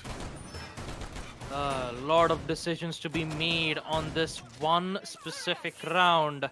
If you give Monkey Hunters a huge advantage, 5-1, things will not go well in the second half for Kira Esports. Then that means they have to win 4 defending rounds in a row, and you really don't want that huge disadvantage. Talking about Envy this time, who is still silent. Keep that in mind. 2 kills on his side, and that's Amar still trying to figure out a way to try to, penetrate Monkey Hunters' line of attack, and Envy will start doing his job right about now. Jittery really needs to be careful, especially when he decides to make in a push from that window. What? It's just a matter of time to see whether Envy goes out or Jittery, because it's always that early picks where we get to determine whether Kira Esports has the upper hand or Monkey Hunters. This time you have a lot of supports coming in from Envy. This time you have Atharv trying to provide some support from the main entrance, but he will fall back and try to hold an angle from the windows this time. Talk about Mozzie's Pest being put to good use. This will deny a lot of information towards the Astronomy, but they forgot about Sandy's drone in Astronomy, in which the first kill will be in the favor of Sparko. Run out, excuse me, fuck. A run out to take out Sparko, and that was a huge kill, but Jittery has to...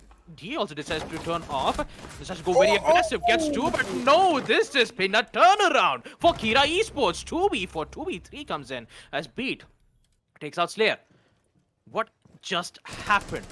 With the amount of aggression that Jittery provided, it wasn't enough because Slayer made sure that that the entire aggression has been put to an end. But it's still the same here. Man could equalize yet again. 2v2. Rattler and Beat. Beat has the diffuser in hand. Last time I've seen he was in towards the astronomy. Now the information will be relayed via the holograms.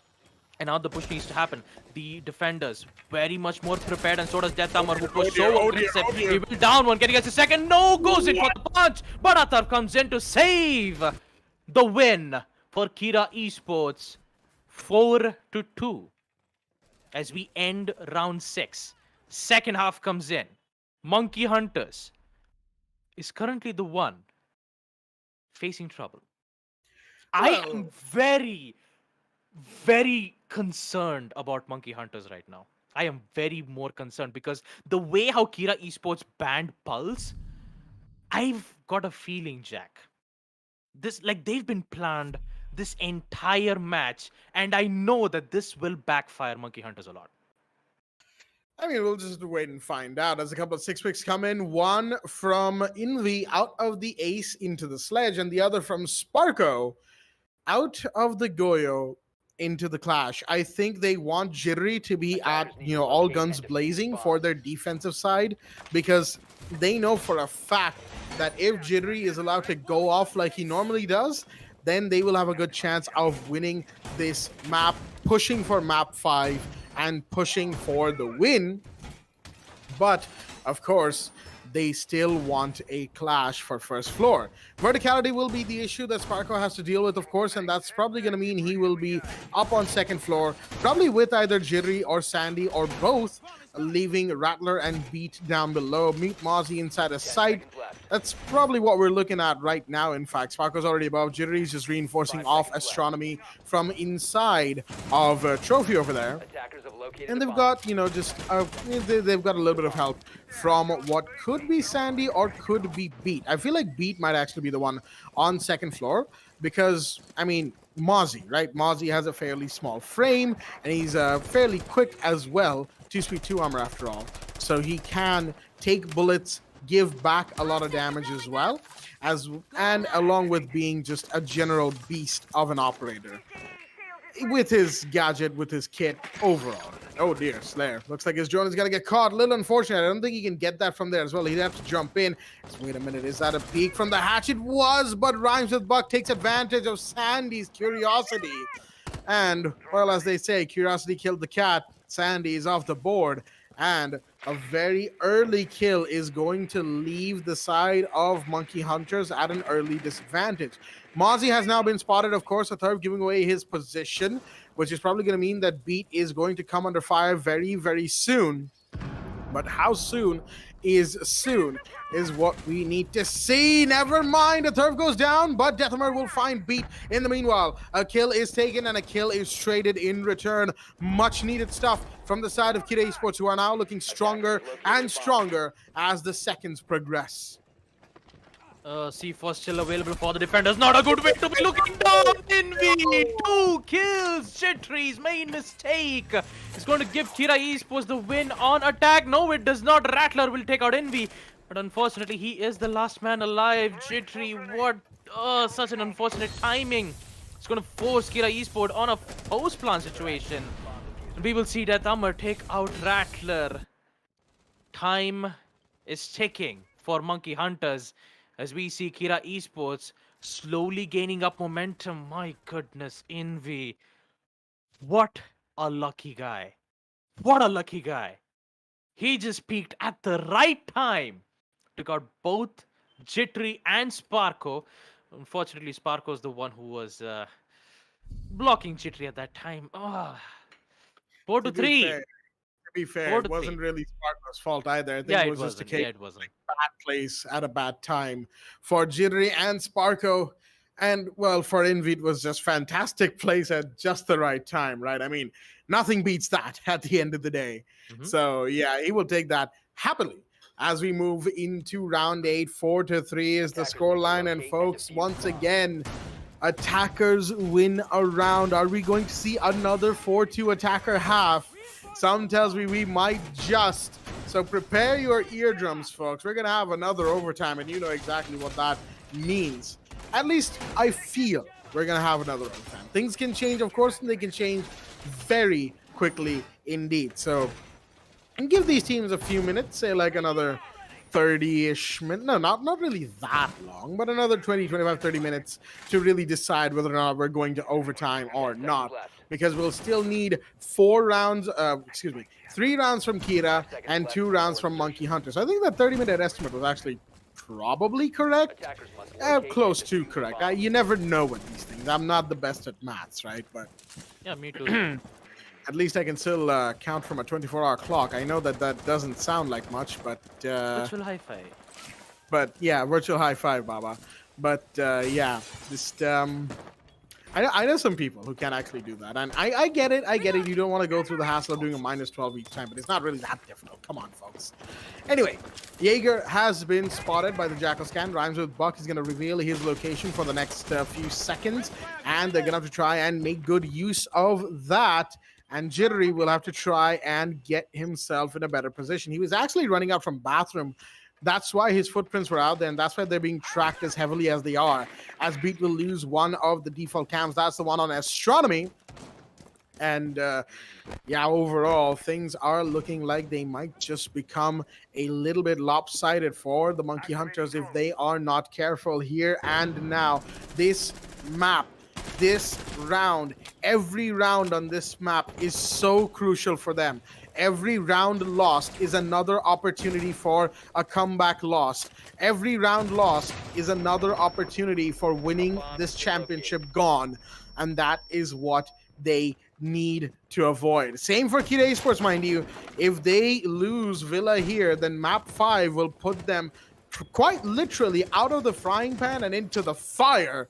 Lava, whatever is the hottest thing on earth, I guess.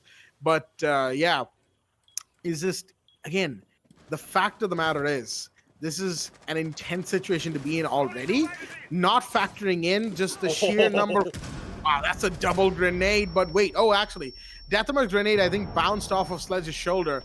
Unfortunate, because that probably could have found, that probably could have found its mark had it gone through, but it simply did not. Slayer hasn't picked up the diffuser yet, mind you, as a breach towards Vault is coming in. This is something that's much needed after a ridiculously quiet round from both sides that they are looking to overcome right now. Sandy on the prowl down below, but Jittery will go down. Oh, big drops, big drops. The Jaeger is off the board. 35 seconds remain. Monkey Hunters, can they hold on? Can they stop Villa from becoming entirely attacker-sided like it has been so far? We will just have to wait and find out, folks. 20 seconds to go. Time is running out. Where are you going, Rattler? Running around as Rhymes with Buck gets a double from out of nowhere. And suddenly it's all up to Sparko and Beat, the SAS brothers. Can they do anything about this? Beat's going to find Envy, and that's the first one to go down from the side of the attack. But there we go. Sparko's on the board, and it's all down to Beat. Who's going to go down to Datham? Kira Esports will take their second round on attack. It's an attacker-sided defender map day, folks, as we are now 4-4, equalized, going into round 9.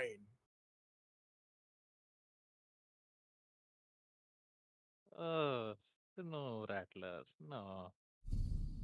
Why? Why would you do that? He was just sprinting. And he had no idea that Jackal was sprinting. I mean, he had no idea that Jackal was prone in the entire minute. Monkey Hunters had wasted so much time. And also, they even wasted quite a lot of utilities when Sandy was at the red stairs. Attackers need to locate and defuse so much grenades, so much flashbangs just to eliminate one. That was Monkey Hunters' round. They eliminated half of the utilities, and somehow Rhymes with Buck comes in and gets all 3 kills. What happened, Monkey Hunters? What happened? What just happened? Why did the entire players start to tumble down in just 5 seconds? And that too, especially in the execute phase, which is very important for Monkey Hunters to be 10 holding their seconds ground, left before insertion. and they failed to do so. And now look at it, 5 Jack. seconds left 4 to before 4. We are back on the equalizer, and just as I was concerned Attackers are moving out. for the entire round, that Kira Esports has planned this all along. And Monkey Hunters are now in. Now they're behind. They have to survive in the defensive rounds, and the only defensive rounds that they could win would be on either second floor trophy or on AVG. Dining, definitely a no-go unless and until Monkey Hunters has figured out a way to eliminate or maybe try to get an early kill, which in fact is heavily required for the defenders, because if they don't get that early kill, then Kira Esports always have the upper hand. But just like I said, Sandy will get his first frag, this time taking out Envy. A very big drop. 2 grenades and also a Sledge's hammer won't be available for Kira Esports, and Rhymes with Buck will be able to detect where exactly Eagle's location is. Currently in towards the sanctuary room, but for now he will fall back and give the entire access in the hands of Kira Esports. For now, Kira Esports have all the time they need. 1 minute and 50 seconds left. Quite a lot of damage being dealt around for Atharv. Slayer is trying to remove the mute jammers, in which he will succeed, and now Jittery is being pinged from the Jackal's Inox scanner. Not looking too good. Not looking too good at all for Kira Esports, because Sandy is the one who start off with that early kill, and the pressure is going on between Kira Esports. But they have that information. They could convert those information into kills, and Death Armor prepped and ready for that code grenade. Will it work out, or will it get caught up from the ADSs? Just as I suspected. Another nade, and this time Sandy will fall back, but will the grenade connect? No, it does not. Rattler comes in to take out Rhymes with Buck. A 5v3, make that 4v3 as Slayer comes in to take out Rattler, and now the pressure is on for Kira Esports. Whips out the bearing 9, doesn't connect. Will he connect it this time, knowing that the time for Kira Esports is slowly starting to fall down. 1 minute left for the attackers to head in towards the side. They've lost so many bodies. Kira Esports and Monkey Hunters, where Jittery is still alive and kicking. If Jittery makes one incredible play, then that means Monkey Hunters will be in the lead 5 to 4. Will this happen or will it not? We will see the Gonsex being used to take out that Vulcan shield. The push needs to happen in towards the 90s hallway, but they are worried because they don't have much information towards the site. He will see one of the players, but what will happen? 30 seconds. The breach will happen towards the wall. The players on the side of Monkey Hunters have been, changed in a way that they cannot contest the angle. Jittery not going to be peeking that angle again because the Hibana still has the upper hand. The push needs to happen. Smoke gas canisters will come in, but Death Armor gets the upper hand. Sparko goes down a 3v3. Jittery needs to be careful on that peak. There you go. That's a big drop. A Thurf goes down. So does Death Armor. And Slayer is the last man standing. He needs to find 3 players, but it is too late. Whips out the bearing 9, but Jittery comes in with the peak. And there you have it. Monkey Hunters is in the lead, ladies and gentlemen. They are not gonna give up as they will win round 9. Second floor trophy and statuary room. What a way. What an amazing display of defensive skills being displayed on the hands of Monkey Hunters. And Kira Esports, who have this, who actually has the upper hand, are now slowly starting to fall apart. Slowly but surely, things are set to change for the side of the Monkey Hunters, at least if they keep going in this way, folks. Trophy Statuary will be the site of choice, with the Mira being 6 picked in by Sparko out of the Kaid. Interesting decision, though I feel like that decision is probably the right one, all things considered. And with the Mira in, it's a lot of information and a lot of killing potential that you're bringing into any given match. And that is what the side of the Monkey Hunters need right now. Killing potential and as much information as humanly possible, given, the kind of operators you have available. And Valkyrie being banned, of course, definitely doesn't help in that regard. And same with Pulse. But they're trying, and they're slowly getting by with what they have and slowly bringing it out around to what they need. Kira Esports were definitely taken for a bit of a ride in the previous round, a ride that they did not enjoy, that is for sure. Monkey Hunters Attackers' reclaiming objective is to their locate a bomb and lead defuse it. in this match. Jittery preparing a bit of a jump out. You can see it. He's also gone on the default cam right next to him just to try and find somebody. I don't know if he'll be able to just yet. He might just, though. And if he does, things will, develop in a very interesting way. But he also might just decide to fall back and, not really be that much of a nuisance for the rest of the attacking team because, well, you never really know when in trying that sort of a run out, you get taken down instead. And without a trade, that run out will have not, unfortunately, been worth it. And then the whole discussion starts about was it really okay to do that? And it's a whole thing. Jittery, of course, speaking of the man, is being pinged right now, but Envy is going to find Sandy with a grenade. That is Rooney gone. More shots are being fired, but Sparker will find a third. That is the Vector coming in, and that is the Nomad exiting the lobby for the round. Big drop on both sides as we are slowly hitting past the minute 55 mark. Rattler knows there's somebody outside of library. He might want to go in for an aggressive peek right now, but I don't think he should. I think he just needs to stay back and play his role to perfection. New Jackal scan comes out. This one, once again, from, of course, rhymes with Buck, tracking one of the defenders. It's not Jittery this time around. It's somebody who was on the area of Memorial Hall. Could be Sparko, actually, all things considered. Either Sparko or Beat, or maybe Rattler. Actually, I think it's Rattler now. Really thinking about it, but I shouldn't put too much thought into that, as that Jackal scan didn't really lead anywhere. Jittery is still playing downstairs, interestingly enough. I think he's really waiting for a C4 attempt, but oh no, that's not going to help Rattler. Bad time, extremely bad time to disconnect, folks, as it's down to the 3 versus 4. Jittery beating Sparko. They're going to have to try and make a big situation out of this. Beautiful shot from Sparko, expecting the prone peak. Shuts down Rhymes with Buck, equalizes the man count after that DC just happened. That just happened not too long ago.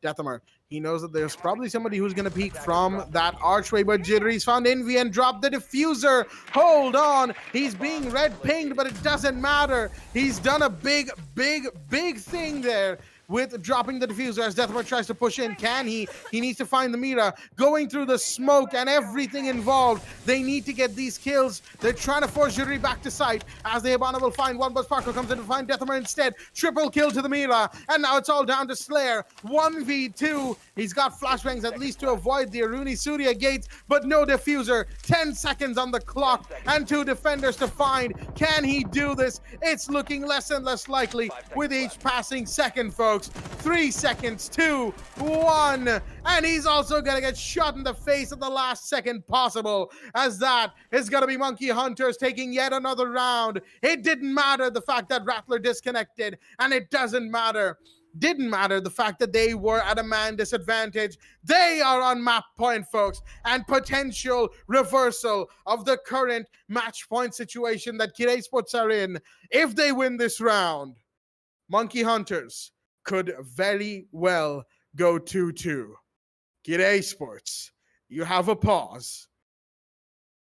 You have to make use of it. At this point, I seriously don't know, Jack. I seriously don't know. Even with the disconnect from Rattler, Sparko just ignited the flames. 3 kills from him.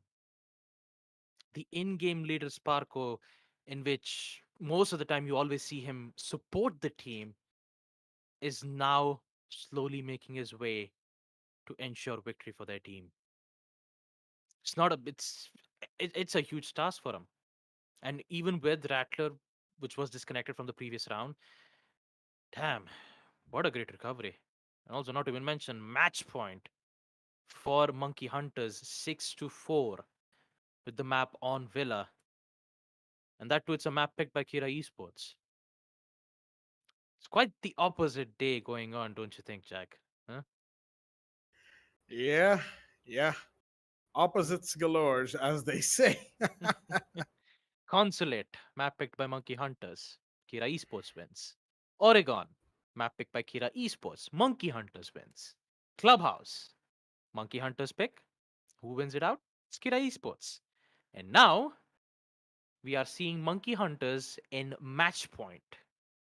high likely a chance where, even though if the map is picked by Kira Esports, Monkey Hunters is slowly making their way to put this on decider. And that decider is none other than Chalet. You know what the best part about that This, is? yeah, Chalet isn't anyone's pick, right? yeah, Decider maps are rarely ever. They're pretty much the last map standing after you go pick, pick, ban, ban, pick, pick, right? yep, yep. So yeah, there's actually no way to call if we go on Chalet, right? We have some Mhm. precedent for Villa. We had some precedent for Clubhouse, but wow, this is. Mm. I mean, I could say that in the SA Nationals, I remember Kira Esports defeating Monkey Hunters on Chalet, but I would say that it was an overtime match point to 6-7. Kira Esports won when they were on attack on map Chalet.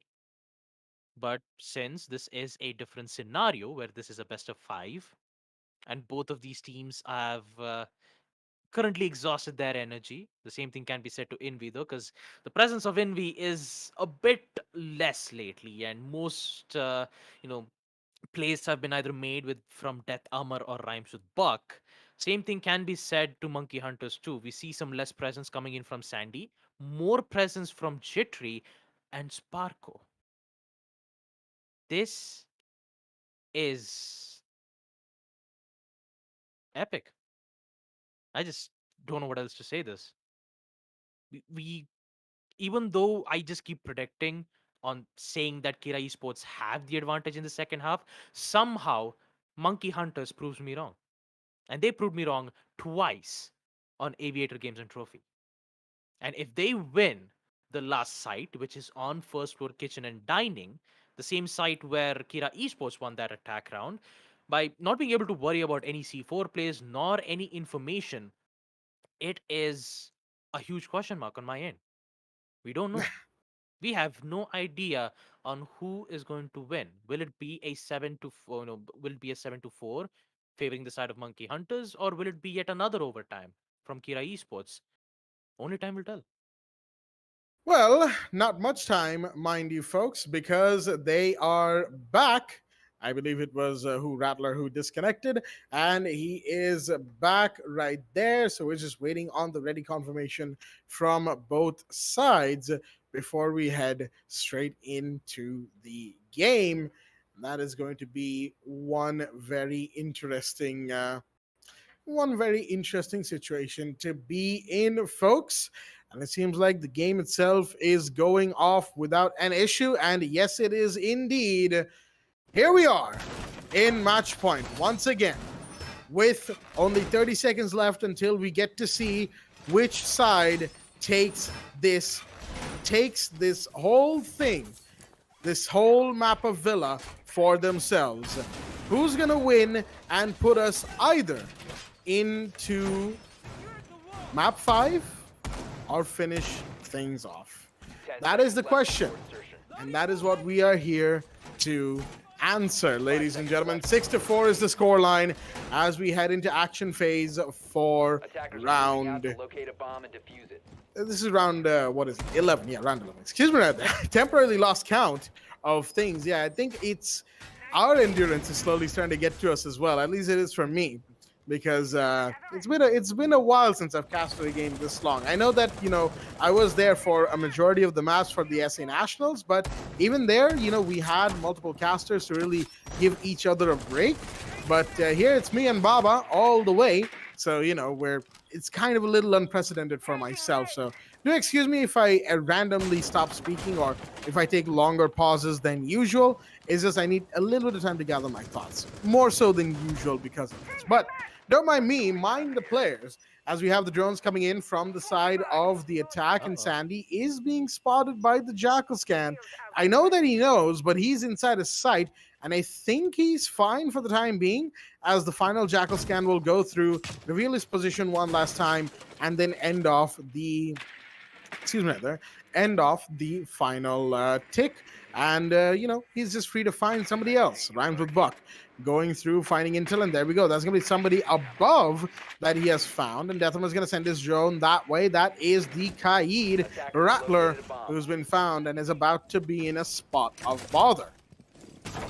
Talk about being in a bit of a bother round. Rattler, Oh. first kill, back from disconnect and back from a bang. Buck goes down, and with it, that is the Jackal. No more of those irritating pings coming in from the attackers, which means no more information and no more of irritation. Jittery sees the leg. He gets a shot perfectly. Yes, no. he does. Slayer will survive nonetheless. He will fall back in towards the Memorial Hall. And fall back towards the landing zone. Actually, not from the landing zone, from towards the laundry zone, as I was talking about. Sandy, again, being a prep. Oh, beautiful shot. There goes Envy. 5v3. Monkey Hunters are in it to win it, ladies and gentlemen. 5v3. Only 3 players left. The C4 tossed, but to no avail.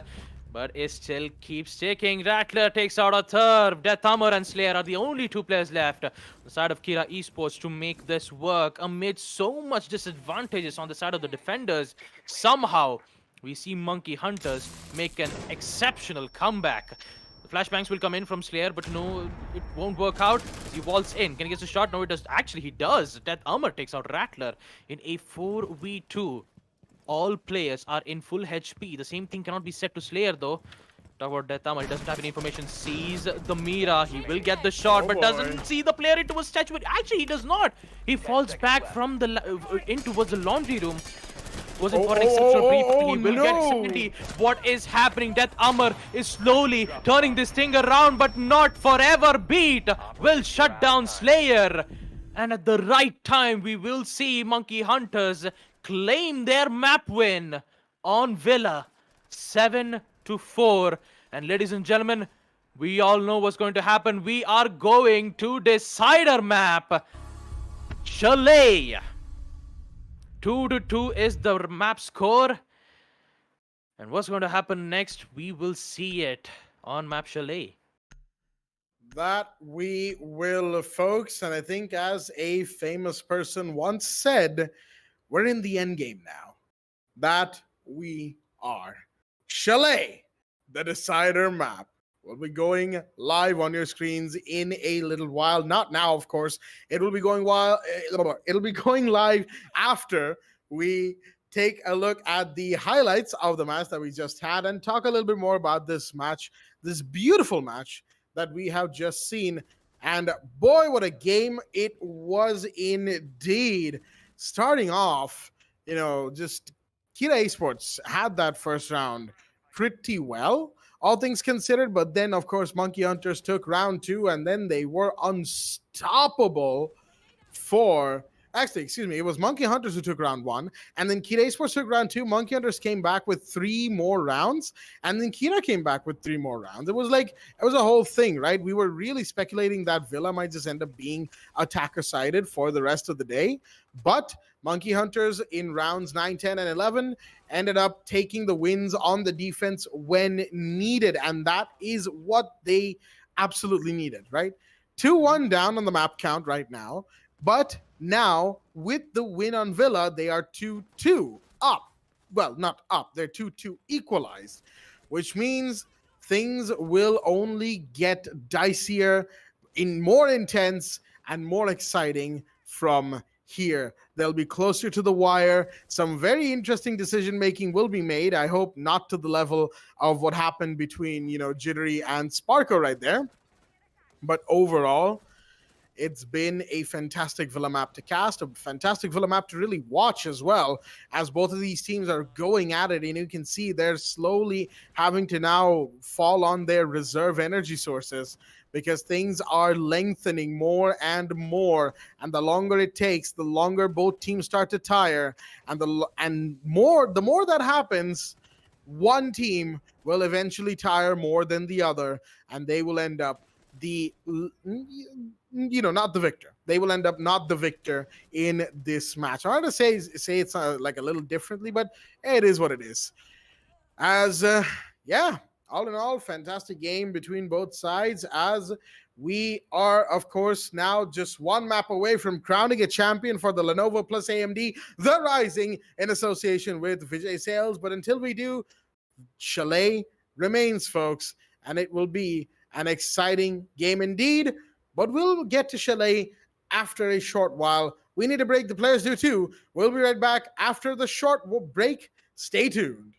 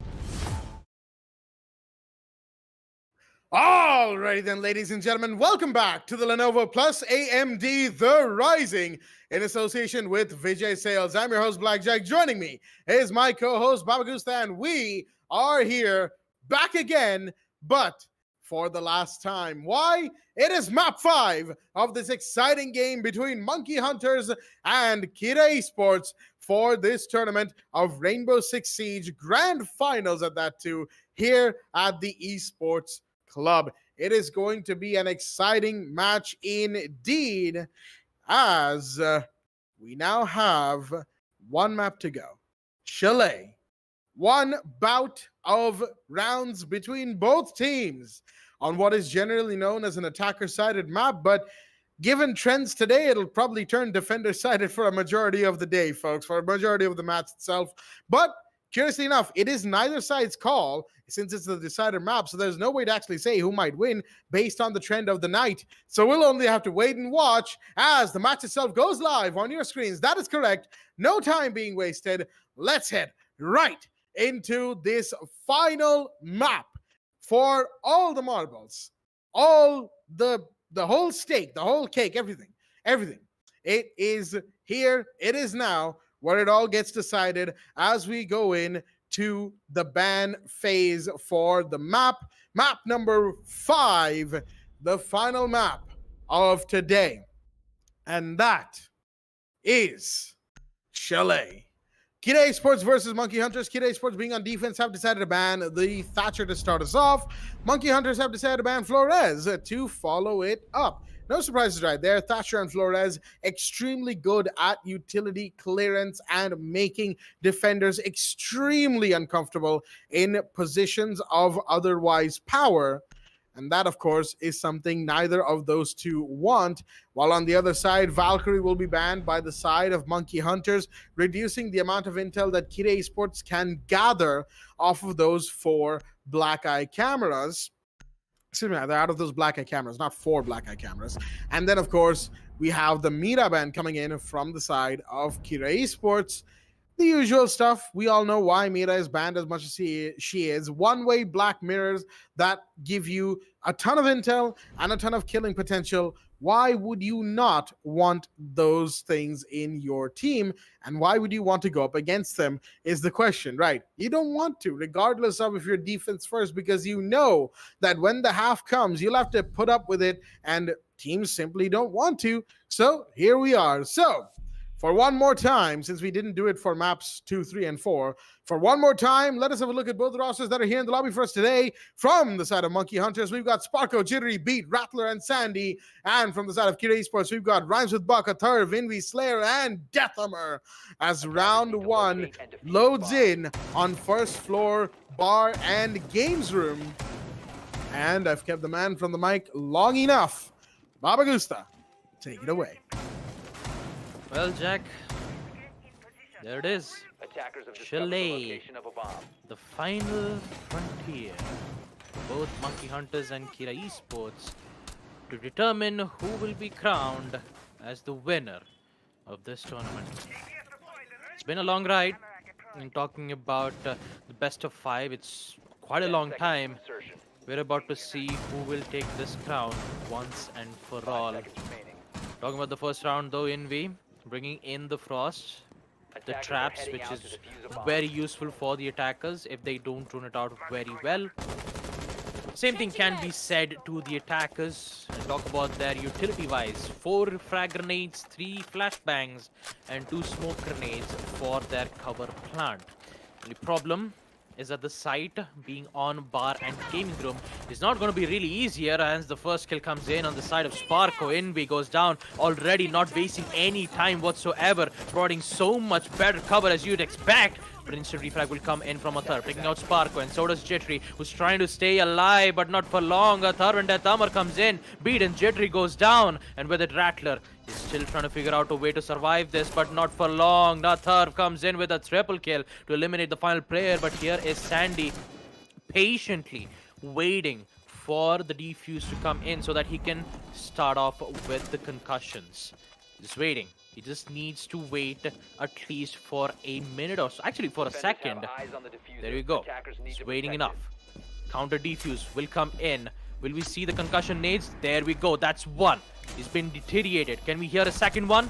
Actually, yes it does. We will see Sandy get those two beautiful kills. And there you have it. The first round will go in the favor of Team Monkey Hunters. First floor bar and gaming room goes to them with a beautiful use of concussion nades to deny the counter defuse. And looks like we will see Monkey Hunters in a very good spot. But for how long is the biggest question I need to ask for Jack, knowing that the site is on bar and gaming room once again. Oh boy, oh boy. What a first round from the side of the Monkey Hunters. Quick plant, quick take in towards the games room site. Of course, they unfortunately faced a few casualties while there, but that, of course, was a minor setback. They had the plan set and they went in guns blazing as required.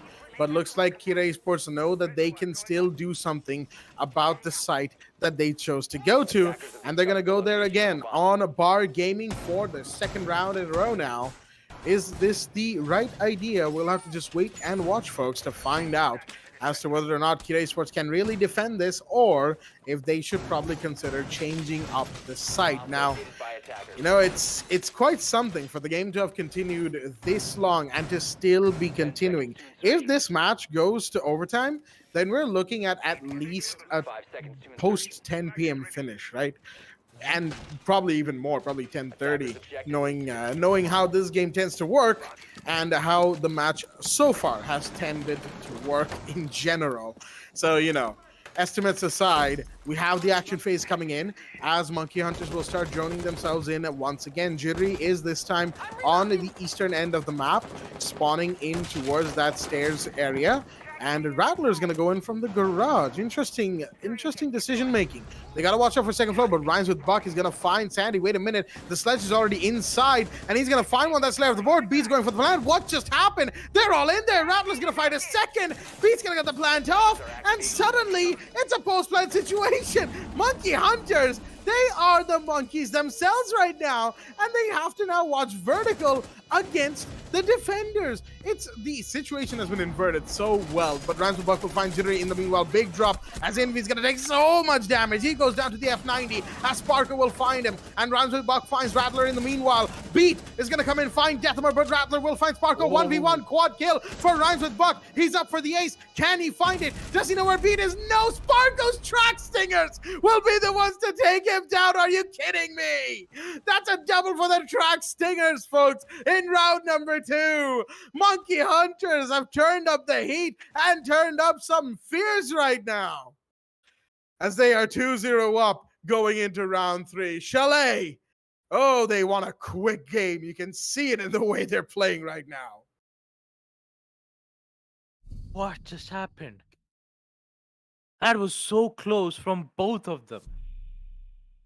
2 quick post plans, and all it needed was Rattler and Beat entering towards snowmobile garage and then slowly making their way in towards first floor bar. Man, that's gotta hurt for Kira Esports. I mean, they were prepped and prepared, not even mentioned. They went to bar and gaming room twice, thinking that they will get them this time, but all they did right now is just give Monkey Hunters a very huge lead on the attack phase, 2-0 for the attackers. And now I see Jittery bringing in the Amaru. Can't wait to see some hook plays from Jittery himself, because he is feeling the heat, Jack. He is feeling it. The same thing can be said to Rattler, though, and also the entire team on Monkey Hunters, because they are ready to go ham. And when I say ham, they will go Russian. That's all I can say as of now. And talking about Slayer, it's a bit worried about that push yet again from Snowmobile Garage, and this time he'll do some roaming duties to make sure that pushes like that won't happen. That round literally cost the entire speed. Jittery! My man! Atharv is down at the early round. Kira Esports is going to be feeling a lot of pressure on a map like Chalet. This is definitely not going so well in the favor of Kira Esports. And talk about Monkey Hunters, They are hunting them one by one. And looks like the Gara hook will come in. Gets instantly denied the hands of Envy's SMG-11. Yeah, well, you might get that early peek, but you won't get in the hands of Envy's SMG-11 this time, Jittery. And unfortunate for scene of consequences, as we see Kira Esports will at least make sure that they have the equalizer when it comes to man count. But what is going to happen next, though? So much tension brewing between Kira Esports, knowing that they need this win desperately. Oh no! Slayer, Sparko! come on! Slayer, come on! Sparko! Oh no, this is way back when Chalet wasn't even reworked and people still use that technique, but Envy is still alive though. He takes out Rattler, 3v3, yet again an equalizer. If Envy makes this win happen, then we will see Kira Esports fling back, and looks like that Hammer will also help with him. Sparko will die nonetheless, as we will see Monkey Hunters. Only 2 players remain, Beat and Sandy. Will we see a comeback, or will we see Monkey Hunters continue their streak? There's a potential for a comeback at any given point of a match in Rainbow Six Esports, folks. Make no mistake. As Sandy is pushing up towards Piano, has to be careful. He's decided to take care of the wall in front of him, the studio gate, and then launch a concussive, but that bounced off, unfortunately. He thought somebody was in that corner. Nobody was, of course. There's somebody in the bathroom, though, that Sandy has to be careful of. Somebody's in the closet of bedroom that he has to be careful of as well. But it's only those two remaining. He's pushing up close. He's pushing up too close, and Rhymes with Buck will make sure he pays for his mistake as B tries to repel. He is actually going to get it, though. Wait a minute. It's now SMG-11 versus Bearing 9. It's one of the two, and the SMG-11 will win. Close, but no distance closed from Monkey Hunters. Very close once again. But Kira Esports will be the ones to take the round this time. I know that I'm fairly sure our viewers heard me actually clap when that happened. That's not me like applauding the 1v1, even though it was it was like a reaction to when I'm watching, matches on R6 Esports, the majors and the invitational. That's a natural reaction I have to big moments like these. I barely managed to hold them in when I'm casting, but I just had to let one out. All right, I just had to. Come on, it's been a long day. I deserve this. I'm just kidding, of course. Round 4. We'll see us go 2-1 up in the score line with Kid Esports with their foot in the door now with their first round on board. They are going to go towards kitchen dining on first floor. But I mean, it's okay to clap, Jack. I mean, the way how Kira Esports made an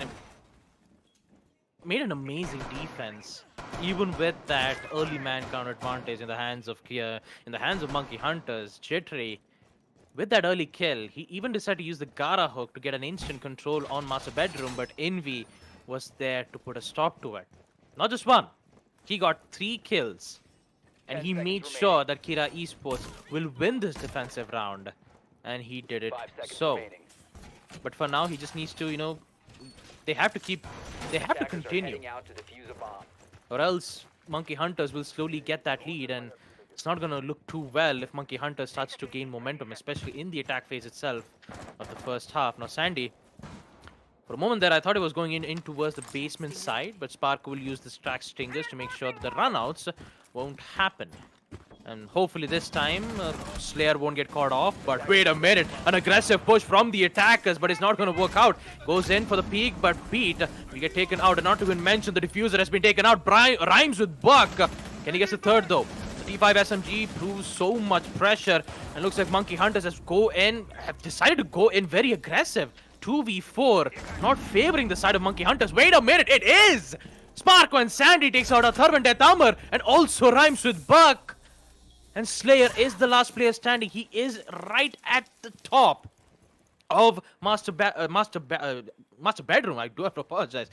Look at the T5 SMG, he's just waiting for the attackers. He has the diffuser in hand. And now he just has to worry about some particular stuff. He's a bit worried. Smoke gas canisters will come in from Sparko. The push. What's going to happen? The D5 SMG. Oh, what a shot. Sparko! What a shot! And with it, we will see Monkey Hunters be in the lead, ladies and gentlemen. 3-1 in round 4. As we proceed to round 5. What is that from Monkey Hunters? What was that aggressive peak? What was that aggressive push?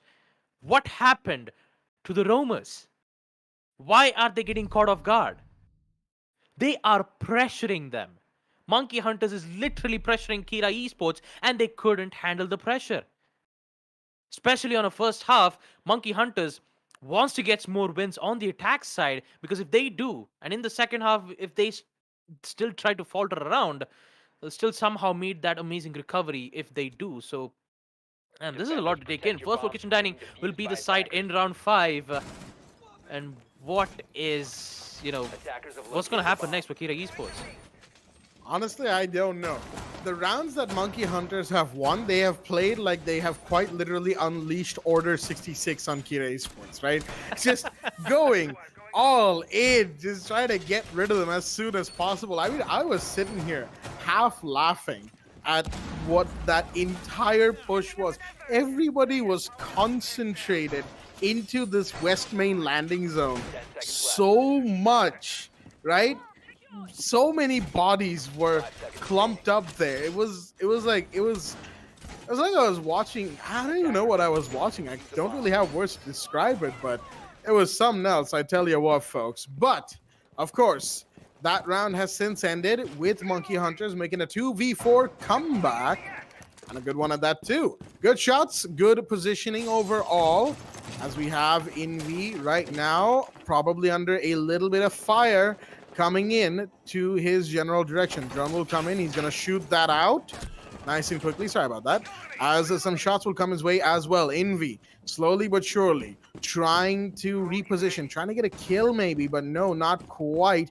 He's just going around the map, trying to catch something, trying to open, lines of sight, but the tails of the wandering Envy can hold for now. Slayer, in the meanwhile, is going to decide to go all the way down to the basement. Interestingly enough, I think he wants to rotate back towards the West Main landing. Probably a good idea, all things considered, given that the Monkey Hunters might want to emphasize from there, but Sparkle's actually found one, and the runner was anticipated from Jittery. He will find Slayer, and with minimal damage done to himself, the Mozzie goes down. Was that a good decision at the end of the day? No, it was not. Simply put, that is 2 operators down, and Monkey Hunters once again at an advantage. Oh, this is huge for Monkey Hunter, Slayer and Envy, but Rhymes with Bach has to say otherwise. Taking out Rattler. They just have to defend this side just like I talked about, but a third is taking quite a lot of damage around from that vertical lines of sight. And Jittery still repelling around from that window of Master Bedroom. They need to figure out a way.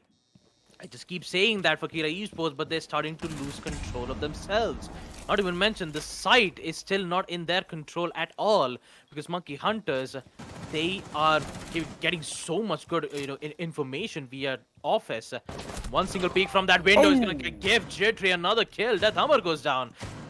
4v2. A third van Rhymes with Bug. Both of them nearby in towards the side. Jittery will shoot through the wall, but Pete comes in to take out Rhymes with Bug. And a third on the hands of Sandy. There you have it. Monkey Hunters. What is this? That absolutely destroying Kira Esports at this point on a map like Chalet. First floor kitchen and dining will be theirs yet again.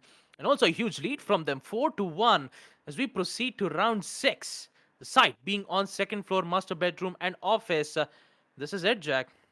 Looks like Monkey Hunters are slowly making their way. They are so near that they can taste the victory. But will we see Kira Esports deny it? We may or may not, folks. This is quite the showing from Monkey Hunters. It's like they took this little break, got themselves a couple of energy drinks, and were like, all right, we're speed running now, boys. Let's go. 4-1 in 6 rounds. Can you not say that this has been a little bit of a speed run? They are just vibing right now. You can see it. They're chilling. They're really enjoying themselves out there, while also just, happening to participate in an any person speed run of a Rainbow Six Esports game. It is what it is, Sometimes you get this, sometimes you get 8-7 matches, as right now, things are slowly turning, not in the favor of Kira Esports. Kira were 2-1 up when we went to Villa, and now 2-2 equalized. They seem to have lost a huge amount of momentum between pre-Villa and post-Villa. And now on second floor, master bedroom, the only side that they have won so far. Can they give themselves one more shot? Oh, Sandy's down. Rhymes with Buck with the spawn peak early, and this time it will work, as Sandy will be taken care of, the first one to fall, and that does not spell good things for the side of Monkey Hunters. Now they have to watch for the run out from below, and I think they are actually. I think they have an idea, and oh, Rhymes with Buck. No, that is not how you do that. Come on. Wow. Aha. One more down, and that too of his own volition. That is Rhymes with Buck taken care of, and the man count has been equalized. Equalize once more, and the alibi who just decided to go way much aggressive. Like that. But in the end, we will see Slayer getting caught up the Jones and gets destroyed both at the same time. He's trying to challenge the windows of Solistis. It's not gonna have a good, good end if that frag grenades get caught up in the process. Another flashbang comes in, but looks like Athar takes quite a lot of damage. They're still trying to figure out a way to get that access. So, minute and 37 seconds. Monkey Hunters still trying to figure out a way to get those kills. And Sparko, if he gets this kill, then he gets the control in towards Trophy. One single peek is more than enough, because for the defenders, he just needs to activate the Surya Gates back so that the attackers is forced to use that ability. But for now, a huge pre-fire from the Sledge, and so does Envy. Athar and Envy, both of them are holding the same angle. And if one of the roamers from the attackers gets a hold of that opportunity, then that means it is huge. Talk about the time again. It's 1 minute. Jittery waiting for the opportunity, but no, he's gonna ping himself. The alibi's Prismas is gonna give the kill to Rattler instead. 2 kills for Monkey Hunters. They are currently in the lead, and Jittery is just patiently waiting for the smoke, or maybe a mute. Actually, it is the smoke. I do have to apologize. Envy still trying to hold his ground, and Rattler waiting to end things once and for all. This huge lead, 5-1, is big for Monkey Hunters to ensure their victory, and Kira Esports must defend it at all costs. Pings will come in from Rattler. You see Envy still patiently waiting. The smoke gas canisters will come in too, which would force Jittery to reposition himself. Look at this, the time is what Kira Esports needs. 20 seconds. The push will come in from Rattler. He fails it. Athar wins it out. 3v2, 15 seconds. Pete needs to go in for the plant, in which Jittery has the cover. He's way much more worried about that specific angle. Vomai pushing in. Does he get the kill out? Yes, he does. That's a denial. They have to go in for the push. It is too late. But will he get the kill? No, it does not. Ho, ho, ho. Kira Esports. So close. All they had to do was to destroy Beat. And they did exactly that. Such a close round. And Monkey Hunters will lose it 4-2. Is this the comeback Kira Esports needs as we proceed to round 7? Kira Esports will be in attack, and the side for Monkey Hunters to be defending will be in first for kitchen and dining room. This is a very huge blow to Monkey Hunters. A very huge blow indeed. Indeed, folks, as a 4v2 has been found going into round 7. However, there's been a double disconnect right here from Athurv and, oh boy, a little bit of an unfortunate issue from the side of Kira Esports, and they are asking for a full-blown rehost, which means we might need to go into one very shortly, folks, because the rehost will probably be given to them as it stands. And, it's understandable as to why. They are definitely probably not having a good time. The double disconnection is definitely quite something, if you will. And we're just waiting on the admin's confirmation before we can let our viewers know about that one. And don't worry if we sound a little sleepy. We are starting to slow down slightly, because vocal cords aren't generally made for a BO5 with this much action. And that's why, I also envy casters at higher levels, who cast like majors and the invitationals. Man, they have some vocal cords. They've got some stamina as well. But for us, this is what we can do, and this is what we are here to do: entertain our viewers with some beautiful Rainbow Six Siege casting and with this match itself. What a match it has been. And first 7 rounds down, it has proven to be quite the game indeed, hasn't it? We've had everything. We've had rushes, we've had semi failed rushes, we've had attempted Gara hooks, we've had double track stinger kills. I think this is the only time in an esports, in a Siege competitive esports game, that I've seen a double track stinger kill in a single round. Wow. Wow, round one was something else. Well, no, that was round two, actually. Round two was something else, wasn't it?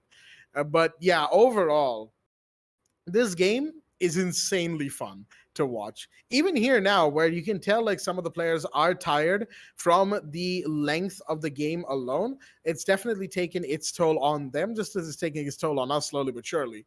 But we are working on getting all the players back. So, Baba, first 7 rounds down, and we're going 4-2 with Monkey Hunters in the lead going into defense on Chalet. What do you think? What's the second half got in store for us based on what we've seen so far? At this point, Jack, since we've been asking the same questions over and over again, like I said, the answer will be same. No idea. Because Kira Esports, they were just two players on the side on second floor master bedroom, and they held it so well that they won a 1v1, even with Sparko getting the final kill, even though the Wamai was taken care of, the plant was what Monkey Hunters failed. They even had good amount of covers. The beat was already going in for the plant, and Sparko, he just had to push a bit more forward, but yeah, it didn't happen though, would it? Just quite unfortunate for Monkey Hunters. Even though they even had a really good lead, 5-1 was like very huge in the first half. But no, it's not 5-1. It is 4-2. All thanks to Envy and Wumai, the man who made that clutch happen for Kira Esports 2v4. Such a very close match. Talking about second half, Monkey Hunters on defense and Kira Esports on attack. I'm quite surprised that Kira Esports hasn't made a decision to go aggressive. I They're just mean, going slow. I mean, they're going slow and methodical. I can understand that, but I mhm. haven't seen rushes like Monkey Hunters. You know, if they pull out the same rush that Monkey Hunters did, and if they win those rushes, I might think that Kira Esports might come back. There's a good chance. I think it's more of a case of like they're really being pushed down by Monkey Hunters the way they're playing in the mental game, right? And if they can somehow push past that, if they can somehow beat Monkey Hunters at their own game, even for 1 round, there's a good chance that Kira Esports can make the comeback and even make the win after the initial lead that they took. It's always down to that. Can you push past what your enemy is, and your enemies, dead at your feet, if you were, but defeated at your feet is probably the more proper saying in this situation. But yeah. And on the other side, Monkey Hunters, well, they've been doing well in the mental game, sort of, and their endurance has been very good today. Overall, the kind of energy we're seeing from them is definitely not the kind of energy we would have seen from them in previous BO5s back when they were, UG or Club G1 or Mammoth Gaming. They have a long history of endurance based issues, if you will. And today, that is not the case. I'm fairly happy to report that, of course. As right now, we're just waiting on the players to filter back in. The lobby has been remade, of course. Monkey Hunters are 4 out of 5 players in. Kira Esports are 4 out of 5 players in as well, folks. We're just waiting on the last two, and we can get right back into the action once again. And it's going to be some crazy action indeed. I actually, I'm expecting Kira Esports to, at least for 1 round, try playing like Monkey Hunters do. For 1 round, just literally 1 round, they go all in on everything they possibly can and see what they can do against Monkey Hunters at their own game. If they actually manage to take a round like that, then that mental game I was saying that they need to push through, they will push through that very, very, very well. And that'll give them a confidence boost that, all right, these guys, they do a lot of stuff when they're on attack, but now that we're on attack and we've done that to them, we have we can build momentum and we can push here and now. And that is what they simply need to do at this point in time. They need to push against Monkey Hunters, rage against the machine, as they say. And Kira Esports are on track to do that. 4-2, not the worst score in the world now that you're on the advantageous side for the map. And, it seems to me that the case of opposite map interaction, which is what I'm calling it, right? Is that like Villa's defender sided, but we had attackers winning and winning and winning and winning. We have Clubhouse defender sided, attackers are the ones taking rounds, right? That I think is like kind of tied to the fact that there were map picks picked by certain teams, and Monkey Hunters, picking a map, they were the one to lose it. And then that map, so Consulate, I can't really say got flipped on its head, because Consulate kind of doesn't obey one side or the other, at least in my opinion. It's kind of both sides, like plays both sides so that it always comes out on top until people stop playing it, and then it just stays down at the bottom. I mean, it literally didn't get played for a majority of the tournament. What are you going to say, huh? And then, of course, you have Clubhouse, Oregon, map 2, that was selected by Kid Esports. They lost, Oregon. Then you have Clubhouse, selected by Monkey Hunters, defender-sided map, attackers take rounds and they win, as in Kid Esports won Clubhouse. And then, of course, you have Villa, defender-sided maps, attackers win a majority of the rounds.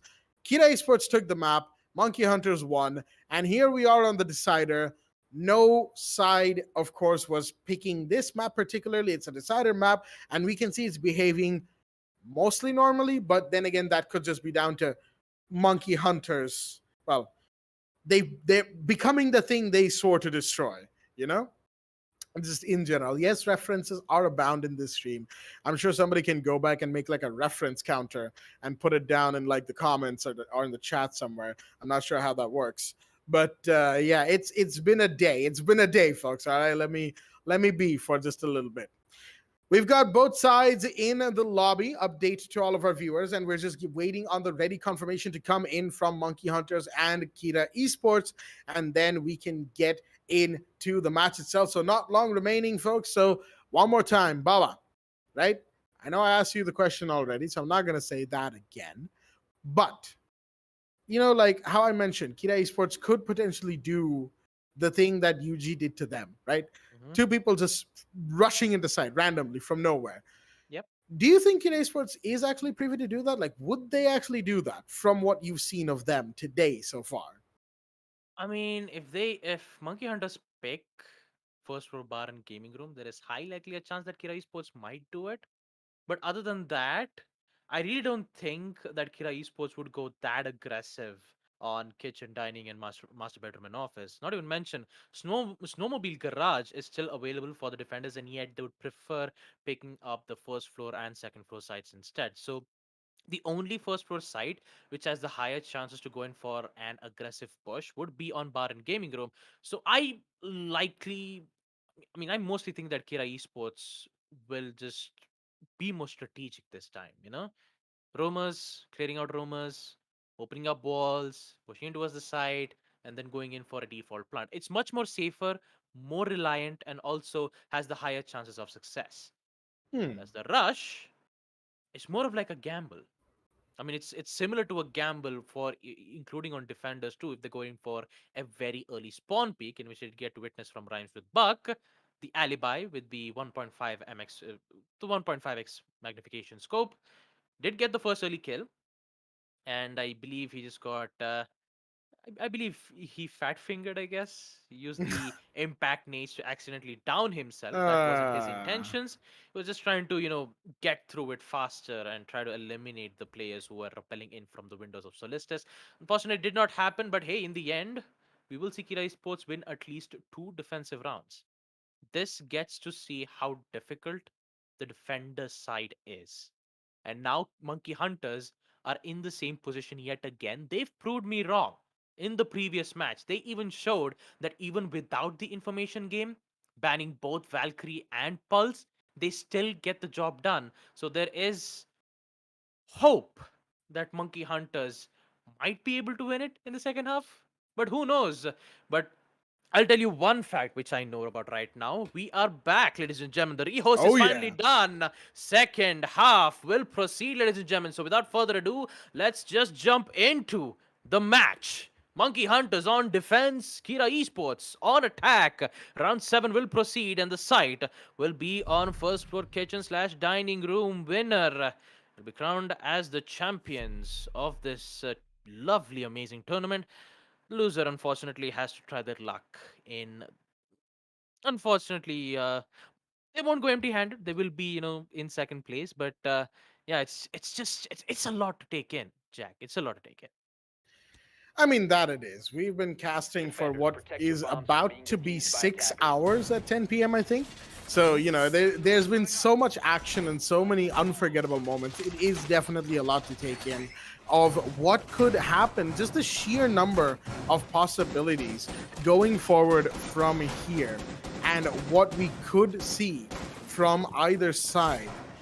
That has me excited, Baba. That has me excited in probably the best possible way right now, as we have the defensive setup coming in from the side of the Monkey Hunters. We've got Beat on the Pulse, Sparko on the 10 seconds Kaid, to the insertion. usual roles Attackers for have first located a floor bomb. dining and kitchen, 5 as seconds we remaining. are about to head into action phase. And you can see that second floor has been prepared Attackers are similar to moving how to you would defuse the see it bomb. normally prepared from any defensive team. You've got the ADSs and mute jammers all over the place, but that is the whole point.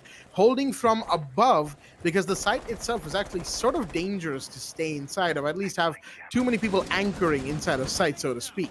You can have your pulse in there for sure, as Sandy with the Tachanka. I just noticed he's actually picked Tachanka. I thought that would be a 6 pick.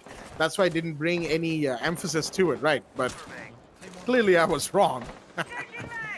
But yeah, overall, with the Tachanka in play, with Beat bringing in the Pulse with the C4 and cardiac sensors, with Rattler bringing in another C4, of course, the denial is aplenty from the side of the Monkey Hunters. And they're using Tachanka as sort of like a replacement for Smoke. But wait a minute, Smokes have gone off towards the West Main landing zone.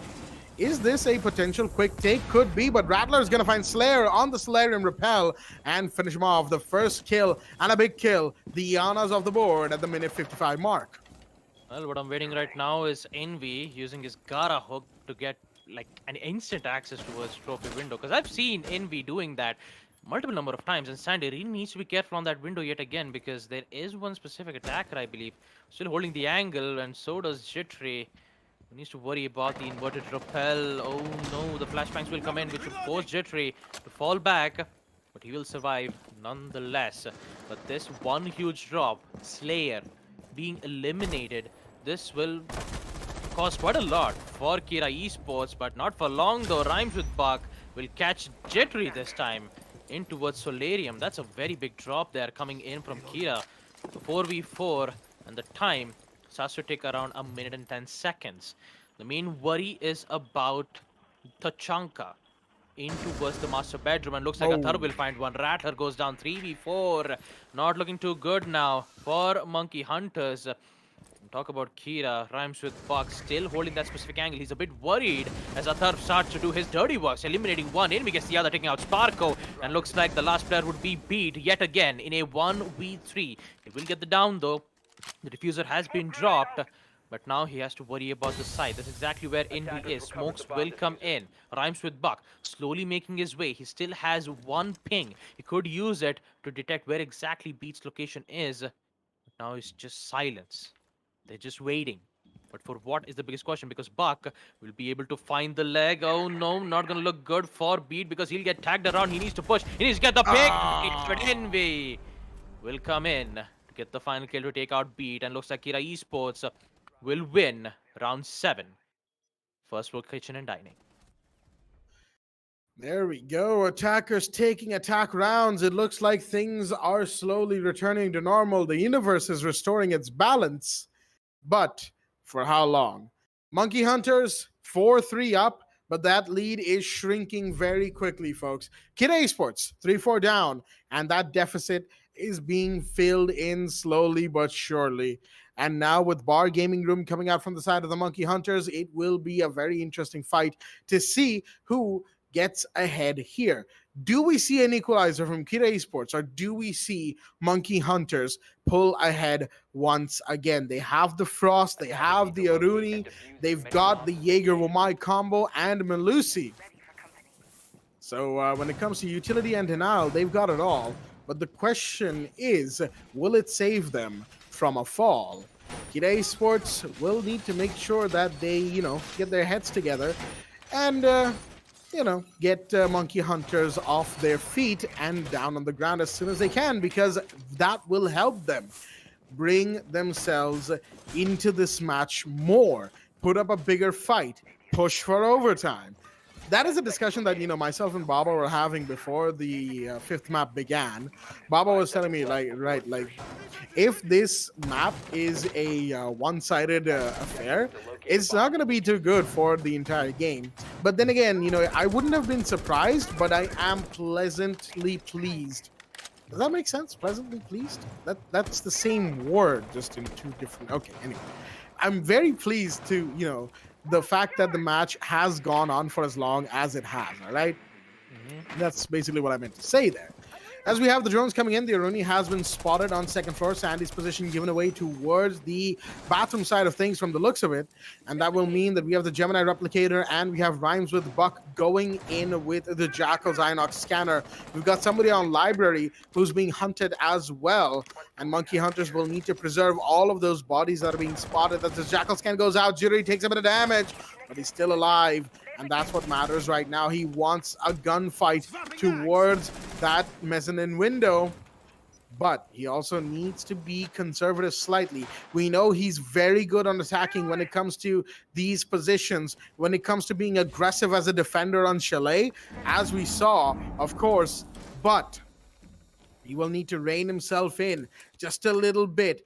Wait for the opportunity to present itself, and that wasn't it. He goes down, and Rattler takes a ton of damage as well. His fellow denial operator, the Wamai, is up next on the chopping block, and he's just going to decide to... No, he actually doesn't fall back down the hatch.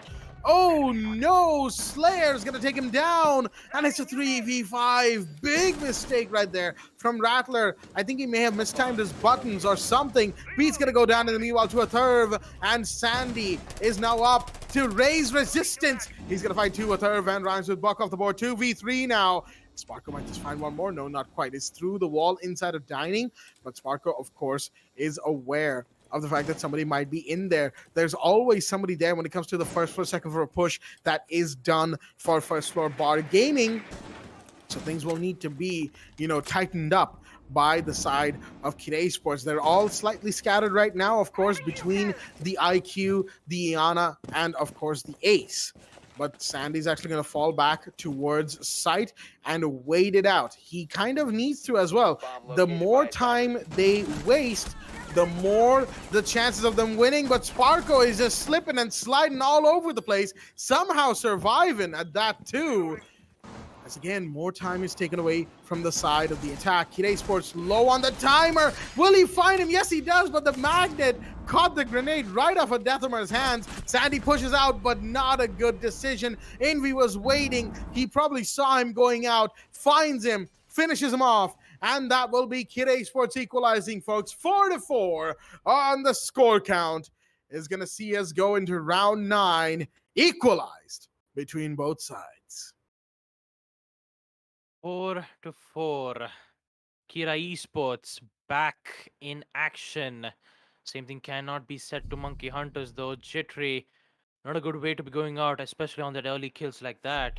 Oh boy. I mean, there's nothing much else to say, though. Sixpack will come in, shift from the Echo to the Jaeger. This time you'll have a lot of some utility denials coming in from Kira Esports. So it's quite a lot to take in for Monkey Hunters, knowing that they've worked so hard to put this on map 5 just to lose against Kira Esports. This is unacceptable, and Monkey Hunters needs to realize that. They need to come back in a way that they'd never expect. The same thing goes for Kira Esports, though. Amazing performance from them. from Envy rhymes with Bug, the amount of information that they're having, and also the way how they're eliminating players one by one, forcing them to be in a specific spot that they're forced to challenge. And Monkey Hunter is 10 losing seconds those left before challenges. insertion. There's nothing 5 quite seconds left sure before insertion. on what I'm about to say next, because round 9, 4 Attackers to must 4. locate and defuse a bomb. Who's going to be in the lead? Will Kira Esports continue their reign of terror in attack, or will defenders make some impressive comebacks like a 2v4 or maybe a 1v3, just like to be expected from Sandy and Sparko?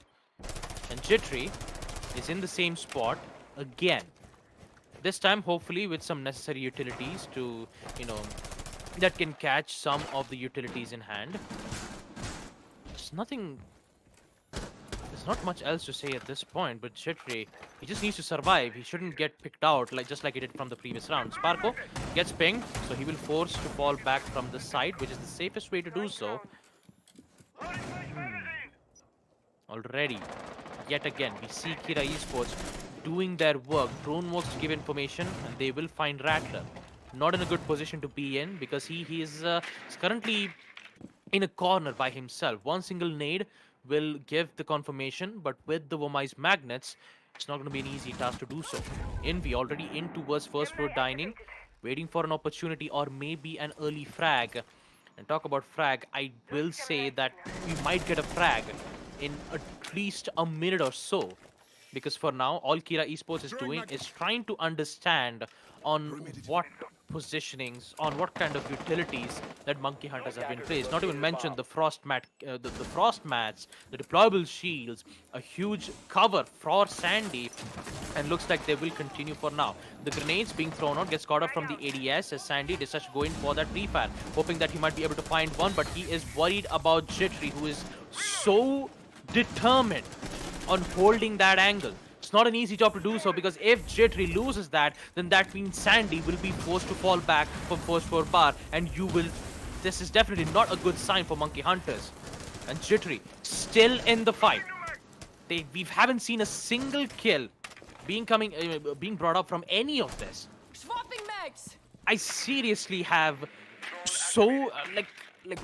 I have shaky hands right now, and I have no idea on who's gonna go down first. Will Jittery get the kill? Oh, wait a minute. For a moment there, I saw the Iana pushing in, but with Buck comes in, Jittery goes down, and so does Rhymes with Buck. With an instant refrag coming in from Sandy. There you have it, the first instant kill, and also a refrag all together.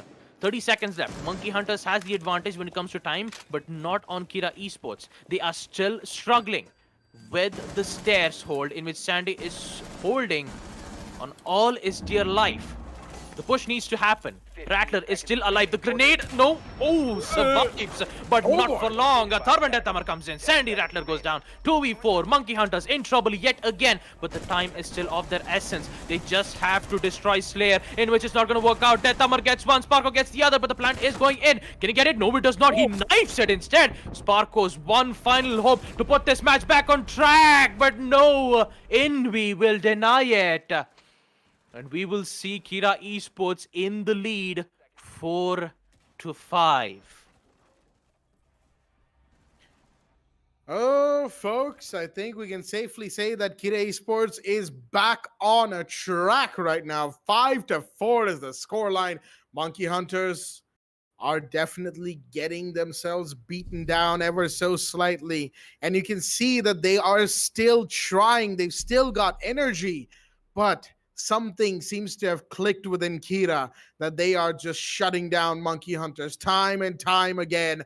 5-4, and what a time for Kira Esports to be taking the lead right here, right now. One round away from match point, series point this time, and 2 rounds away from the victory. 3-2. Can it happen? Will it happen? We'll only have to find out after a couple of rounds, folks. It could be overtime as well, mind you. Monkey Hunters could suddenly turn around, take this round, and take us for a wild ride in the upcoming few rounds to go. It has been a doozy of a game, but only a few rounds remain. 2, if Kira Esports gets their way, including this one, of course. 3, if Monkey Hunters get their way. And If not, 5 seconds then we're remaining. probably gonna have another 5 rounds. Yeah, counting Max OT, that makes it 5. Yeah, that makes it 5. All right, yeah, 5 whole rounds more, potentially speaking. And I still could be wrong about that. Don't quote me on that. Is yet to go.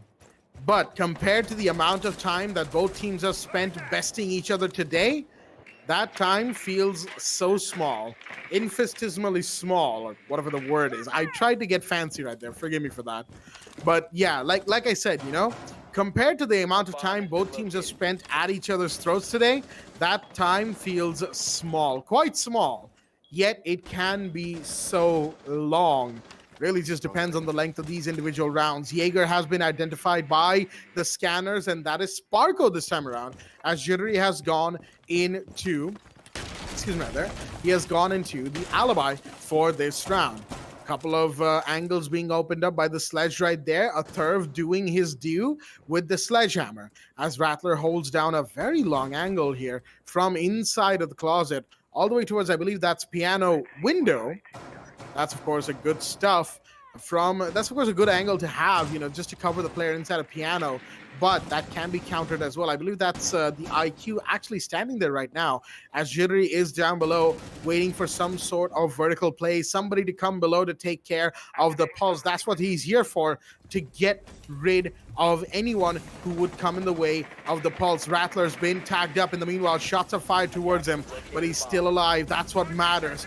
What Monkey Hunters need is for operators to be alive and survive gunfights in those crucial moments. Shots fired as Sandy throws out a C4, but that won't find anything. Unfortunate, as now the only C4 remaining is from the Pulse. Beat needs to be so very careful with that C4 of his. If he uses it and it misses, then things will turn very, very gray. But Jittery's going to find one. That's Deathamer off the board. Huge drop, but he's going to go down to a third. The trade comes in from the side of the attack. 4v4 as round 10 progresses into the 50-second mark. So close, and looks like the trade game is still in favor of Kira Esports. Look at that. Jittery gone, Death Armor gone, and so does Sparko. In the hands of Slayer, they're going in for the plant, and so does Envy, already pushed in towards Dining. Looks like the entire control is still in their hands, but Sandy is still alive and kicking. 2v2, an equalizer will come in. Another shot. Sandy will make sure that he will win it out, but he has one final barricade to go through. And that is the oh so devastating ever Envy. The G8 LMG is so powerful. He is going in for the plant. The only problem is he gonna go for the plant, or is he gonna go in for the kill? Envy steals the show away. Kira Esports, ladies and gentlemen, will be on match point 6-4. Kira Esports is one step away of being the champions of Lenovo plus AMD, the Rising, in association with Vijay Sales. This is it. The moment of truth is finally here for Kira Esports to determine whether they could win it out, or will they give a chance for Monkey Hunters to put this match on overtime. 6-4. Series point. Kira Esports here to play for all the marbles. Monkey Hunters need a comeback. 2 rounds. That is all they require. 2 more rounds, folks. And they can still turn this around. They can still go for overtime. All they need is that little push. That one push. And then suddenly this game gets cracked wide open one more time. One final time at that. But it will require immense strength from the side of the Monkey Hunters. They are so close. 6-4 in the grand scheme is practically nothing compared to the scores that these teams have seen in their histories, these players have seen in their esports careers and their careers with this game.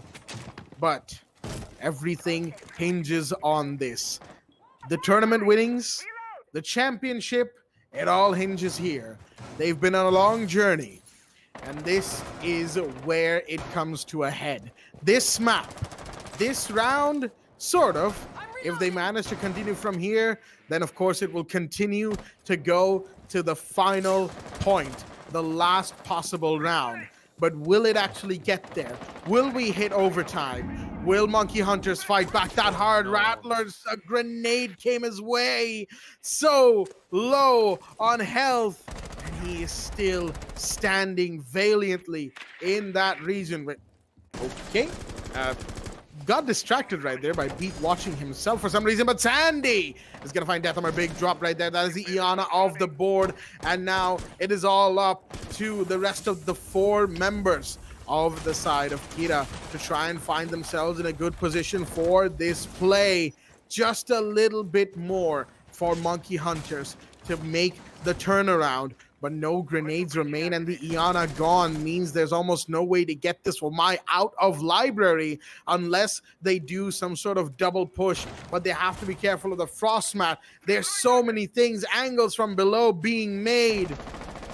Oh, there is quite a lot to do. Athar's going to swing in towards the library. Small window right here. Throws the drone as a bait. Will that work? No, it doesn't. Beat is down below watching. You have to be careful about that. Athar goes down. 5v3, minute 10 on the clock.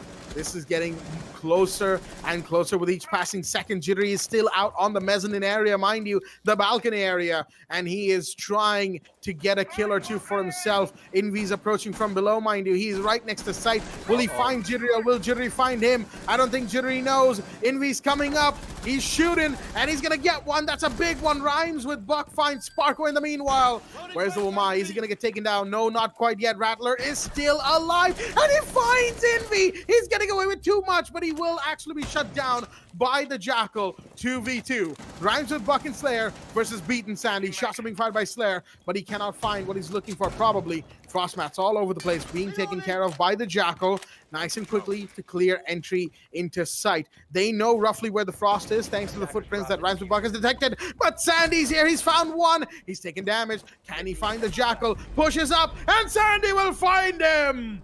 One more down, and one more round to the Monkey Hunters. It ain't over yet, folks. It ain't over till it's over. That is for sure. And that is why we're going to have the round of ones. 6-5 for Kira Esports as they stand one round away from the victory. Monkey Hunters stand one round away from match point, the site of the showdown, first floor kitchen and dining room. Finally, Monkey Hunters have won their defensive round in the second half. 5-6. The round of ones is finally here. What is gonna happen next? Sandy with the 6-pick switching from the castle to Tachanka. And oh boy, this is going to be a close match for sure. The way out's been going right now, Monkey Hunters, they need this. They are desperate to get this win to put themselves back on OT. And Kira Esports, especially Envy, who just missed a shot on towards Rattler, did cost them the match. I'm not gonna lie, it did cost them the match. I mean, it was a 2v4. They converted it into a 2v2, and yet in the end, they could not succeed. So close for Kira Esports to be winning that. And also, not to even mention, 4 consecutive attacker wins. They even won first floor bar and gaming room twice. They even won second floor master bedroom and office. Not even mention first floor kitchen and dining. And we will see them pick another time. Reinforcements being done. C4s prepped and ready. Barbed wire placed. Sandy's Shumika launches. Everything is set and ready for Kira Esports' attack. And also talking about that breach coming in, it's about showtime for Kira Esports to see what happens next. Talking about Sparko though, into his first floor kitchen, and the drone works coming in to give vital information for Kira Esports. Beat giving information via the cardiac sensors. So much information to go through.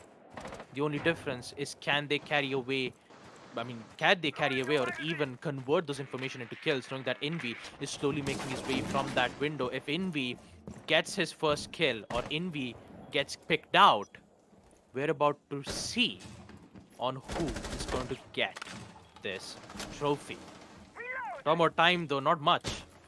Minute and 50 seconds. Kira Esports still trying to figure out a way. Trophy still, it's in the hands of Jittery. It's a lot of silence game happening around as Jatamar throws a nade. He's a bit worried about some. He's a bit worried about some new jammers in which he will destroy successfully. But it's just silence. Silence from both these teams as the attackers continues to use their heart-reaching capabilities to open up walls. Oh no! boy. Rattler first comes in, takes out Death Armor. Sandy with the second, and Rhymes with Buck needs to recover this. He will get Sandy though, but he hasn't got Rattler, in which he is patiently waiting enough from that specific spot. So he will decide to go in for those drone works. Rhymes with Buck. Oh no, he'll be able to find that one though. The pre-fires will come in, but he will survive nonetheless. Kira Esports starts to lose a lot of time, and Slayer even missing that opportunity. A beautiful recovery there. Taking out Raptor, a 3v3, 50 seconds left. Kira Esports needs to make a push. C4's prepped and ready. Monkey Hunters needs to get this kill again. Jittery taking quite a lot of damage. The same thing goes to Rhymes with Buck. Envy, the man who has to take out the player who is holding it into a second floor trophy, or else Monkey Hunters will put this match on OT. Smokes will come in, and so does the kill from Sparko. Buck goes down 3v2, and the push needs to happen. 25 seconds. Prepped and ready. Yet again, you hear the silence because you have no idea on who is going to have the upper hand. 15 seconds. Time starts to tick.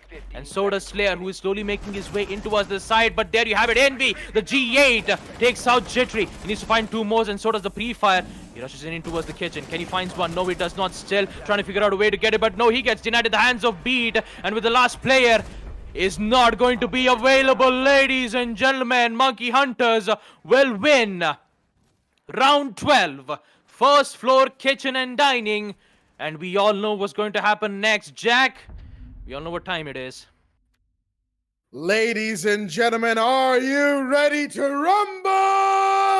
Overtime is in play.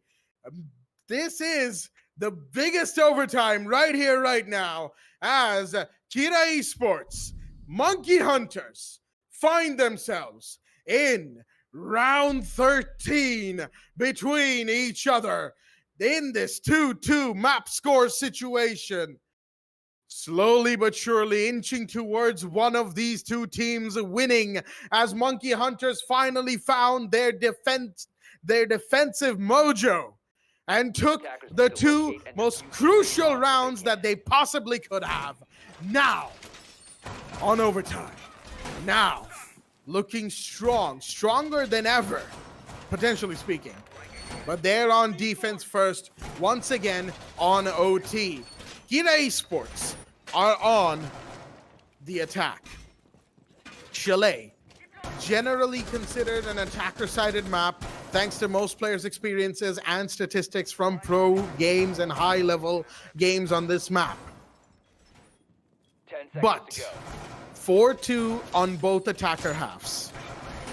What are we to see here is a question I don't think anyone can answer right now. The site of choice is, of course, second floor master bedroom from what I can see.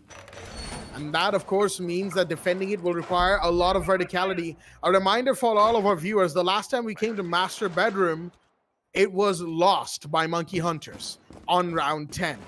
They could have gone back to bar gaming. They could have gone back to kitchen. Maybe not kitchen, but bar gaming could have happened for them. But it was not to be. As now, on second floor, they have just so much work to do as Rhymes with Buck is slowly sneaking up to sight, undetected from the looks of it, but those shots have given away his position and he will have to fall back quickly, nice and smoothly at that as well. As he's going to rotate towards the balcony right here and give himself a little bit of room to work with. Grenades coming out. There we go. No, not quite gonna find anything, just a bit of utility, much needed utility, mind you, as Jittery goes for a bit of a pre-fire. Still, no kills taken. Of course, it is very early in the round itself, and things are going to go one way or the other extremely quickly and extremely swiftly, folks. I know I'm repeating myself quite a bit with these, but it is one way or the other. One team has to win at the end of the day. It is just how things work, as the third is going to push up the mezzanine area, now trying to support the breach that's happening on the mezzanine balcony, or office balcony, or library balcony, whatever you want to call it. Pulse, in the meanwhile, detecting folks going up and down, giving away information to his teammates, the required information, that is, that they will absolutely love from the Pulse. That is what he's down there for, beat. And of course, he's got Rattler with another C4. That's why the Kaid is down there as well. Sparko, he's holding down West Main as well as grenades come in, but that's not actually going to take care of the shield. And that shield is still there, means Jittery is still there, means it's going to be harder to push into piano, but Sparko's going to go down. Excuse me, the Jaeger was Sparko. Accidentally misread that, but he's down. And that is huge right now for the side of the attack. With Sparko off the board, they can push in slowly but surely, as Deathamar already has. He's in piano. He's waiting for whoever, he's the one with the defuse, excuse me. He's waiting for a bit of clearance, and he's going to go straight in and go for the plant potentially. Yes, there we go. Can Beat get there in time? Can the plant be denied? C4 needs to go out. No, there's the Echo drone just to stop it for a second. Deathamar's been downed in the meanwhile.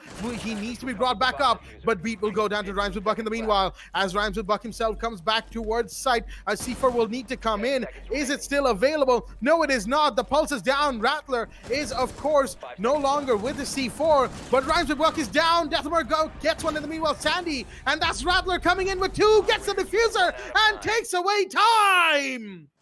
Last second of the last second.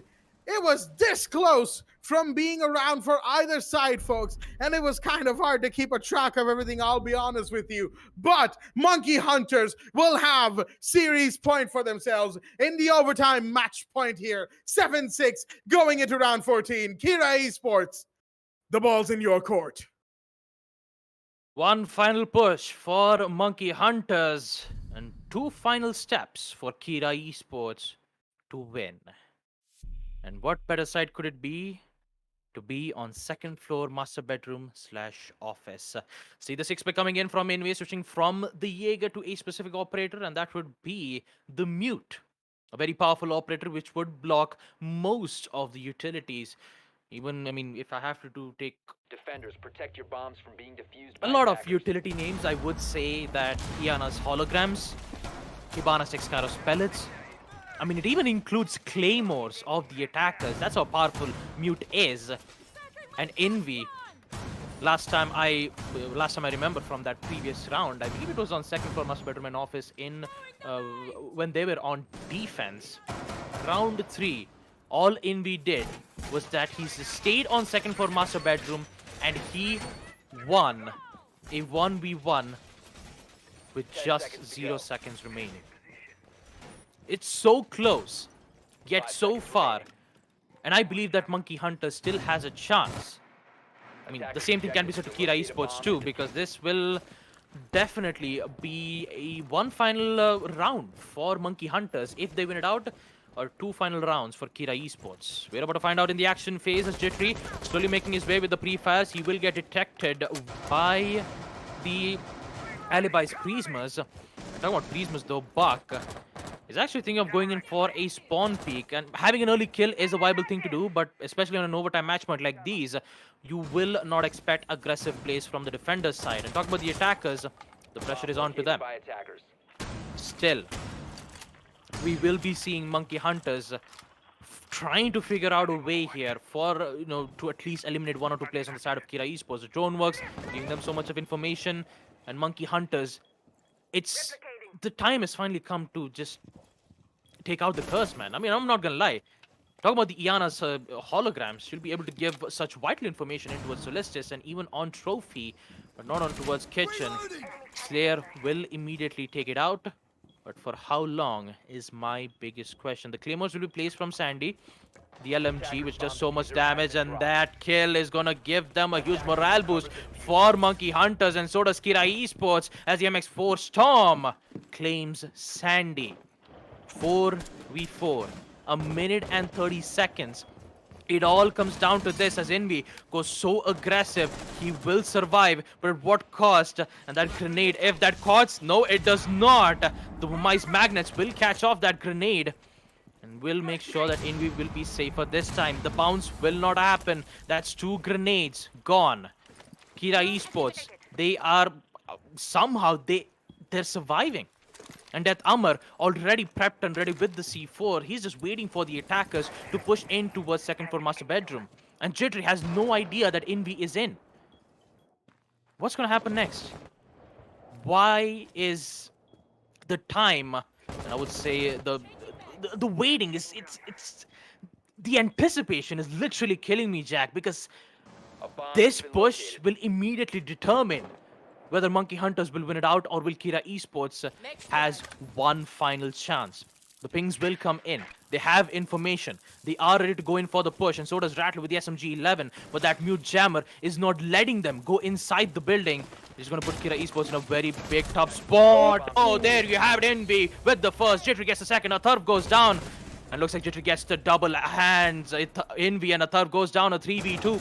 16 seconds left. Sparko finds one. This is it. This is the moment that Monkey Hunters have been fighting for such a long time. But Rhymes with Bug is still alive, and there is high likely a chance for a denial. Will it happen? Beat is going in for the plant, and Sparko is still holding this very specific angle. And Rhymes with Bug is still trying to figure out a way. It's too late. It's a post-plant situation as he has to find 2 players. One is prone in. That is Beat. Sees the leg. Goes in for the shot. Misses quite a lot. Push comes in, but he will get the kill nonetheless. Triple kill for Rhymes with Bug. And now it's a 1v1. The IGL leader needs to make this work. He needs to get this one. No!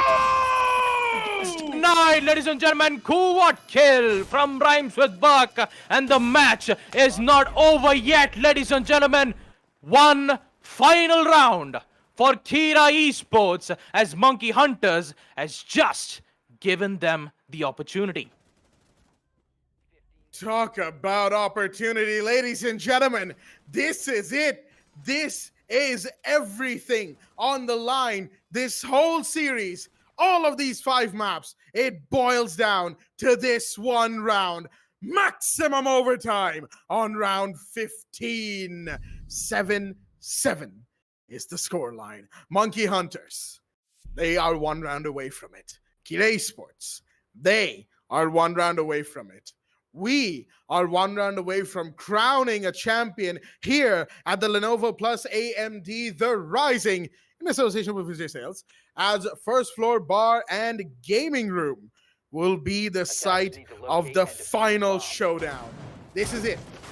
Everything we've seen of this beautiful series of maps has come down to this. One final round. A final 5 minutes, and we will see exactly who will go away, go home with the victory and with the championship. This is pretty much the whole thing right here. This is what we have been waiting for. We've been calling this ever since we started on map 1 today, what feels like an eternity ago at this point. And this is where we have ended up. Maximum overtime on round 15. 7-7. As action phase starts up, we're going to have the standard droning from the side of Kira Esports. They're on the attack, and Chalet, well, we all know what Chalet is, but these last 2 rounds have been vastly different than the attacker side. It's Chalet that we are used to. Is that Rattler in that library corner once again? Yes, he is. The Wamai is here with everything possible to protect him. He's got ADSs. Yes, he's got magnets. There we go. He's gonna throw a new one out right now, in fact, as the Jackal tracks will come out onto Sandy. But of course, he's not gonna face any repercussions off of this just yet, folks. There is so much yet to do. Like you said, Baba, the anticipation is killing me, but Atharv is getting killed by Rattler anyway, but Deathamar's gonna get him. The trade is in from the G36 of the Iana. 1 more down, 4v4. A trade is in the play right now. as Beat is setting up a bunch of vertical angles for himself to support his team from above. You have, I believe that's the Aruni right there, on second floor as well. Sparko's gonna find Rhymes with Buck in the meanwhile. Big drop as Deathhammer takes a ton of damage as well. I believe that could be from the Aruni above. Sandy's doing work. Jittery's here for support as everyone else is slowly clamoring towards this one endpoint. Slayer pushes up towards the small window of library as a drone will spot where the Aruni is, but it won't matter. He can just pull back and wait for an opportunity to present itself slowly but surely. As Sandy, in the meanwhile, wait a minute, he's actually going to push up. Is this advisable right now? Hasn't been seen by the drone, not now quite yet. He is just waiting, but no, he didn't know somebody was on small window. Slayer will take him down. Jittery's made his way back to site. In the meanwhile, he knows that there's somebody in closet. Shots are fired, but he misses. Unfortunate. He still has to watch that as he's got the Frost, of course, helping. But with that Selma, that's going to force the Frost out of the little closet area of Bar Gaming. The connector area, excuse me. And now 40 seconds remain. Slayer has to get in there and start the plan to push things into overtime. Slayer, no! Diffuser drop on library stairs. Jittery cannot miss in these crucial moments. 30 seconds on the clock, and there's one more down from Sparko. It's all up to Deathhammer. Can he do anything? No, he can't. Beat swings around from the bomb chassis and finishes off the round, the match, the series, and the tournament right here with the final kill on to Deathhammer. And with that, ladies and gentlemen, I believe we all know the result. 3-2 on the scoreboard. Monkey Hunters will be the ones to win tonight's match. The best of 5 has been decided. And congratulations to former Union Gaming. I almost said their name by default. I'm still not, done with not saying that name. Do apologize for that. But congratulations to the Monkey Hunters for putting on a stellar performance today. Kira Esports as well. You guys did a fantastic job whenever you guys were in and playing for it all. And you were here for the entirety of it. I can say that for sure. Beautifully played, a stellar game, an incredible game from both sides. And at the end of the day, one had to win, but it wasn't without a fight. Monkey Hunters are your champions here at the Lenovo plus AMD, The Rising, in association with Vijay Sales. And we will, of course, revisit these winning moments in the highlights, going live on your screens right now. Oh, what a game. What a finale. Finally, Monkey Hunters have broke the curse. They have finally succeeded. 3-2. Double overtime. They've done it. They've done it, Jack. And although Rhymes with Bug did so much work, quad kill, and also not even mention a huge 1v2 clutch on round 14, second for Master Bedroom and Office, for a moment there I thought Kira had it. For like a small moment, I saw that Kira Esports almost had the trophy in their hands. Fortunately, could not. I mean, starting off with Monkey Hunters, though, so much aggression on first floor bar and gaming room that let them give 2 wins on first floor bar and gaming room twice. Jittery. Amazing. The same thing can be said to Invi though, because he just came back from his senses. The G8 LMG from the IQ was so exquisite. It's just there's absolutely no words to say. I mean, yes, we did get to witness a sheer amount of mistakes being made from the alibi, but he did it. He did made some incredible clutches, and also such a close round at that too. 2v4, post plant denied. 2v2, a clutch from Kira. Expect a lot of clutches being made on the defensive side, but in the end, Monkey Hunters, they did it. They finally did it, Jack. The curse has finally been lifted, and we will see Monkey Hunters crown themselves as the champions of Lenovo plus AMD, The Rising, association with Vijay Sales. An amazing performance being displayed there from Sparko. It's been a while since I've seen Sparko fragging in quite a long time. And also Jittery, who's been amazing at it. It's just There's nothing much more else to say, Jack. The only thing that I can say is that these 5 matches that we did get to cast were one of the most amazing matches that we did get to cast, and Mm-hmm. it's great to see that Monkey Hunters finally got back up amidst Kira Esports, knowing that they've been a thorn in them for such a long time, and Monkey Hunters finally getting that win. It must be a huge a sigh of relief for them. It definitely must be a sigh of relief just to get this match done, if you know what I'm saying right now. Because, boy, was this a barn burner of a match, a humdinger of a match, call it whatever. It was arguably one of the better games of Rainbow Six Siege, one of the best games of Rainbow Six Esports that I have had the honor to cast. I will say it has been amazing. Sure, post-match analysis will say that, oh, this thing was done wrong, that strat went wrong, or this push shouldn't have happened, or something like that. But I think right now, in this moment, folks, we can all agree, regardless of what mistakes were made, regardless of how either side decided to play it, both teams here deserved to be here. And honestly, I still can't say who would have won if something had been different. I really can't. And as you can see, the champions.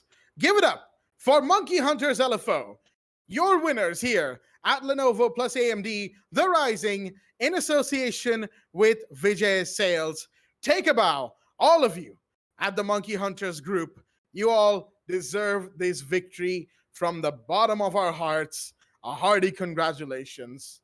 And a thank you as well for playing as well as you did. Kira Esports, don't feel dejected, boys. We still got the AMD Challenger Series as well to, cast and for you guys to play. So there's plenty of action, plenty of Rainbow Six Siege still here, still coming for all of our viewers at home. We hope you're ready because the action ain't stopping yet.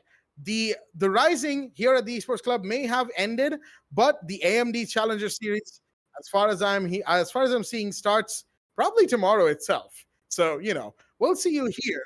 But for now, for Lenovo plus AMD, The Rising in association with Video Sales, that's going to be it for the tournament. That's going to be it for myself and Baba Gusta. We are very happy to have casted this match, and we look forward to more, along with working alongside this beautiful production team that we have had the chance to work with. The admins, everybody in the back end, huge congratulations to them for making this possible, and a huge thank you to the Esports Club for having us as we sign off on The Rising for the last time. And we'll come back with the AMD Challenger Series soon. Until then, stay tuned and good night.